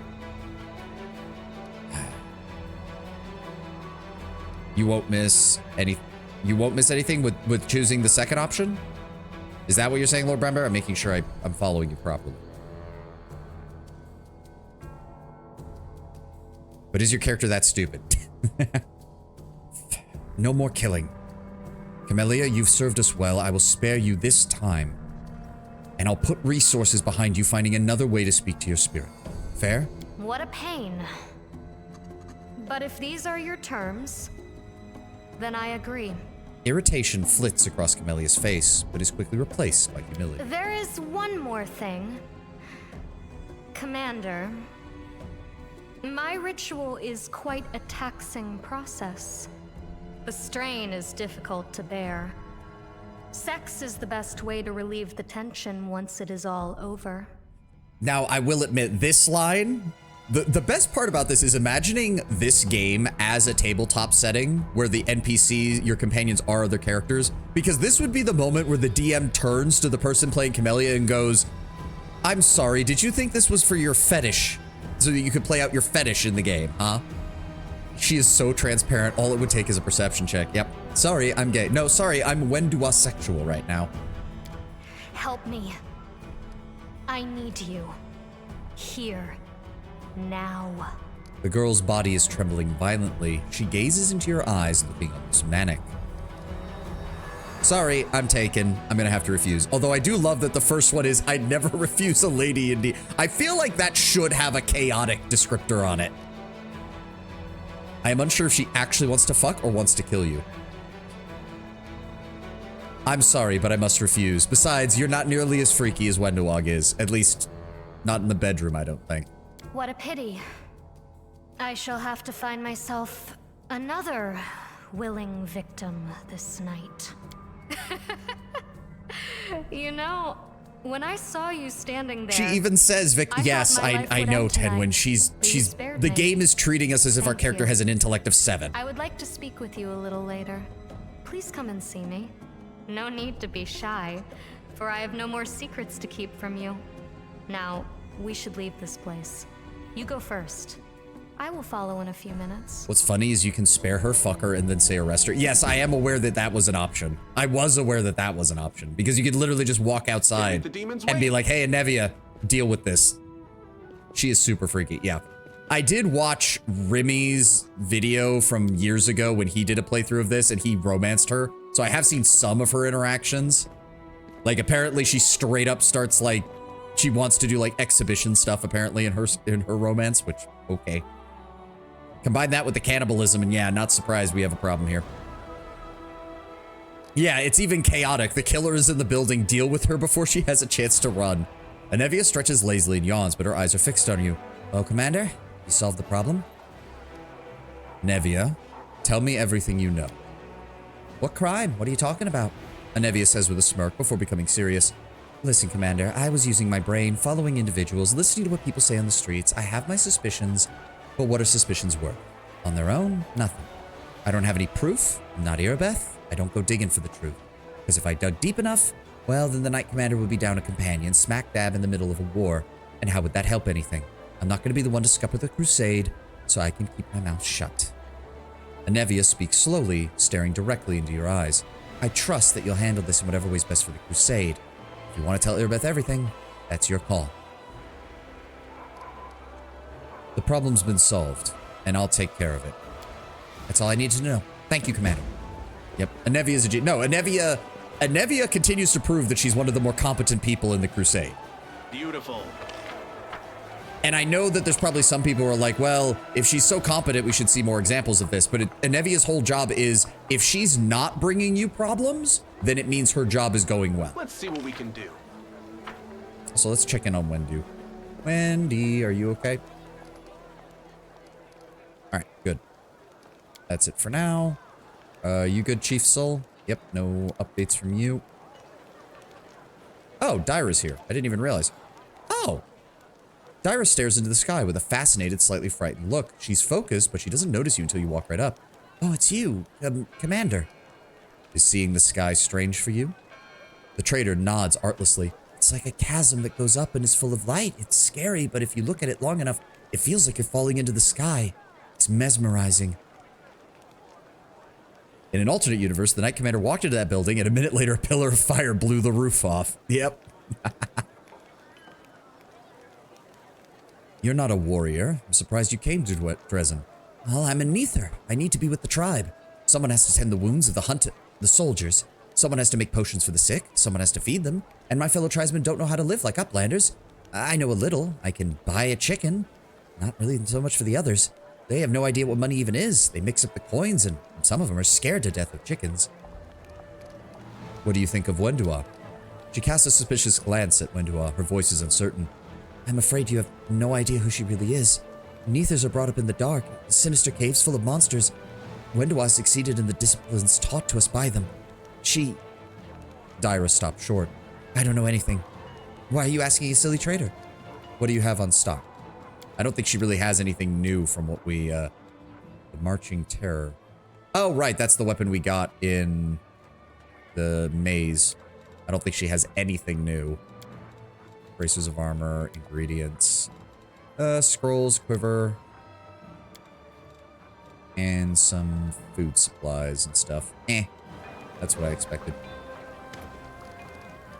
I was kind of wondering if there was an option now that we talked to her to talk to Wendowog about her. You need to sell more shit, Matt. What are you talking about? I sell plenty of shit. I mean, we do have some stuff I need to sell now because we got back from the Temple of Erastil. That was it. Oh, right. That was what I was going to do. Horgus, we need to have a talk.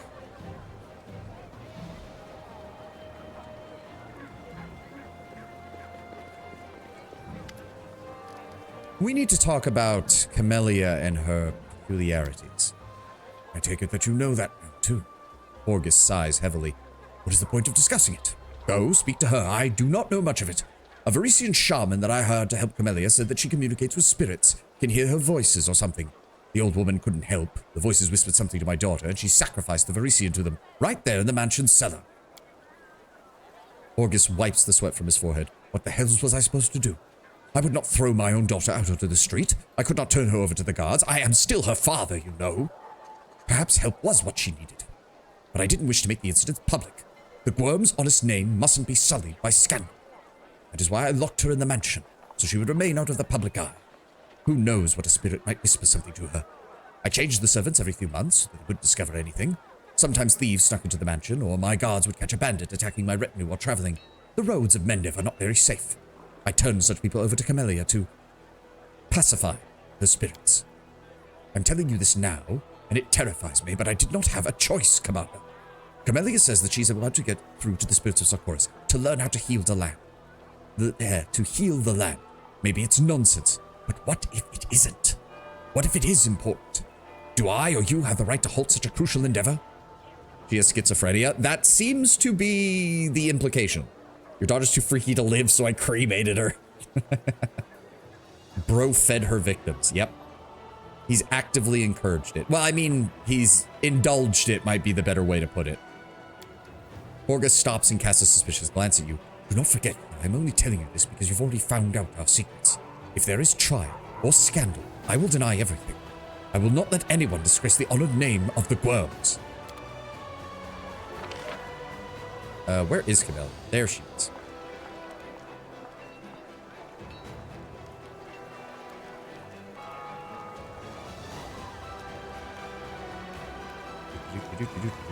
I wonder if I need to talk to Captain Harmatton as well, because he also seemed to have some issues when we did that latest meeting with the council. Oh, hold on. Krennic, do you have anything? Nope. Nothing for you. I can handle it. Camellia's powers are more aligned with a medium or a spiritualist than a shaman. Another reason I don't like it. Well, to be fair, her specific subclass is Spirit Hunter. Most shamans seek spirits to learn from them. Spirit hunters pursue them to eliminate. Some of these loners are on a quest to rid the world of evil spirits, restless ghosts. Others fight spirits to gain more power, and some join the war spirits wage among themselves, no matter how mysterious or inscrutable for a mortal's mind they could be. Spirit hunters learn to enchant their weapons so that it can harm the incorporeal enemies as easily as flesh.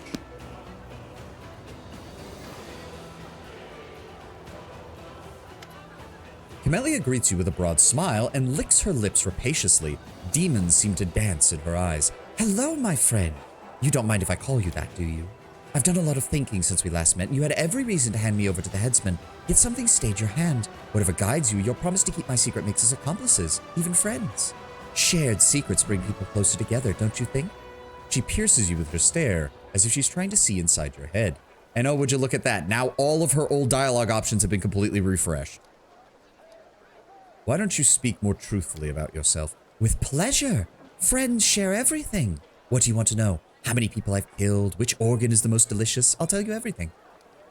Talk about your life in Horgus's mansion again. No complaints. I had everything I could dream of, save freedom, which I have no real need for. I value security and comfort much more than the opportunity to get in trouble.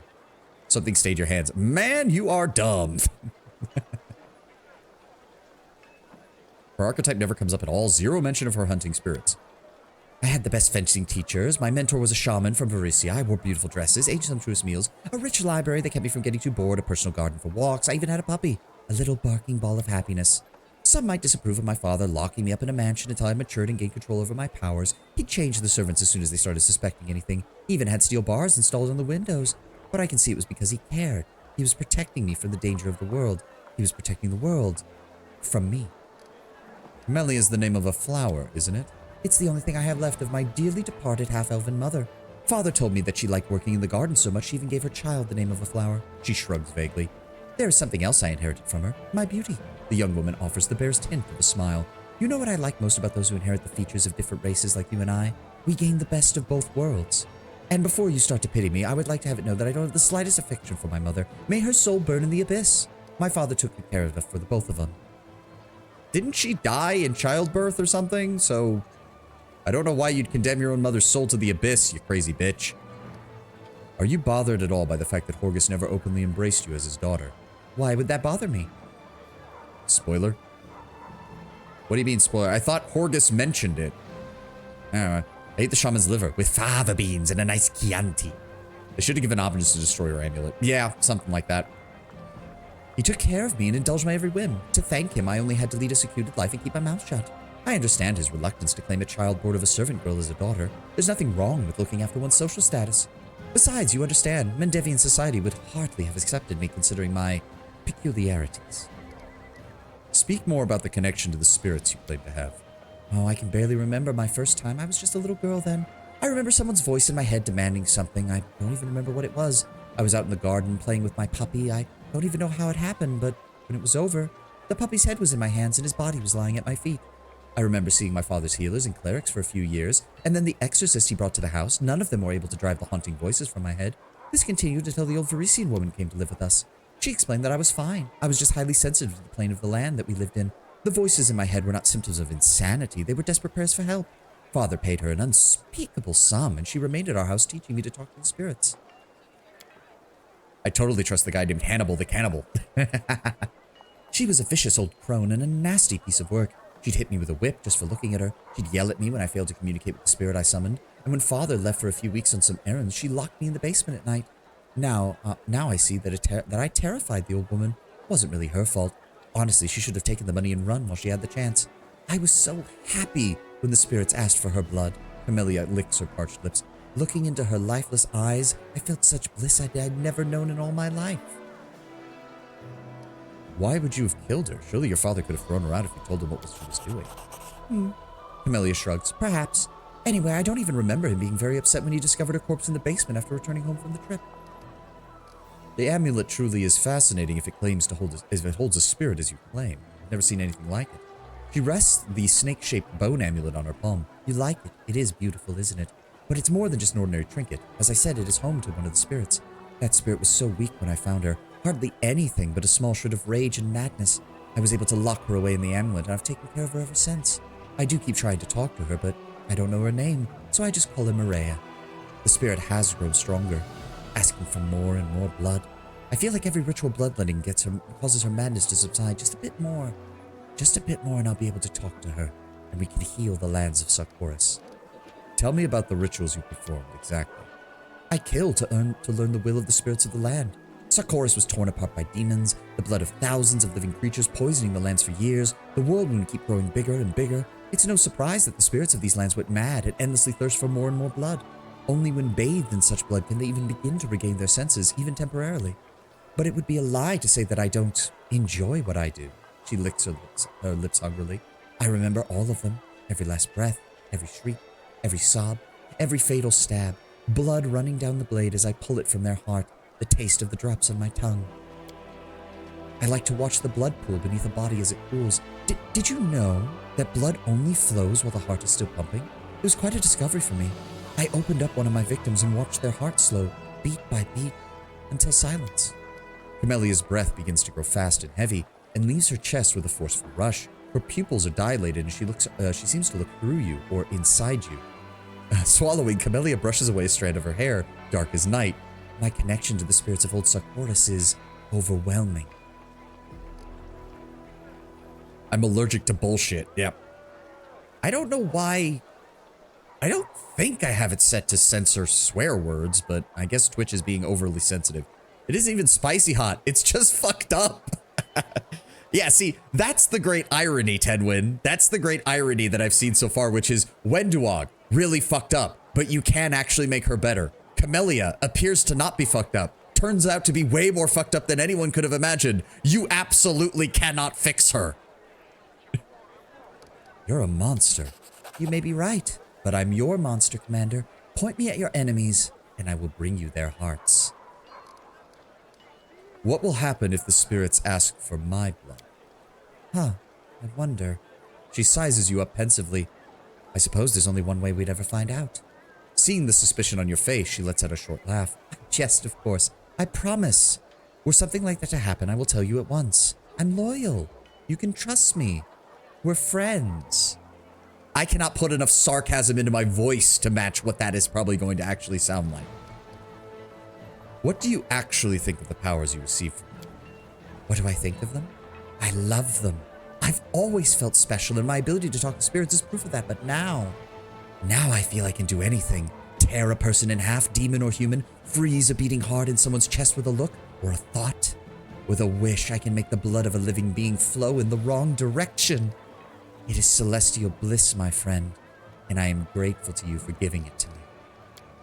Okay, well, that was fucked up. I do sometimes occasionally find severed heads in my bag. Is that your handiwork? Oh, what good are those to me? Camille's voice is bored and indifferent. The moment life leaves the body, that's exciting.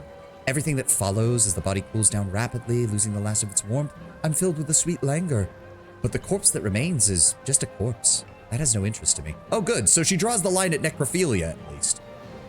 Some people like Camellia for her psycho bitch vibes, but again, when you need to walk through Demon Central just to get some milk, she's outright underwhelming. Yeah, it's like, it's interesting because it's like, the demons are, like, there are characters in here that are a reminder that mortals can be just as fucked up as demons, if not more so. Camellia is just a reminder of, she's so obviously evil, it's hilarious. She'd have been better in Kingmaker. Not wrong. Not wrong. Actually, I have to agree. She would do better in Kingmaker because she would give you a genuinely evil love interest. Where it's like, do you want to be a crazy bastard of a king? Congrats, you now also have a crazy bastard of a wife. Are you still trying to learn more things from the spirit? Maria, the spirit locked in the amulet, is only slowly awakening. I'll need to give her more blood to lift the Shroud of Madness. Camellia's eyes grow cloudly. Socorus is in pain. I can feel it. As you commanded, I have not fed her. But alas, I haven't been able to lift her madness or heal the land's suffering. Get off it then, you might crack the screen from the weight. Oh, Tenwin, that's a bit much. Tenwin.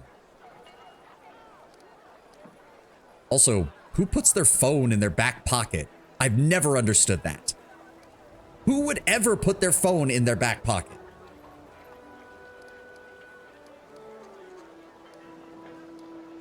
You don't belong. Okay, well, we'll talk later. All right. Can't make the demons wait. That's it. I'm writing a report.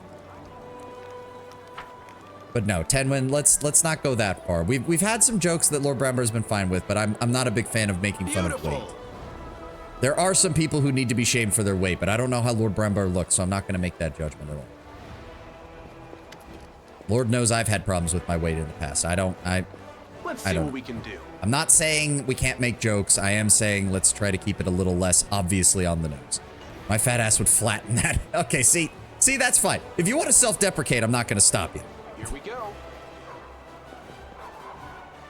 Again, who puts their phone in their back pocket? I'm fine, especially if you lean on the bear part. Okay. I just wanted to make sure. We're all friends here. You seemed very nervous when we were talking about the attack on the Storm Peaks, Captain. What's the matter? Odan's face looks both fragile and rigid, as if it were made of glass. I was imagining the sacrifices this assault will exact, thinking of the soldiers who will never go home, and remembering the day that changed me as well. That day at the end of autumn, when my own warriors charged into the fire and became ashes in memory. The day for which I was named a hero, and which guilt will haunt me till the day I die. It is still the hibernation months after all. That is true. Tell me about that day, Odan. Speak. I can describe it in great detail, sir. I return there every night when I sleep. I remember how it sounded as the outpost was consumed by flame. I remember counting the soldiers I had left after every attack, every bleeding wound of a gap that had opened in our ranks. How soldiers and people threw themselves into the boiling river to escape the burning air. And I remember how it felt to be the last, to be the only one left. See, I do like at least that his backstory does help explain why he's choosing his tactics. He feels very defensive. He feels very, I have to stick with what works. I can't think of anything else because thinking of something else just leads to more people dying. I get why he's conservative. I now also understand that if this is who Galfrey considers the future of the Crusades' leadership, it's no wonder that her entire military situation is absolutely garbage. I won't recount the specifics. It's my nightmare. Murdering my leader with it would be near treasonous. Why are you so tormented by the guilt? Because I could have done more. I could have saved someone. It's true, I didn't hide behind my comrade's back. I have wounds that I took on that battlefield that nearly killed me. But I still feel I could have done more. What it comes down to is that it's just not fair that I survived when everyone else who trusted me with their lives died.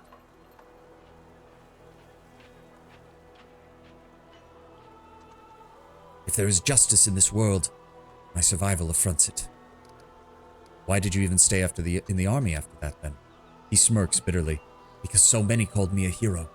I was so ashamed at that moment. I knew they were the heroes, the ones who would never leave that place. Their heroism was my undeserved glory. It was thrust upon my shoulders with all the weight of an order, and I swore that I would carry my burden until I became worthy of my brothers and sisters in arms. I am guilty of receiving the glory that their valor made rightfully theirs. Yeah, classic survivor's guilt. Classic survivor's guilt. Thank you for speaking of this, Captain. I'm a soldier. Soldiers aren't made for easy lives. Something subtle has changed in his expression, as if some unseen visor has been slid back over his face, marking the end of that moment of painful sincerity that arose between you. I can handle it. The other one I wanted to check on was Captain Armitage. Because he had some issues when we brought up the conversation about the wary. And it seemed like we made a perception check there that I'm hoping he'll be willing to expound upon. Who the hell are you? Sealkin. Captain of the Blackstone Company, elite mercenaries from Andor and Queen Galfrey paid the company to fight the Crusaders under your command. I didn't even realize you were here. Gonna have to polymorph you, sorry. Sealkin bows respectively and speaks amicably. Does he have a mustache? I need to give him like a pompous British voice. I was hoping you would honor me with a visit. I know you're extremely busy, but I've been eager to meet the person who managed to restore Galarian control over a part of the Sicorian lands for the first time in decades, Commander. It's incredibly symbolic. Tell me about your mercenary company. The Blackstone Company is proud to be recognized as one of the finest Andoran mercenary regiments. We are not a bunch of unscrupulous sellswords looking to oppress the innocent or serve tyrants of the world. We are adventurers eager to get involved in dangerous enterprises and leave with pockets full of gold and a clear conscience. Which is why we held a vote among our units. We were glad to accept Queen Galfrey's invitation and to join the crusade, though some of our comrades did voice their displeasure with the sum she offered. But as I said, we Andorans are a free people who cannot be pushed around and who cannot be bought, only convinced. Bears are my favorite pet in the game. These things do damage. Yep. You must have some stories to tell, Captain. Let us put it this way. Should I father any children, I will have something to tell them for sure. I wasn't even 20 when I joined the Blackstones. I have seen my share of scuffles, but my goal in every conflict remains the same. Defend the common folk. Not all sellswords treat civilians well, you know, but my soldiers have never disgraced themselves with dishonorable conduct. Once, I even joined an expedition that reached the crown of the world. Oh, I swear, I've never neglected such crucial strategic necessities, such as supplying troops with warm undergarments after that venture. Despite not always agreeing with my superiors in the company, I have earned my reputation as a competent frontline officer. I have always relied on properly thought-out logistics, exercised caution, and strictly followed tactical doctrine. You look like a soldier to your core, sir. You've been serving all your life. Sealkin chuckles. Who knows what the future holds for me, sir? In my spare time, I have studied history and applied anthropology. I am just an amateur, of course, but sometimes I think I could be a decent lecturer, almost as good as I am an adventurer. Why, I might even find a way to combine the two callings. Ha ha! I am the very model of a modern major general. I've studied, I don't remember the rest because I remember too much of Morden's version from Mass Effect. I am the very model of a scientist Solarian. I've studied species Turian, Asari, and Batarian. Yeah. God, Morden is such a good NPC. I am completely smitten when I discovered Sakorian culture. They were such an interesting people, freedom-loving, tenacious. Sure, their traditions were not entirely flawless, but nevertheless, their demise was a great loss for all of Avestan. What good fortune that you have in your party what might be the last surviving true Sakorian, and a chief at that. Oh, I have not yet had the opportunity to speak with Master Olesk in person, but I hope to remedy that, as I would love to ask him about the Sakoris he knew. I mean, I would suggest doing that. You're probably going to need some alcohol to get it. Smile, you're going to be a dragon. Lord Gold Dragon will be your new name. What brings you such fascination about Sarkoris? I want someone to beat the game as a dog. I understand that few people are interested in this subject matter, even though anthropologists unjustly neglect it. While I intended to shed light on the chapter of history, if anything remains of Sarkoris, I will find it, no matter how small its shards may be. And why is it so fascinating? A sparkle of passion gleams in his eyes. They were an amazing people. We are used to treating Sarkorians as barbaric northerners inhabited by brutish and primitive people who condemned arcane magic and danced to a shaman's tune. Ha! That is our snobbery speaking. The irony of giving this man a British accent and having him talk about snobbery. In fact, life in Sarkoris was much more nuanced and sophisticated. Behind the false front we erected, there was hiding a nation of skilled craftsmen, wise stargazers, enlightened priests, and clear-thinking chieftains. They were anything but the bloodthirsty and brutish you think of with the Kelid peoples. They managed to create a nation without shackling themselves to the bonds of monarchy or thrusting power into the hands of wealthy magnates. They were cultured, spiritual, curious. They despised injustice. Aye, they had their flaws, but there are many nations in the world where power... But are there many nations in the world where the power genuinely belongs to the people? Over the last few years, I have seen such acts of horror even in Andorra, not to mention in other countries. In Sarkoris, power was given to those who had earned their authority. I feel that if it weren't for the Worldwound's disaster, they would have given Avestan and the entirety of Golarion a distinct vision of the future, where everyone was free and equal. The fall of Sarkoris is a tragedy, and therefore we must expend every effort to collect the pieces of that picture. I mean, I'm sure every sorcerer who ever lived in Sarkoris would disagree with you on the whole free and equal thing, but, you know, as you said, you're acknowledging that they weren't perfect. And how do you plan to look for the remnants of their culture? I'm sending out several of our scouts to places where, if my assumptions are correct, there may still be Sarkorian refugees hidden in plain sight. I don't believe that a whole country can perish without a trace. Among the locations I'm interested in are Pelura's Falls, the mining town of Zasfel far to the west, the city of Undarin, the Bloodwood settlement, and many others. The captain's expression grows stern. Of course, some of my fellow company commanders think that I divert too many resources to my expeditions. Quite frankly, I couldn't care less. If there are any survivors, we must reconnect with them and save them. But plenty of refugees from Sarkoris can be found in other lands. Their culture does live on. That is open to interpretation, Commander. Once Sarkorian refugees found themselves in foreign lands surrounded by strangers, many of them began to invariably adopt the culture of their hosts. Have you met Sarkorians who ventured to Numeria? By my reckoning, they are now far more Numerian than not, and for that, I blame the people who led them in power. It was in their interests to erase the cultural identity of the arriving Sarkorians, to forge them into new subjects who had forgotten their homeland. Besides, Sarkoris itself was never a monolithic entity. It was an alliance of countless tribes, each varying different with their cultural baggage, sometimes even contradicting one another. To piece together an understanding of Sarkoris as a whole, you cannot rely on the knowledge of those who survived and fled. Have you ever heard of a village called Wintersun?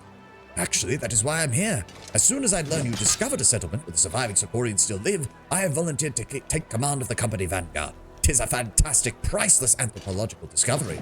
I hope that the devastated lands of former Sarkoris still have many of these little nooks like Wintersun.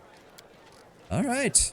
What do you know about Sarkorian culture? I'd like to know what other people have heard about it aside from Master Olesk. I have studied their traditions, their customs, and their rulers. I know what they loved, and I know what they feared. Did they really persecute all mystical practitioners? It would be historically inaccurate to deny it or to excuse these acts. Sarkorian society was not perfect. They reacted to mythical power with mystical power to fear and prejudice. But this particular conflict has deep roots in their politics. In many countries, mystical practitioners hold vast power due to special abilities. It's these people who often became oppressors, tyrants, or despots. Yes, the treatment of mystics in Sarkoris was cruel and unjust, but the people united in struggle against a minority that often encroached upon their interests in a very hostile manner. I am repulsed by the idea of throwing innocent people into prisons, but I am not naive. Those political realities can't simply be dismissed or ignored. They need to be understood and addressed, because these desperate actions can have logic at their core. And what do you find most exciting about their history? Those scrolls of polymorph combined with Nenio go crazy on pets? Oh, yeah, I can see how that would work. Have you ever heard of the God Callers? Oh, an amazing and fascinating cultural phenomenon. The Sarkorians were a highly spiritual people. They revered not only the good deities that we know, but also a plethora of lesser entities, tribal gods, clan gods, settlement gods, sometimes even patrons of individual families. The God Callers could contact these beings and become their, how shall I translate it, companions, forming a very strong bond. In a way, the gods were as a spiritual sibling. You can imagine just how different their society was from ours. Union with the divine was a more regular occurrence, and the higher powers interfered in the affairs of mortals far more often.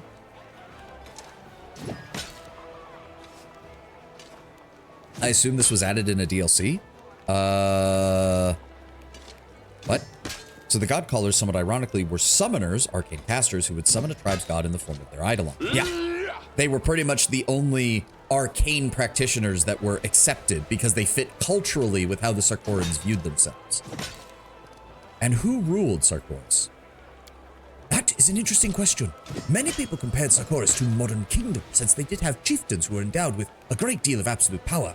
But the nation as a whole did not have a single leader. The Council of Chiefs made their decisions together. In some places, the post of chieftain was hereditary, but not everywhere. Besides, their politics were influenced by the God Callers and the priests who relayed the wishes and expectations of higher powers to the common folk. The chieftains could not ignore them. Indeed, I would compare Sarkoris as closer to modern Andoran than to Mendek. It was a true nation, a people firmly aware of their unity and of a shared purpose. Yeah, an oligarchic republic of sorts, or an oligarchic democracy, with the constituent member states, the clans, each having their own methods of determining who was in charge, all of whom would meet together as a quasi-voting system to determine national issues. It might even be more accurate to say that Sarkoris was not a nation so much as it was a confederation. As a reminder, in tabletop, any arcane caster could be free provided they attributed their magic to a greater power. This was harder for some than for others, and I think Areelu didn't even bother. Yeah. Like, wizards can't really make that excuse. They are literally holding a spell book and pulling components out of a pouch. Sorcerers, maybe you could get away with it by claiming that, oh, your bloodline is related to an ancient god caller and their power still flows through you or something. Witches, shamans, similar kind of vibe. Wizards get kind of fucked, though, so I can kind of see why wizards in particular would have had some serious problems in Sarkoris.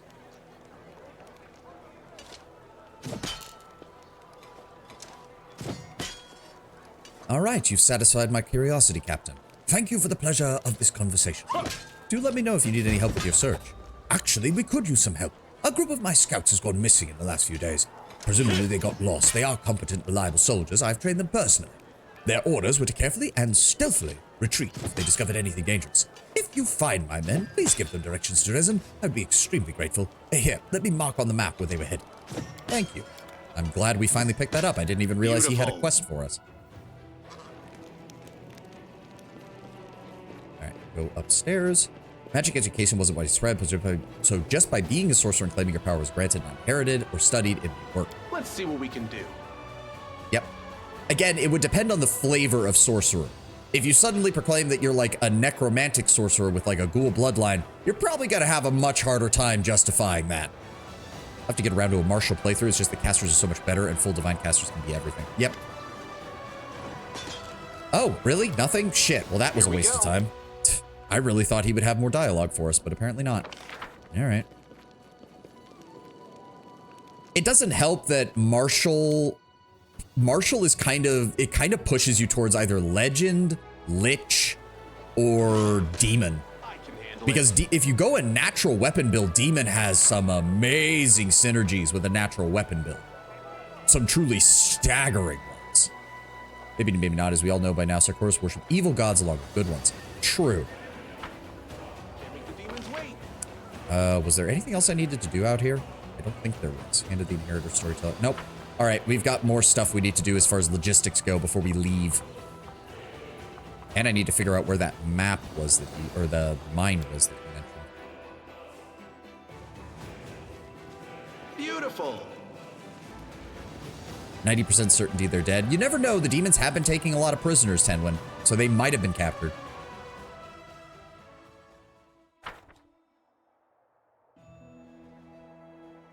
Oh, right. They want me to go to the court. We'll deal with that later. Where even are my armies? Right. You're marching back this way because you have a blockage here. Don't have anything to build there. We are... Oh, where did you come from? Is that the... Can I please look at the map? Okay, that's weird. It's not letting me look at it. All right, whatever. Without the stat adjustments, the game is so easy. My Areelu being built as a caster is my tank. Yeah, well, come on, runner. We all know that that's kind of the case. That's always been... The problem is that there are spells that just work better than AC. I made a non-monk bruiser build that I have going Trickster. That was... Oh, yes, Trickster is also good for Markers. Like, my frontliner in Kingmaker was Valerie, not because she had IAC, but because I had magical crafting mods that let me give her an item that let her use displacement. Displacement and mirror image will do more for fucking tanking than almost any amount of AC.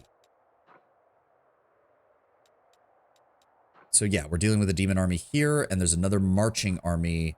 Oh, they have those stupid spiders. Ugh.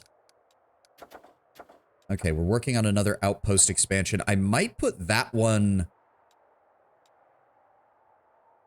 over here. No, that's a little too close. Maybe down here? No, that links up there. We can always go that way if need be. Where would I put the next one? Probably over here. Yeah, the next one that gets expanded is going to be over here so that we can get to this side of the map a little bit easier.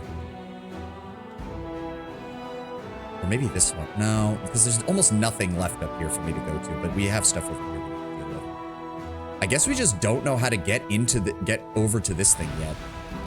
That's unfortunate. Let me see here. Wicked Dote, Attractive Impulse, 30 Squealer, Phylactery, Student Growth Pathway, Voracious Jumble, Faultless Daybreak, Symbol of Rovagug, Hide and Tusks, and Christopher. None of these are good, if I recall correctly. None of these are really that good. Wait. Attractive Impulse. Doesn't that have the... Modified to 6 spells per day, in addition to the manufactured target with a Dominate Person spell. Modified to 6 spells per day, so the energy type of the damage they deal changes to unholy. The modified spell also becomes maximized as though using the maximized spell feat. Can be used with spells of 9th level or greater. Oh.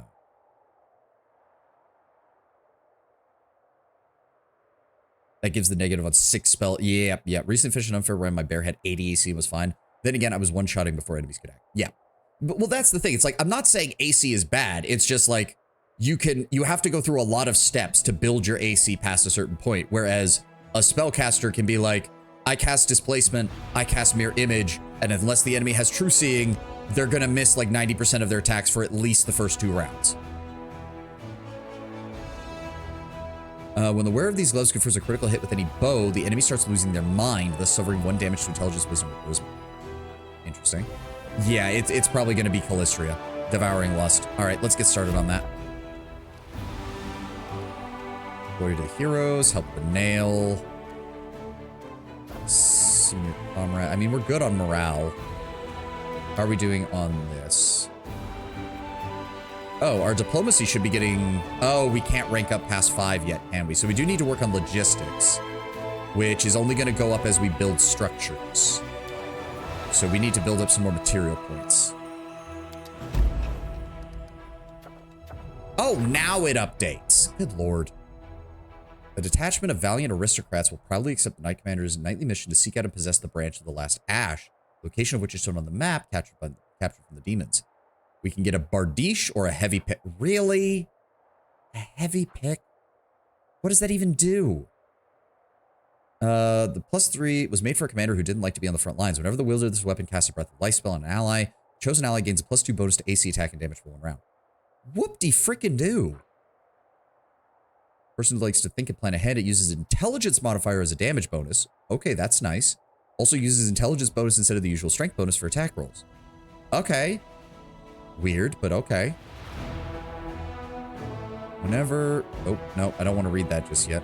Plus that's... Yeah, we've already seen that. Whenever the wielder of this +3 weapon lands a hit, it scorches the enemy. When the number of scorches reaches 3, they begin to glow, granting anyone a +2 bonus of attack against the creature. If the number of scorches reaches 5, the enemy starts bleeding, and these scorches become tainted, with the affected creature suffering 1d4 damage for each scorch. Okay, that's actually pretty decent. That's actually pretty decent. Last Ash I used on a Lich melee Necro build. I can see that. I can see that. As a Bardiche. Oh, I haven't even looked at those yet. That's the Breath of Life effect again. That's the Death Constant. Yeah, so that allows you to use intelligence for that, which is good. And then the Dead Bow gets the exact same ability. Yeah. Yeah, I could easily see both the Enchantment Last Ash and the Pray over the Ancestors Last Ash being quite good. Why are so many of these relics just...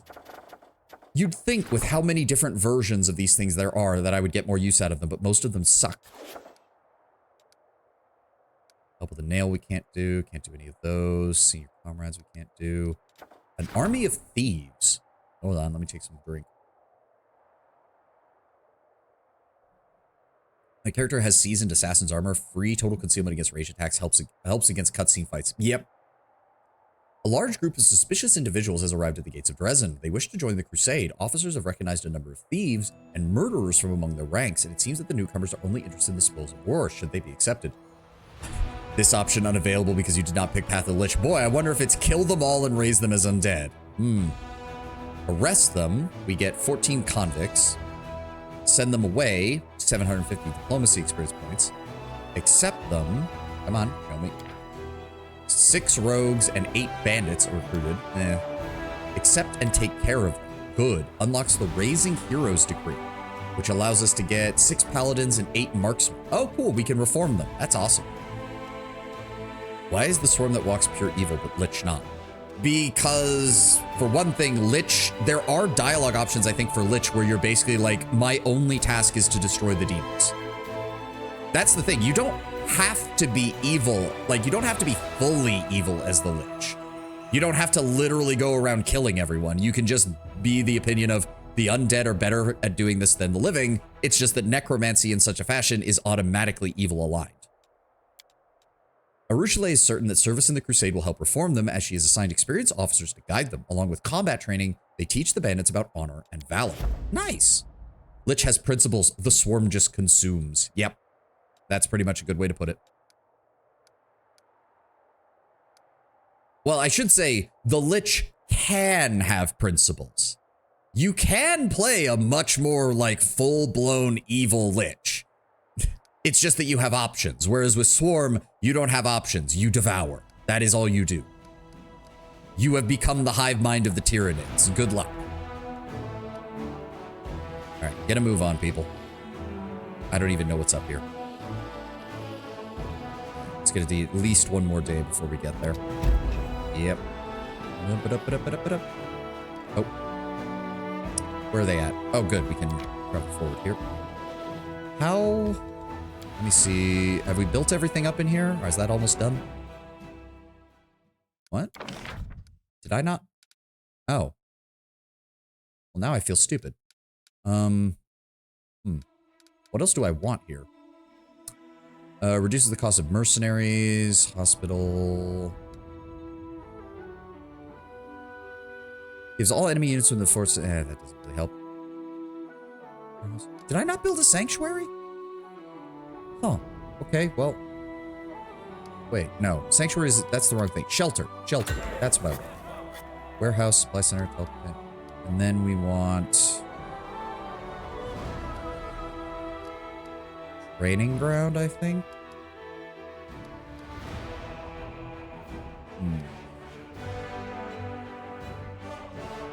Oh, right, we have the bulletin boards now. I forgot about that. I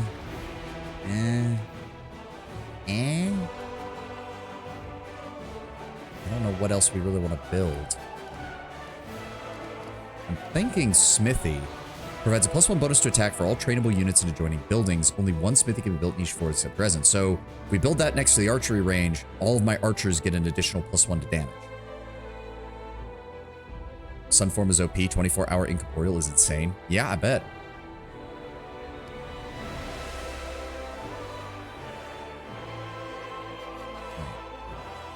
+1 bonus to attack. Oh no, that's to attack. If we want damage, we want training rounds. Okay. That's getting built. We still don't even have the ability to really do anything with the garrison spellcasters watch because we don't have spellcasters yet. I really wish I could transfer finance points into building points rather than spending my money on it because we have so many finance points right now. Yeah, let's go with the training grounds. Incorporeal gives charisma to deflection AC. Oh, that's good. Raising heroes, leadership requires 14 days?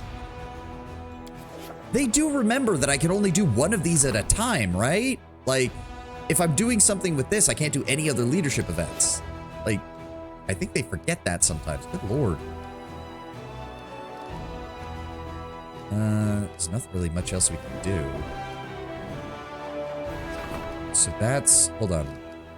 Yeah, building the shelter and the training ground. What do my other ones look like? The treason home, supply center, sanctuary, shelter, training grounds, teleport. Yeah, so it's pretty much the same. It's pretty much the same. And we can't upgrade. Oh, did I? 1, 2, 3, 4. Yeah, that's all done. I thought I did all this. Alchemist Hospital. Right, those are the ones that are purely logistics bases. Stone Maze is still a frontline post. Villarest Ford is a rear line post. Same with Gargoyle Canyon. Okay, so we just need to build up a camp on the ferry. I completely forgot that didn't get anything built. So we want, this is a frontline post, so we want Citadel, Garrison Archery Range, and then we want a barracks and a stables. So like what, 200?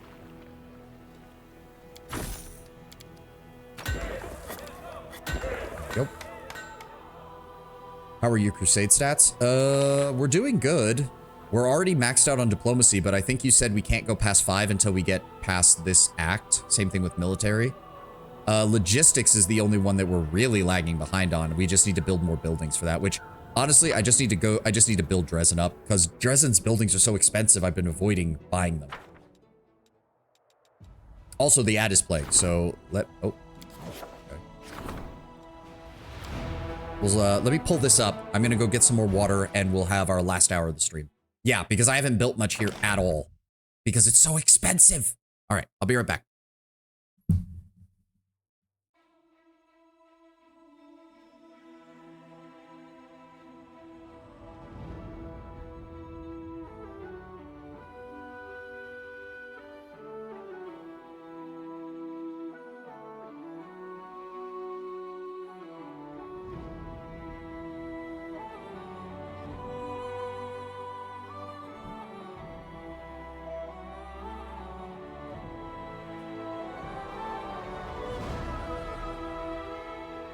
Build the engineers building in Dresden. I think I already have that. Yeah, I have the engineers workshop. Supply center, warehouse, arsenal, main barracks, main archery range, smithy, training grounds. All right, what else do we want? That's the question.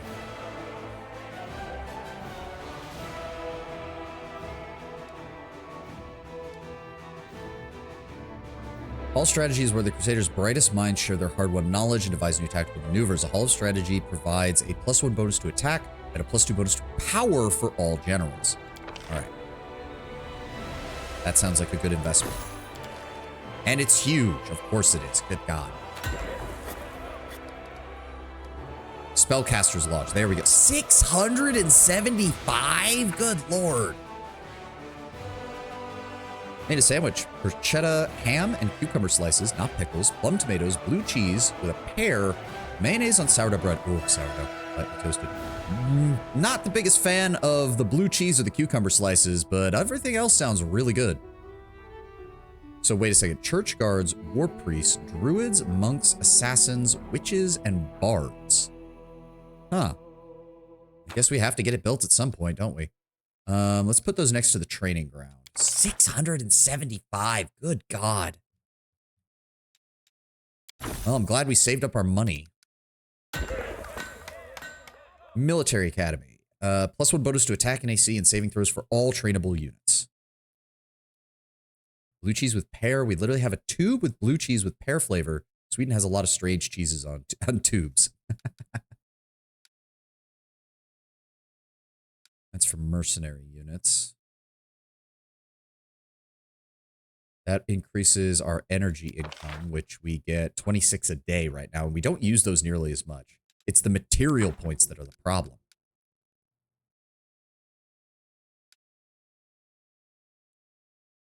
Shelter, smithy, watchtower. All right, let's build up some more then.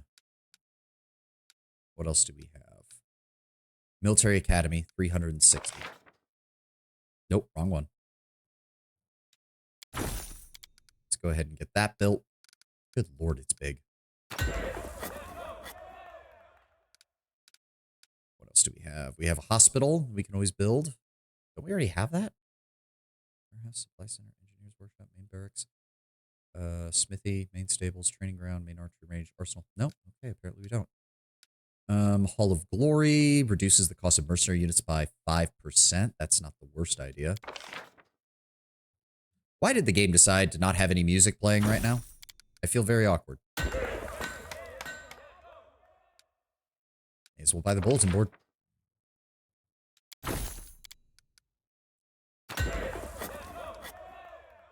And we already have... I thought we had the apothecary. Guess not. Fine. Buy the Citadel. We just need to get our logistics score up. Which means filling in... No, not 900. I mean, we'll probably burn through 900 at this point, but still. Oh, Mercenary Guild. May as well get that too. What is that? 1. Put that over here. What else do we have? Pathfinder Society Lodge, +1 bonus to attack, AC, and saving throws for mercenary units, which would be nice. Love how that's way cheaper than all the other force ones. There we go. Saboteurs headquarters, sanctuary, scouts headquarters, shelter, watchtower. What I would actually like to do, that's the training grounds. I'd like to build another training grounds. And put that next to our archery range and our spellcaster's lodge.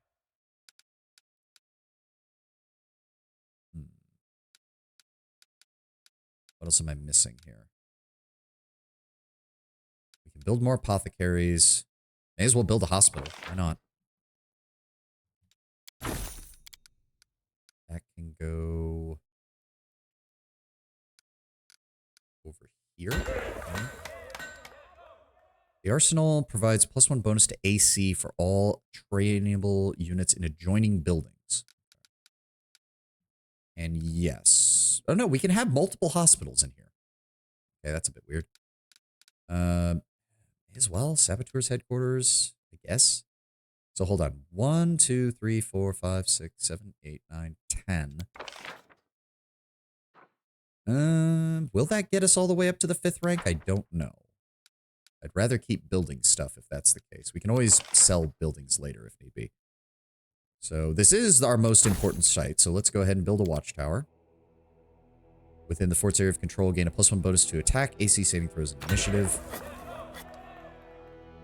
We don't need a shelter here, but we could buy it.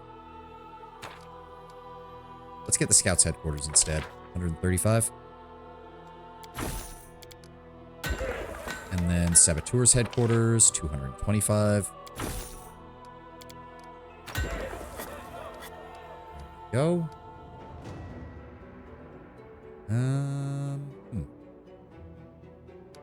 I suppose we could put the apothecary...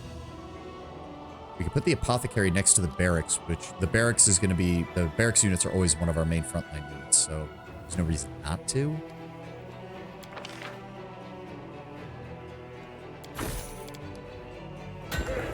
go. We have just about everything that we possibly have. Fine, I guess. Oh, the sanctuary is different. I forgot. The sanctuary is different. May as well. Let's go ahead and build that. Oh, you can build multiples. And then just, that's a smithy, that's the barracks, that's the arsenal, so build the shelter. There we go. All that's left are the repeatable buildings, and we have a couple of slots left in case I want to add stuff to that.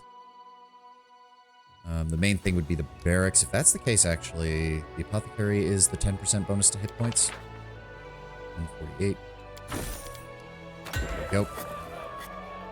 I got cheese on a tube right here. Lord Brown Bear, that should not have cheese on it. What have you done? Go get that cleaned right now.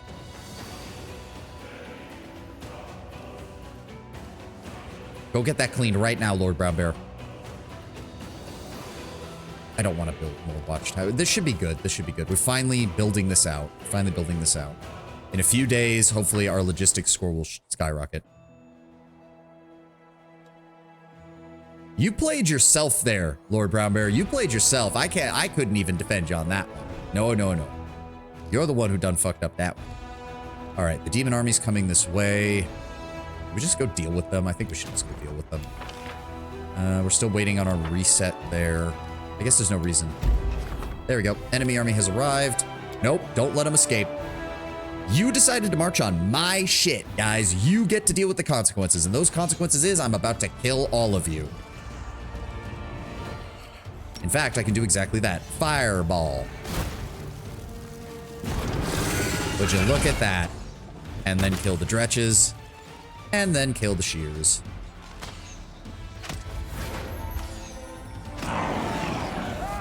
Down you go. Da-da, ba-da, ba-da-da-da. And now we can deal with, because this was, I think, where he wanted us to go. Yeah, I built the teleportation, right?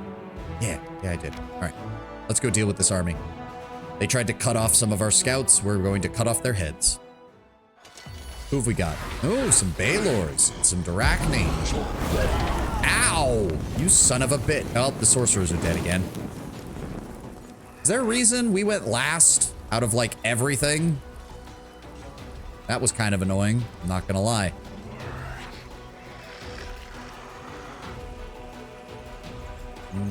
Well, we can't even get these guys out because they all died, so we can't even heal them. That's annoying. Who even... So they all get to go first. That's annoying. Yeah, deal with the Baylors. That's a problem. Goodbye.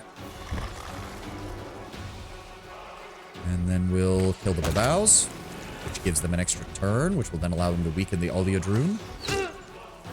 Yeah, I've got to replace these sorcerers. They're not even... And worst of all, from the looks of it, we can't even recruit them. They have to be mercenaries, which means they're fucking useless. I need to replace them with something else. All right, send in our knights. Down they go. Oh, I have spells I can still cast. Right. Give me... you guys. Scorching Ray. Wow, that was not nearly as many as I thought there was going to be, but oh well. Smack. Wow, that was pathetic damage. Like, even by your guys' standards. Holy shit. A few Baylors, a few Arachne, and the most dangerous even all the unbeatable. Wait, no, it can't be. The Balrog game shuts down. Take it down by copyright. Yeah. Did they just stun my entire army again? Alright, well, kill the Darachne. Let's be done with that. Target the Oleodrunes. Okay, we're taking a lot of damage from that Vescivore swarm. That's a problem. Get rid of that, please. Thank you. Send in the infantry to clean them up. Okay, that's taken care of. Go. Heal some. Pull up this way. Send in the doggos. Okay, so now we're just poisoned. That's annoying. There we go. Alright, well, you guys were a pain in the butt. But at least we didn't lose anybody.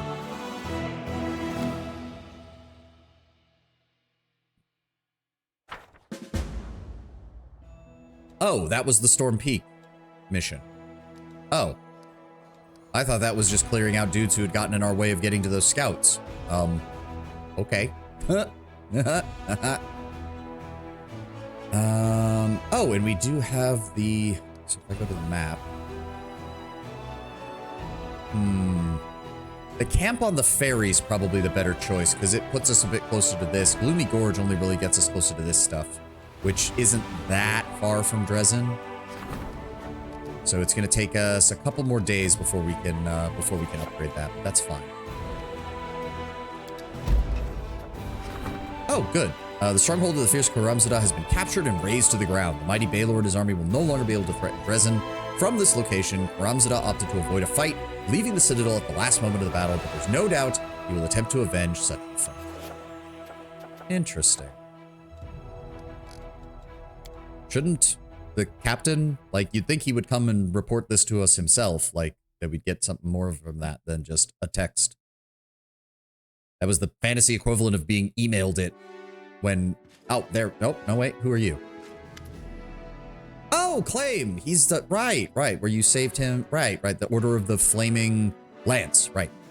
Knight Commander, the young knight Claim drops to one knee before you. He's notably matured since your previous meeting in the Blackwing Library where you saved him and his men from being burned alive, but his sharp gaze, aristocratic features, and soft voice are just as you remember. By order of Her Majesty, Queen Galfrey, the Order of the Flaming Lance has come to be of service to you. What exactly does your order specialize in? I don't think I ever asked. Our order devotes itself to mythical research and the pursuit of secret knowledge. We spend just as much time on our spells as we do as prayers and weapons drills. At the end of the day, our enemy is not of this world, which means that to fight it, we need knowledge. That is not of this world either. We need knowledge that is not of this world either. Are you now the head of the order? Sadly, yes. Our former leader, Sister Miamir, Sister Miamir disappeared from Canabras not long before the demons attacked. She's considered missing in action, but almost everyone believes that she has perished. He holds out a leaflet to you, a portrait of a stern-looking half-elven woman printed on gray paper. This is Sister Miamir. God, her name is a tongue. Miamir. Blah, blah, blah, blah. Sister Miamir. If by any chance you should find her alive, or... The knight's voice falters. Regardless, if you learn anything, sir, about her fate or our order, and I will personally be eternally grateful to you. It's not immediately apparent, but you do recognize the face in the picture. It's the mad woman you saw by the petrified tree in Wintersun. Oh. Well, firstly, welcome to Dresden. Oh, no, I thought I would still be able to talk to him. Get back here. Let's see what we can do. Where did he? You son of a bitch. Get back here. I was just saying hi. Ah. Come on. Load game. Where is he? Well, we can also check in on Captain. So we won. That's good. Okay, apparently you don't care. Here That's we go. weird. Where is he? Oh my god, where did he fucking go? Where the fuck is he? I can handle it. Hoover Trader, Arcade Weaver. Claim! There he is. Good lord. Oh, he's hanging out where the bell is. Oh, okay. Wait, I didn't even realize they were actually setting the bell up in the game. Oh, that's cool.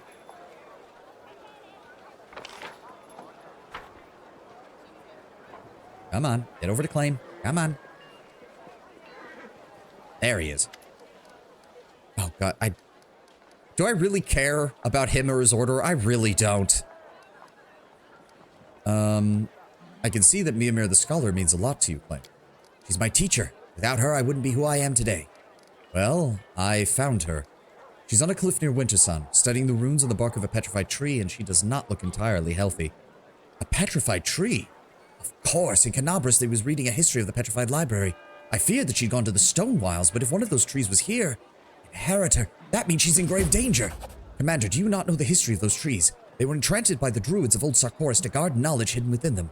The druids resorted to using many an unholy rite to turn the trees to stone and themselves into shabras. Siabras? Oh god, it's Celtic. Celtic never looks the way it's pronounced. Oh god. Shabre? Because like S-E-A is like a she or sha kind of sound in Celtic. A shabre? Undead whose hatred for all living creatures almost equals their hatred for demons. I can't waste any time. We have to go to Sister Miamir. Will you accompany me? Oh god. Siabre are extremely dangerous, but if she's still alive, we may have a chance to save her. Is that deadly aim on your sidebar? Probably. I did use a mod that gave most of the builds deadly aim and power attack because it was basically a way to remove some feat tax. So if it is, then yeah, I mean, I can take it off. I have point blank shot, so. Chebre, think of a druid-themed lich. Oh, okay. Well, I guess we need to get going then. We can do that. We've only got a little bit left in today's stream. We can definitely get that done. Come on, people, let's go. Take the usual squad.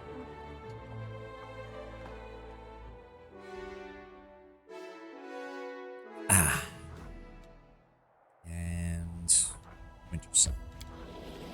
I was curious as to why Kinesis would have that. Don't worry, as I said, I've got a few mods. I can't remember which one it is.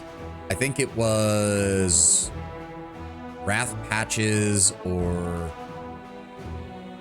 Oh, there was one of them in here somewhere. I can't remember which one it is. But it basically tried to reduce... It basically tried to reduce some feat taxes by giving everyone, like, deadly shot and power attack. Because some of the feat tax lines in Pathfinder are a little ridiculous for anyone who isn't a fighter.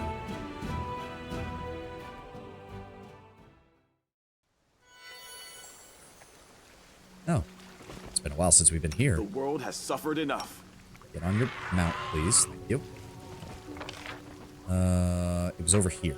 Yes, there we go. All right.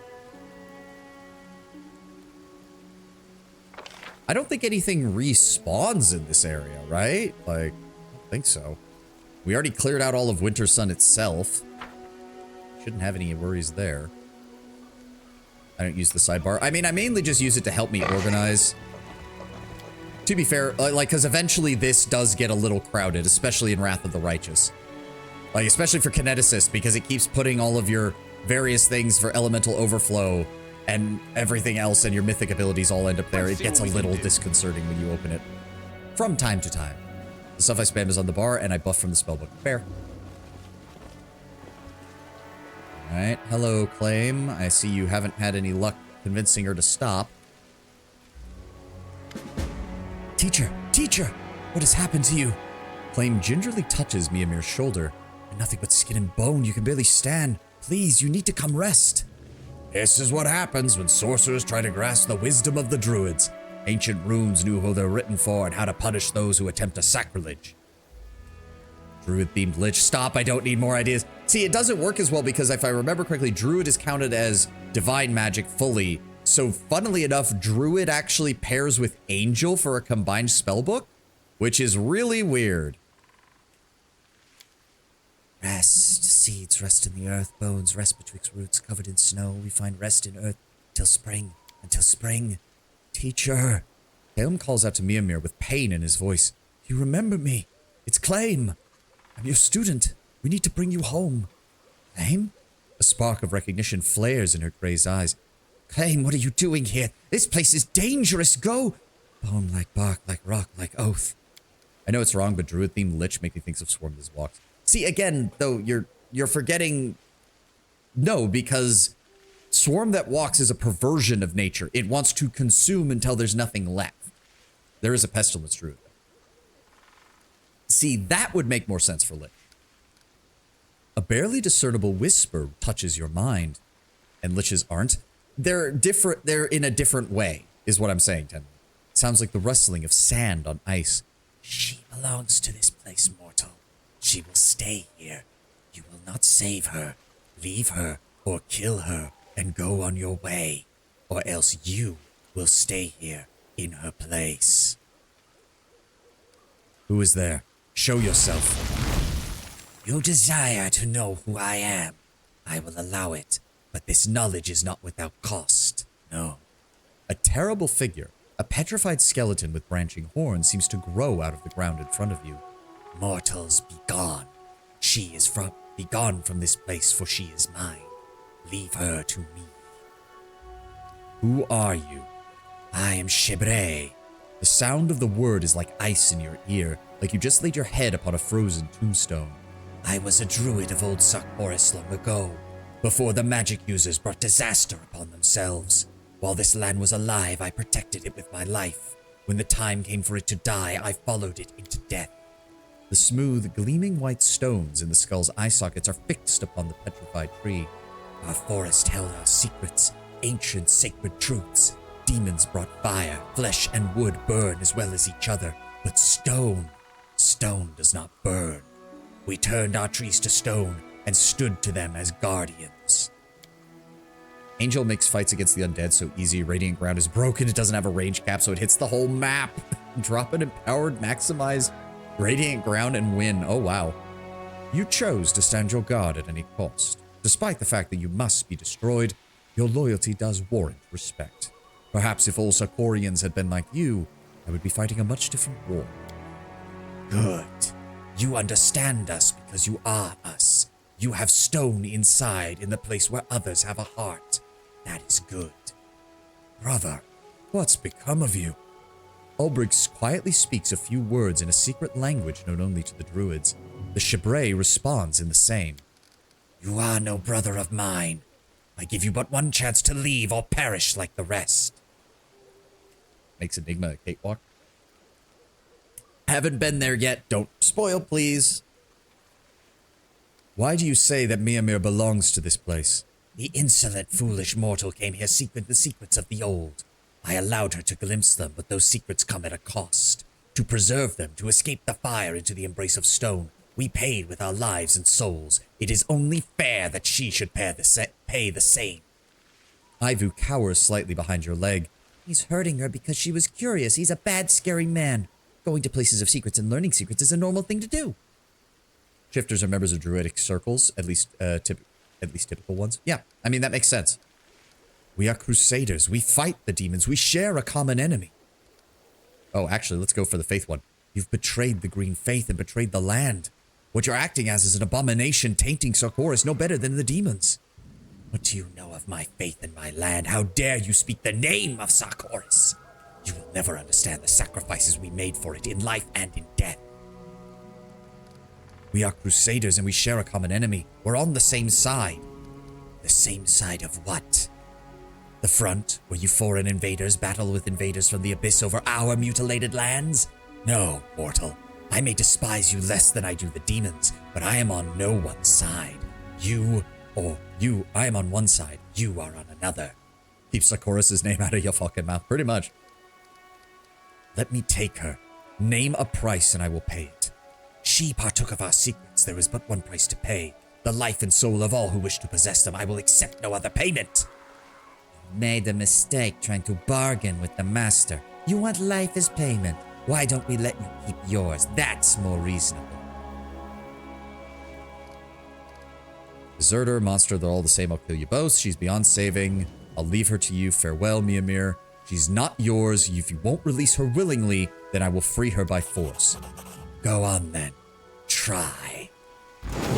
And we're immediately in a fight. And it's a cutscene fight, which means he's already got, 248 hit points. Okie dokie. Good to know. We also have 2 Plague Smilodons with 84 hit points a pop. Alright, let's start us off strong. Press the attack. Good shot, good shot. And please tell me he's not actually dead. God damn it, Claim. This could be annoying. Let's go with... Go ahead and attack, Wendu. No match for me. Thank you, Wendu. Oh, what the fuck is his AC is 36. Okay, well, that's gonna be annoying. Death from above. Yep, everybody missed. Okay, well. We're gonna do that, we're gonna do that. Give me a blue flame blast. Turn that off. Nope, that's too high. It's still at 2. That's annoying. Whatever. Give me... Okay, so hold on. Maximized, empowered. Blue flame blast. Here's hoping we bypass his spell resistance. What? What do you mean change what? What? Use my turn! Okay, well, the game just decided to fuck me there. Thanks, game. Love it. Piece of fucking shit. Fall! Yep, nobody can hit him right now. This is not good. Desna, guide my hand. Here you call 36 AC annoying is tickling me. I mean, it is annoying. There's no getting around that, but I know there's worse to come. Retreat is not an And we option. can't even fit near him because he's wedged himself into a fucking hole, and then Mimir got in the way of me getting to him. You piece of shit. Fine. Inspiring word. Focus it on the main group. And then... can't do anything else. Wendu. Rapid shot really doesn't matter. Point blank shot doesn't matter. Go ahead and try to attack him. Wow. Okay. We're just missing everything now. That's great. Yep. Okay. We actually hit him. Can we please hit him?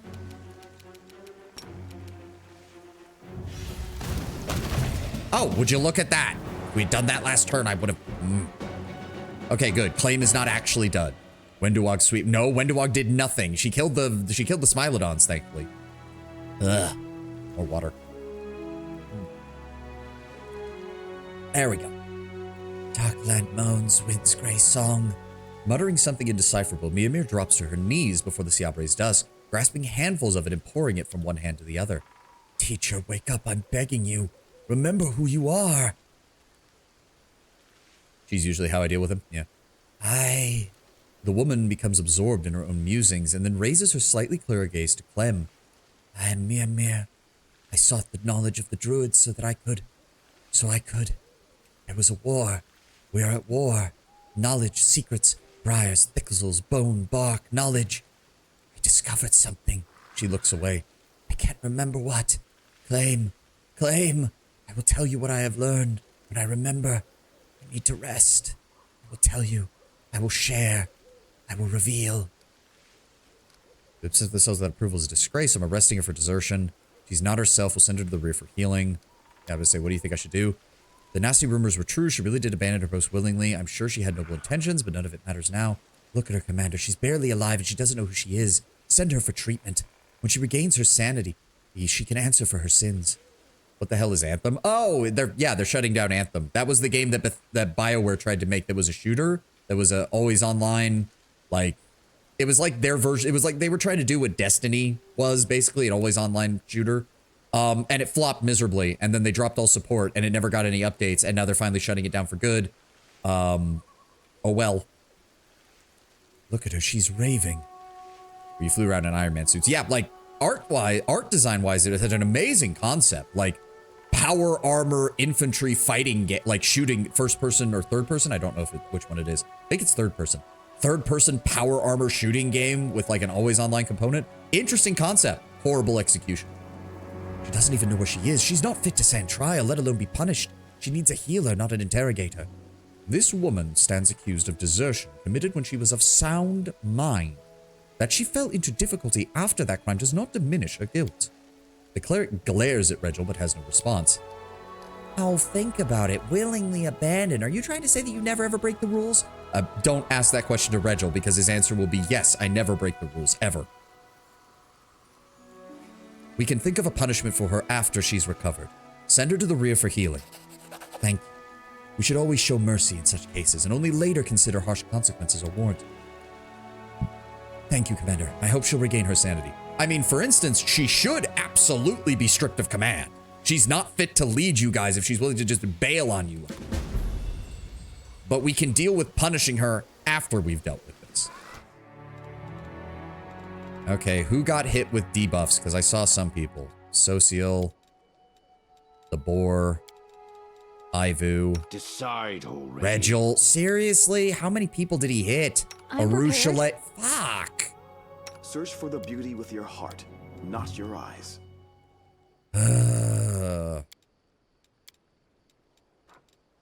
Where's my restoration spells? There we go. All right, let's start with Ivu.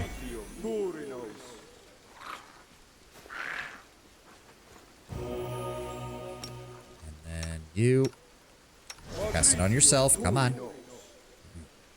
The more times you play this game, the more decisive the Knight Commander becomes. I've stopped asking what anyone thinks. I mean, yeah, I can see once you've played it multiple times, you kind of have to do that. Otherwise, you go insane having to read all the dialogue over and over again. Oh my god. Thank you, Social, for getting all of this handled. How Allow me. much damage did he do? -5. Good lord. There's beauty hidden in the darkest of places. Too bad no one can see it heal there. also remove? No, it's just no ability damage, right? Does it? Dexterity damage. So yes, if I use a heal spell, it saves time. I know. There we go. Okay, everybody's good. Everybody's good. What did he Here drop? we go. Oh.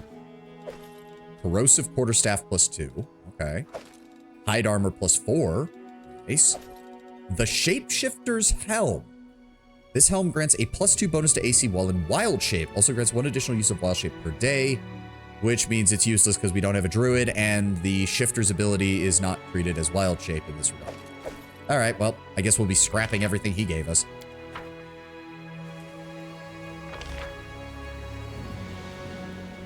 Still, made some money off of it at least, and we've got me. Hopefully, once she's recovered, we'll be able to find some interesting Can't make the information. demons wait. Till then, where's the exit? There it is.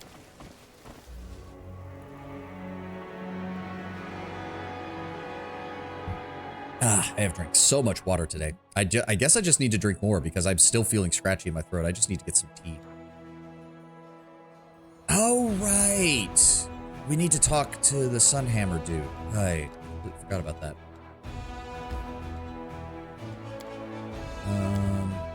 What is getting built?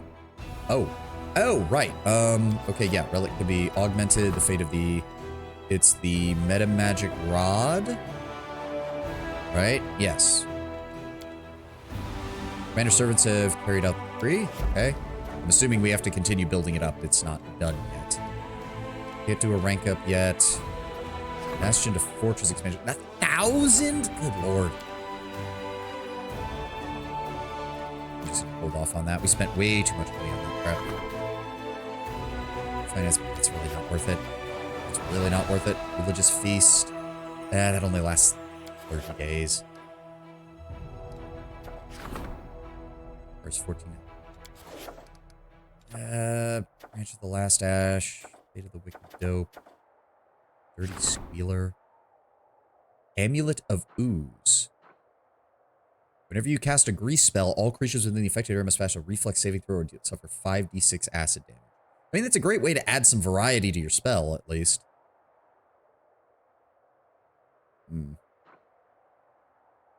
Where is attack? The enemy has to pass a reflex saving throw.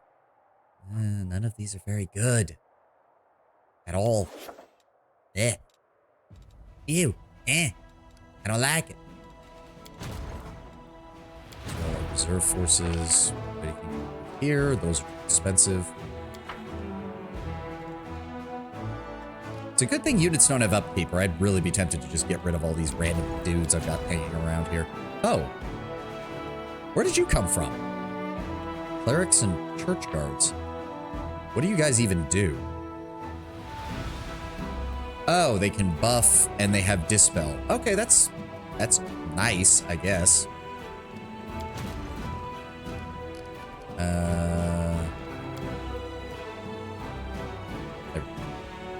Let us get back to dressing. Oh, I should have just used the teleport. I'm an idiot. On the cusp of the bits of this was right. Sela wanted to talk to me at the Sunhammer jewelry place. May as well get that done. Oh. Come on, game.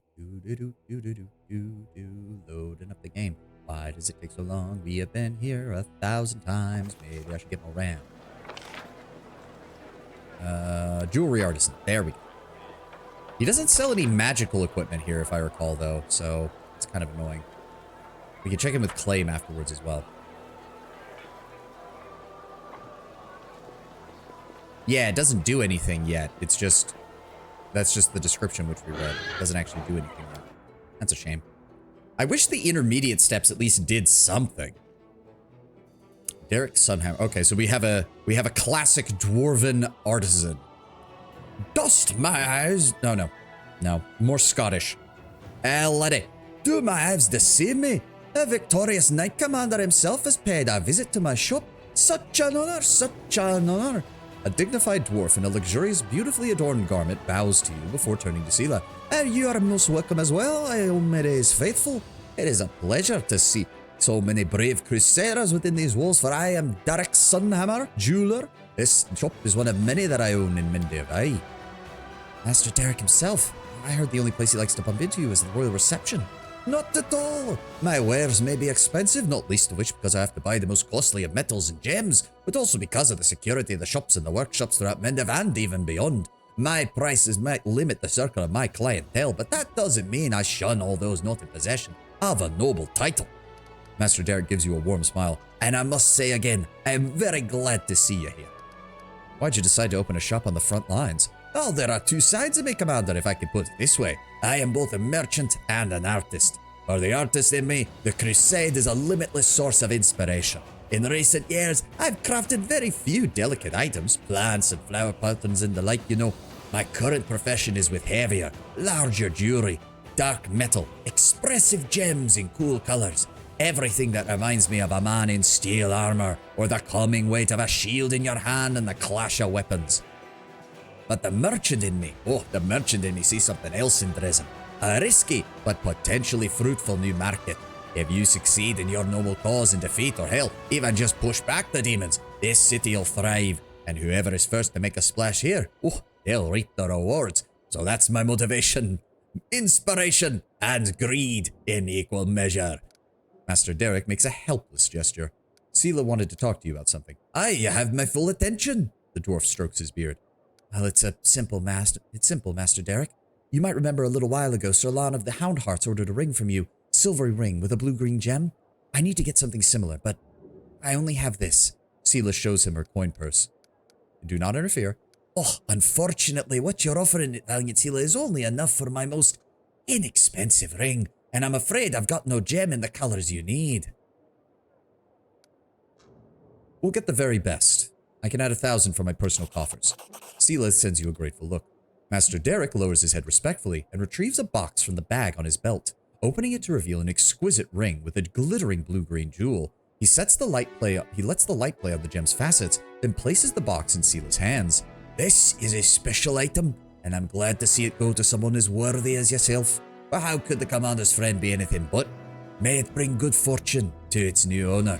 Oh, now you'll excuse me. I don't actually make sales in my own shop. I have golems for that. Besides, I prefer spending time at the workbench, not at the counter. But I was glad to serve you both, Commander and your valiant companion. All the best. I mean, it's just a ring. Of course, it's a quote-unquote trash item, but, you know. Oh, that's done. Sela stows the ring box. Come with me to the barracks. I'll give the ring to Alon. After that, we can go to the tavern and have a few drinks. Are you happy with what you bought? Truth is, I just needed a reason to talk to him and show that I want to patch things up. I'm really not good at this friendship stuff, but I'm trying. All right, let's go.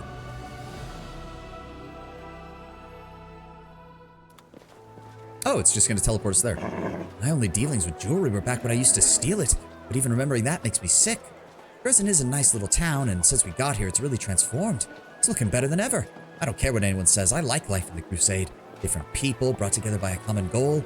I have to read this fast. When I go to pray to the Sword of Valor, the feeling of total calm comes over me. It's like, look around you, Sela. You've come a long way. You know exactly where you're supposed to be. And the fortress walls won't protect us against flying demons, of course, but still, I can't help but breathing a little easier when I'm behind them. Ugh. There was no reason the dialogue boxes had to go that fast. None. Sela, my commander. Alon seems a little discomfited. Good to see you both. Oh, not this again. Let's avoid a drawn-out conversation. I'll get to the point. I got you a gift. It's a ring to replace the one Curl stole. Sela, thank you. You didn't have to. You've already apologized, and I've already apologized for how we behaved. I'll say it again. I don't blame you for anything. We fought shoulder to shoulder in Dresden. Can't we just let bygones be bygones? Of course we can, but you need to take the present, because your wedding is right around the corner. Sela puts the ring in the knight's hands. It has been a little while, Alon. You still distrust me and the power I've been granted? The knight endures your look, but answers smoothly. I do have my doubts, Commander. I'm just a warrior, and I have faith in the god's will, but I'm also used to relying on things I can understand. An honest sword, a prayer passed down through the generations. It's not a sign of disrespect. It would be more disrespectful to lie to your face. We found Janna, by the way. She was taken prisoner. I heard. It's not surprising. She didn't just let us down, she let herself down as well. How is the long-awaited wedding, by the way? Very soon. It's actually what I wanted to talk to you about. Despite everything that's happened, it would be a tremendous honor if you two would come to the wedding. We're going to hold it not too far from the walls of Dresden, just to the east around the river. Seela's already been invited, of course, but now I'm asking you, Commander. You showed a great deal of kindness to me when you helped me look for that ill-fated ring. I simply must repay you. Besides that, Kiana would simply love to meet the both of you, and I can't deny her anything. Well, this is great! Say you'll go. Come on, we'll have some fun. You're not worried about holding it outside the walls? We chose a place that's still within range of the holy power of the Sword of Valor. My fellow Houndhearts will be there, Kiana and her friends will know how to handle themselves. The location isn't entirely risk-free, but nowhere in the Worldwound is. It's as protected as it can be. The territory's been much calmer since your victory. Alright. I'll be there. Assassination plot in the nutshell. Yeah, even if it's not him, which I don't think there's any reason to believe it's him, someone's gonna do something here. Thank you, Commander. And to you, Seela, for the gift. So long, my friend. Seela turns to you. Thanks for coming to talk with me. It's nice to take a breather between these fights, and I hope we have a good time at the wedding. All these battles and divine powers, we need to make sure we don't lose touch with ordinary life. Okay, let me out of here. Let's see what we can do. And it's like, there's no way it's going to be just a wedding. There's simply no way. We haven't looked into your situation yet. Oh, Clay, right. I wanted to check with you. I don't think he'll have an update for us just yet, but I need to check. Is there any word on Mimir?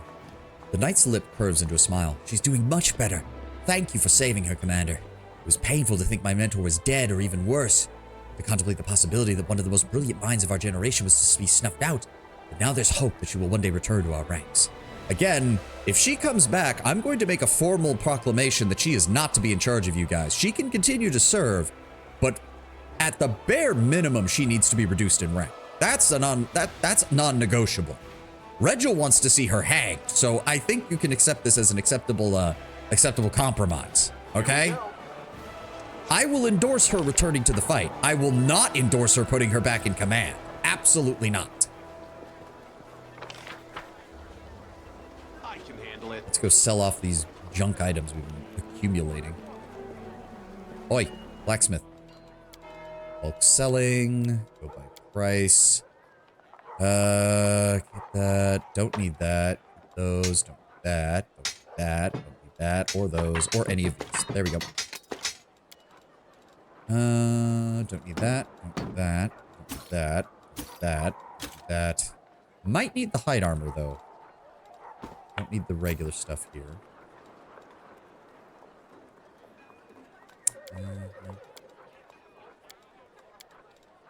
And diary found equipped. Yeah, we've read that. Leota's letter. Done with that. There we go. 21,000 gold. Nice. That helps pay for my spending spree that I went through earlier. Can't make the demons wait. Alright, we're almost done. We only got about 10 minutes left anyways. Still lots of stuff to do before we even think about continuing the main story. Regil, you doing okay? Yep. Early sunset? Yep. Alright, everybody seems to be doing fine. Alright, let's keep moving.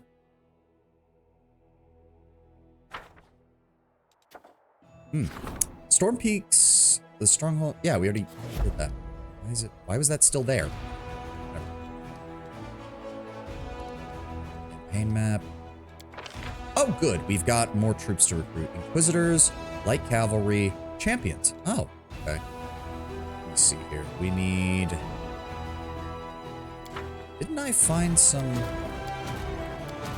I did. Why are you guys even here? Split you off. I don't need you. Now grab you and go pair you up with this guy so we don't have a bunch of them. There we go. Then we grab you. Where is he? There he is. Let's go ahead and grab our marksman. It's here. They can all go off and join our main force, which is, I believe, down here. You can mass recruit and retrain. Huh? What do you mean? And then I want those champions and the paladins for our other army. I don't want light cavalry. I don't want inquisitors. Let's go searching for some more units. Barbarians and inquisitors. No, that's not very good. You can go over here. When you click dismiss. Oh. Wait, what? What do you mean?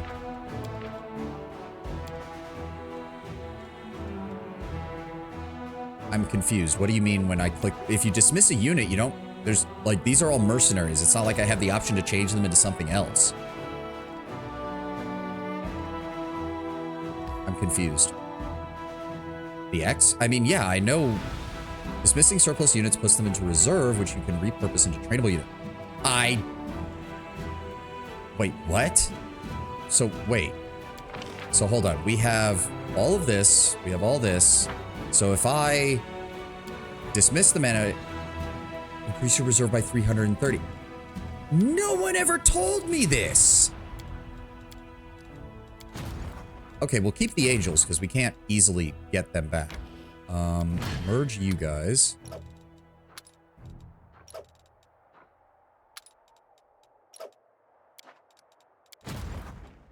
And then...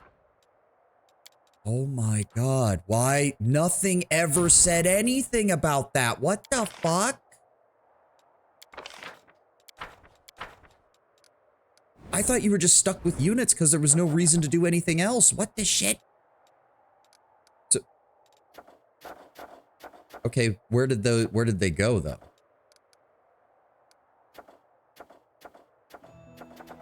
It's in the journal tutorial if you dig for it? Why is it in the journal tutorial?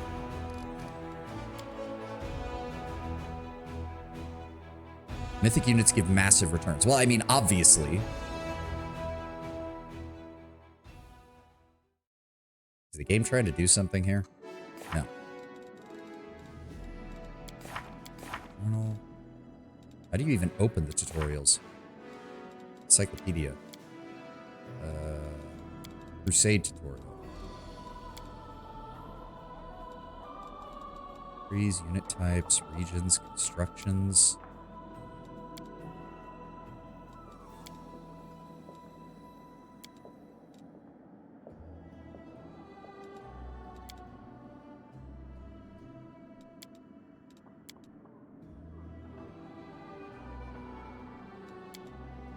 Reserves is a resource. To reiterate, it turns mercs into your trainable units. So then, I'm confused.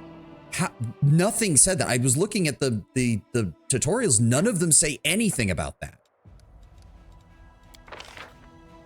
And it's not showing anything here either. Hold on. Skip day. There we go. Also, yes, we want to get this Devouring Lust. Absolutely. Troops sent to reserve for training are ready to return to the front line and report to support the commanders' forces. Oh my god, an army of 847 strength will be formed in Dresden. This army will be equipped with the units most common in your forces. So there is a reason to take units that you don't have, even if... Because I just assumed they would just get in the way. You just have all these units scattered around. It's like, well, I can't do anything with you because I can't recruit any more of you. So what's the point? You can totally...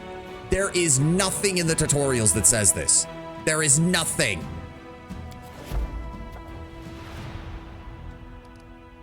So if I skip another day, and then I go to campaign, oh my god. All right. Jesus Christ, game. Took you a few runs to realize it too. Well, yeah, because the game doesn't tell you. 16 more archers, 12 more clerics, 6 more hell knights. Fuck yes. Oh, good. Then that means I can just get rid of these sorcerer. Well, I mean, maybe once we actually I could. How good are you? AC of 20, 161 hit points apiece, which is nice. They do have flaming longswords. Their main thing, though, is that they do have flight and they have smite evil and lay on hands, which is really good.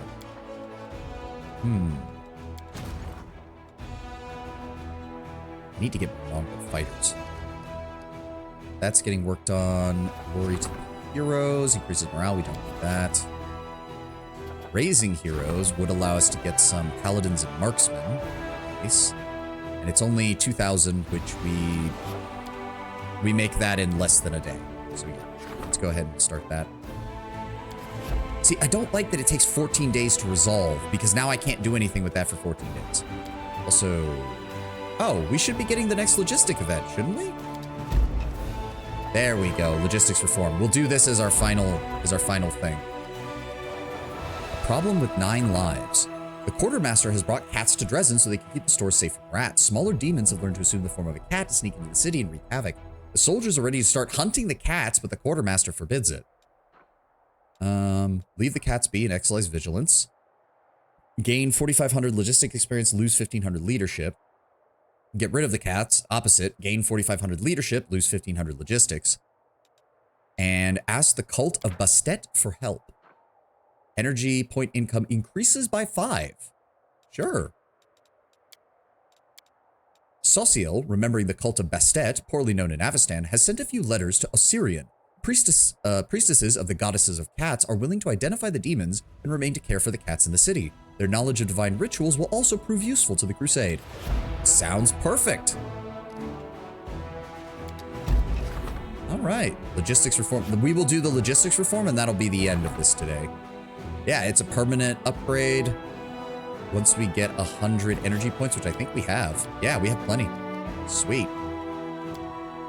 All right, we're going to do the logistics event, get that done. It might take us a little bit over 6 hours, or the 6 hour mark because of how much I have to talk during these, but then we'll be done for the day. All right. Dorgalinda, what have we got? Commander? Dorgalinda's one eye is looking at you grimly. Next to her stands a shackled half-elf. This is Corporal Niceld Bartley. He was detained stealing army property. During interrogation, he admitted to being one of the leaders of the Fellows of the Crusade. Based on his account, we've identified and arrested the rest of the leaders of the Fellows. Law says this kind of offense in wartime warrants the noose. She shoots Niceld a sullen look. But they are still our soldiers. We fought together more than once. It's rotten having to hang your own comrades. I say we boot them back to Nerosian in chains, let them be tried as common thieves. They'll serve their time, and hopefully the sorry excuses for bandits will wise up a bit. What bandits? Bandits would have hightailed it from Dresden. These guys are all right. Hell, we could use them for things. Don't spit on your mates, Soban. That's low. Tuck them away in a far-off garrison, and if anybody asks, you say they legged it. They have stumbled. They're criminals. But they're also mortals who have chosen to risk their lives to stop a demonic invasion. Surely that mitigates the guilt at least a little. There's no need for trials or gallows. Show them mercy. Give them a chance to atone for what they've done. Insolent dogs dared to lay a finger on our master's property. They must be punished. No. Not gallows. That won't scare anyone. Rip them to pieces in front of the ranks. I knew we'd eventually get to a point where I knew we'd eventually get an event where I'd just like, Wendewog, you're insane. Stop it. There had to be one. She's had too many good suggestions recently. There had to be one that reminds us that Wendewog can be a bit feral. Hang the knife ears. I have the rope right here. Corporal Bartley, tell me in your own words exactly what you did. I did what I did. Niceld looks at you defiantly. I won't lie, Commander. You want to know? I'll tell you. And you can do what you will. Pardon me if you like, and if not, execute me. Here's how it went. In the last battle, some of our company ran into some enemies with an infectious plague. When they got back to the barracks, half of them were already down with it. They were hot as coals, raving. They cried green slime instead of tears, and the smell, they were rotting from the inside out. The healers helped everyone they could, bless them, but there just wasn't enough for everyone. So I had my entire unit lying there. Hold on. Snooze the ad while we read this. Rotting away, and the quartermaster, this cur, he just shrugs. We're out, he says, looking at me all smug. We roughed him up a little. We checked his cabinet. What do you know? He did have potions, a whole crate of them. We ran straight to the infirmary. We saved our friends, and that was that.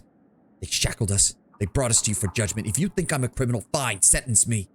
But the real criminals here are the quartermasters. They just sit there fat and happy, hoarding all the goods the kingdom gave them. Meanwhile, our troops are flopping out in the dirt and the blood. If we need anything, the answer's always the same. We're out. I'm not in the mood to hang. Oh, that's unfortunate. I'm all ready for the news. Colonel Bartley forgot to mention that he beat that quartermaster almost to death and left him to die. It's a miracle the poor man's still breathing. And those healing potions were intended for command staff. The quartermaster had an order. He was to die sooner than let anyone steal items of strategic importance. The death of a trained officer is a much heavier blow than the death of a common soldier. Without capable officers, our losses would be tenfold. Finishing up cooking, and then my turn to play games. Have a good all. Have a good one, Sky. I see you tomorrow. Hopefully. Please. I would love it if you swung by. He also failed to mention the dozen previous cases of theft, which cannot be so neatly excused by a touching concern for his comrades. A whole warehouse is full of stolen goods that he stashed in the city walls. Dorgalinda shakes her head grimly, glowering at Nikheld. No way around it, lad. You've been caught, and you will be punished. Otherwise, we can kiss goodbye to any sense of order. Corporal, do you have anything else to say in your defense? You can't just put it all on us. We're their soldiers. We're told to survive to fight another day, and that's exactly what we're doing. It's our blood that pays for these victories. If we're winning and Mendev still can't give us what he needs, then they're the scumbags, not us. Back when you could grab something straight from the caravans without going through the quartermasters, we managed. But now you have those stuffy Neurosians following every cart. I bet they've never seen a demon in their lives. All they're good for is threatening us with their own spears. We're the ones who's forced to resort to desperate measures. I'd like to discuss our options with the council. Dorgalinda, we're at war, and in a war, there's only one sentence for this kind of thing. Execution in front of everyone. But the warriors of the Crusade should have some sort of leniency for past deeds of glory. I've looked into the records of every fellow, and let me say this. Not a one of them has faltered in combat. None have abandoned their comrades. Each and every one has fought with daring and bravery. They've given it their all. The other soldiers respect them. And it's awful to hang people like that. I say we send them to Neurosian. Let the judge give them 5 or so years of hard labor. That'll clear everything right up. Oh yeah, they clearly forgot that in Mendev's only nobles and rich people are allowed to steal. Oh, pardon me, not steal. Collect taxes and care about wealthy selves.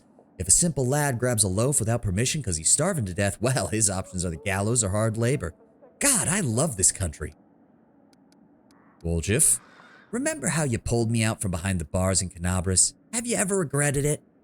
Woljif suddenly falters. You know what? Actually, don't answer that. Anyway, what I mean is they may be thieves, but they're still here. In the world God's damned wound. Fighting demons even though they could have been miles from here by now if they wanted. Gonna eat and continue steamrolling these weak-ass demons. Feel like a KC. No more cheese. Yep. Alright, they messed up, but they're still our guys, and we need them in this war. Save their skins now, they'll be loyal to you forever. Hush this all up, keep it out of the court, send them off to a remote fort somewhere. They won't forget the kindness, just you wait. They'll fight for you, until they die or we win.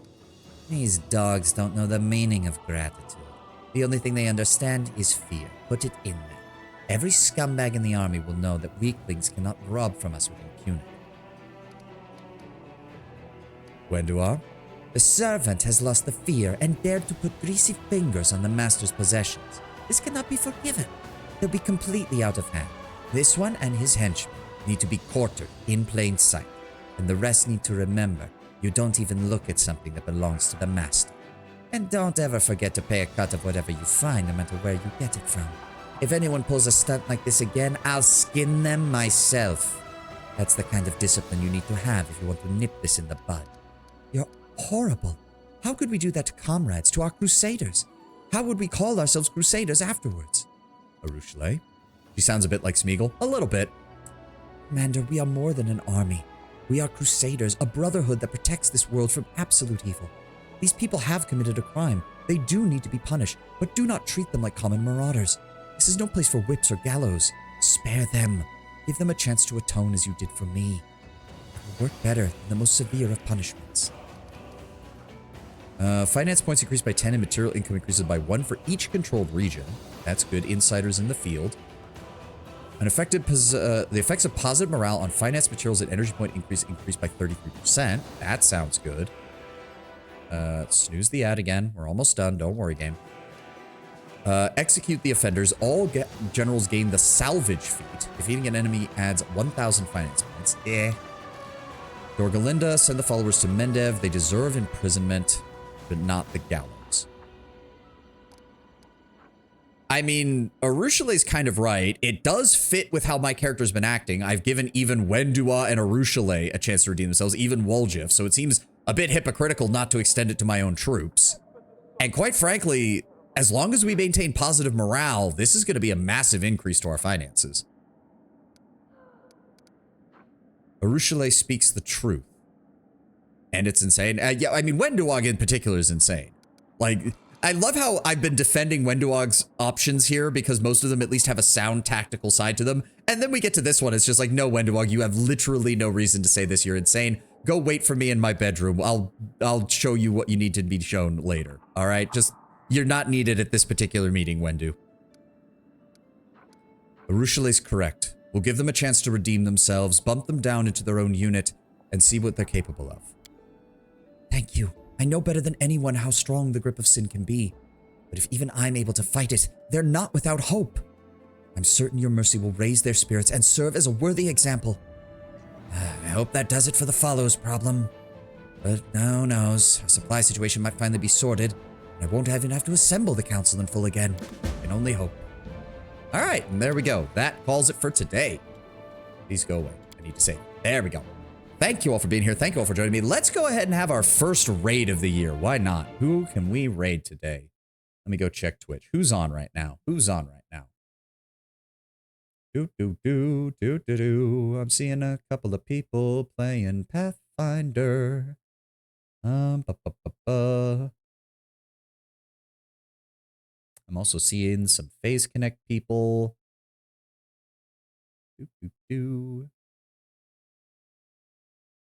Fucking oh yes, Twitch. I should raid into Vedal. I'm sure that our tiny raid will be noticed by the 20,000 people currently watching Neuro beat her fucking sub record for the 3rd time. Jesus Christ. Speaking of which, someone did the math on that. Vedal's made like over $1.5 million already off of his subathon. It's not even halfway done. Jesus Christ. Good on him. Like, just good on him. But it's shocking to watch. Who's on right now? Who's on right? Ooh, does Tenma do raids? I would like to raid into Tenma. Tenma is fun. Does she allow it? She does. Okay, we're gonna raid into Tenma from Phase Connect. Her and the Kanpaniki because she is an adorable fox grandmama. What is it? Lolly Baba. That's it. Lolly Baba, I believe, is how they describe her. But thank you all for being here. Thank you all for joining me. I will see you tomorrow for more Wrath of the Righteous. And I hope you have a glorious rest of your week. Again, tomorrow is still a little up in the air. I don't know if it's going to be 4, 5, or 6 hours for the stream. I'll try to figure that out before we actually get started. But we will be back on the absolute normal schedule starting on Wednesday. So I will see you all then. Have a good one, guys. I'll see you later. Bye-bye.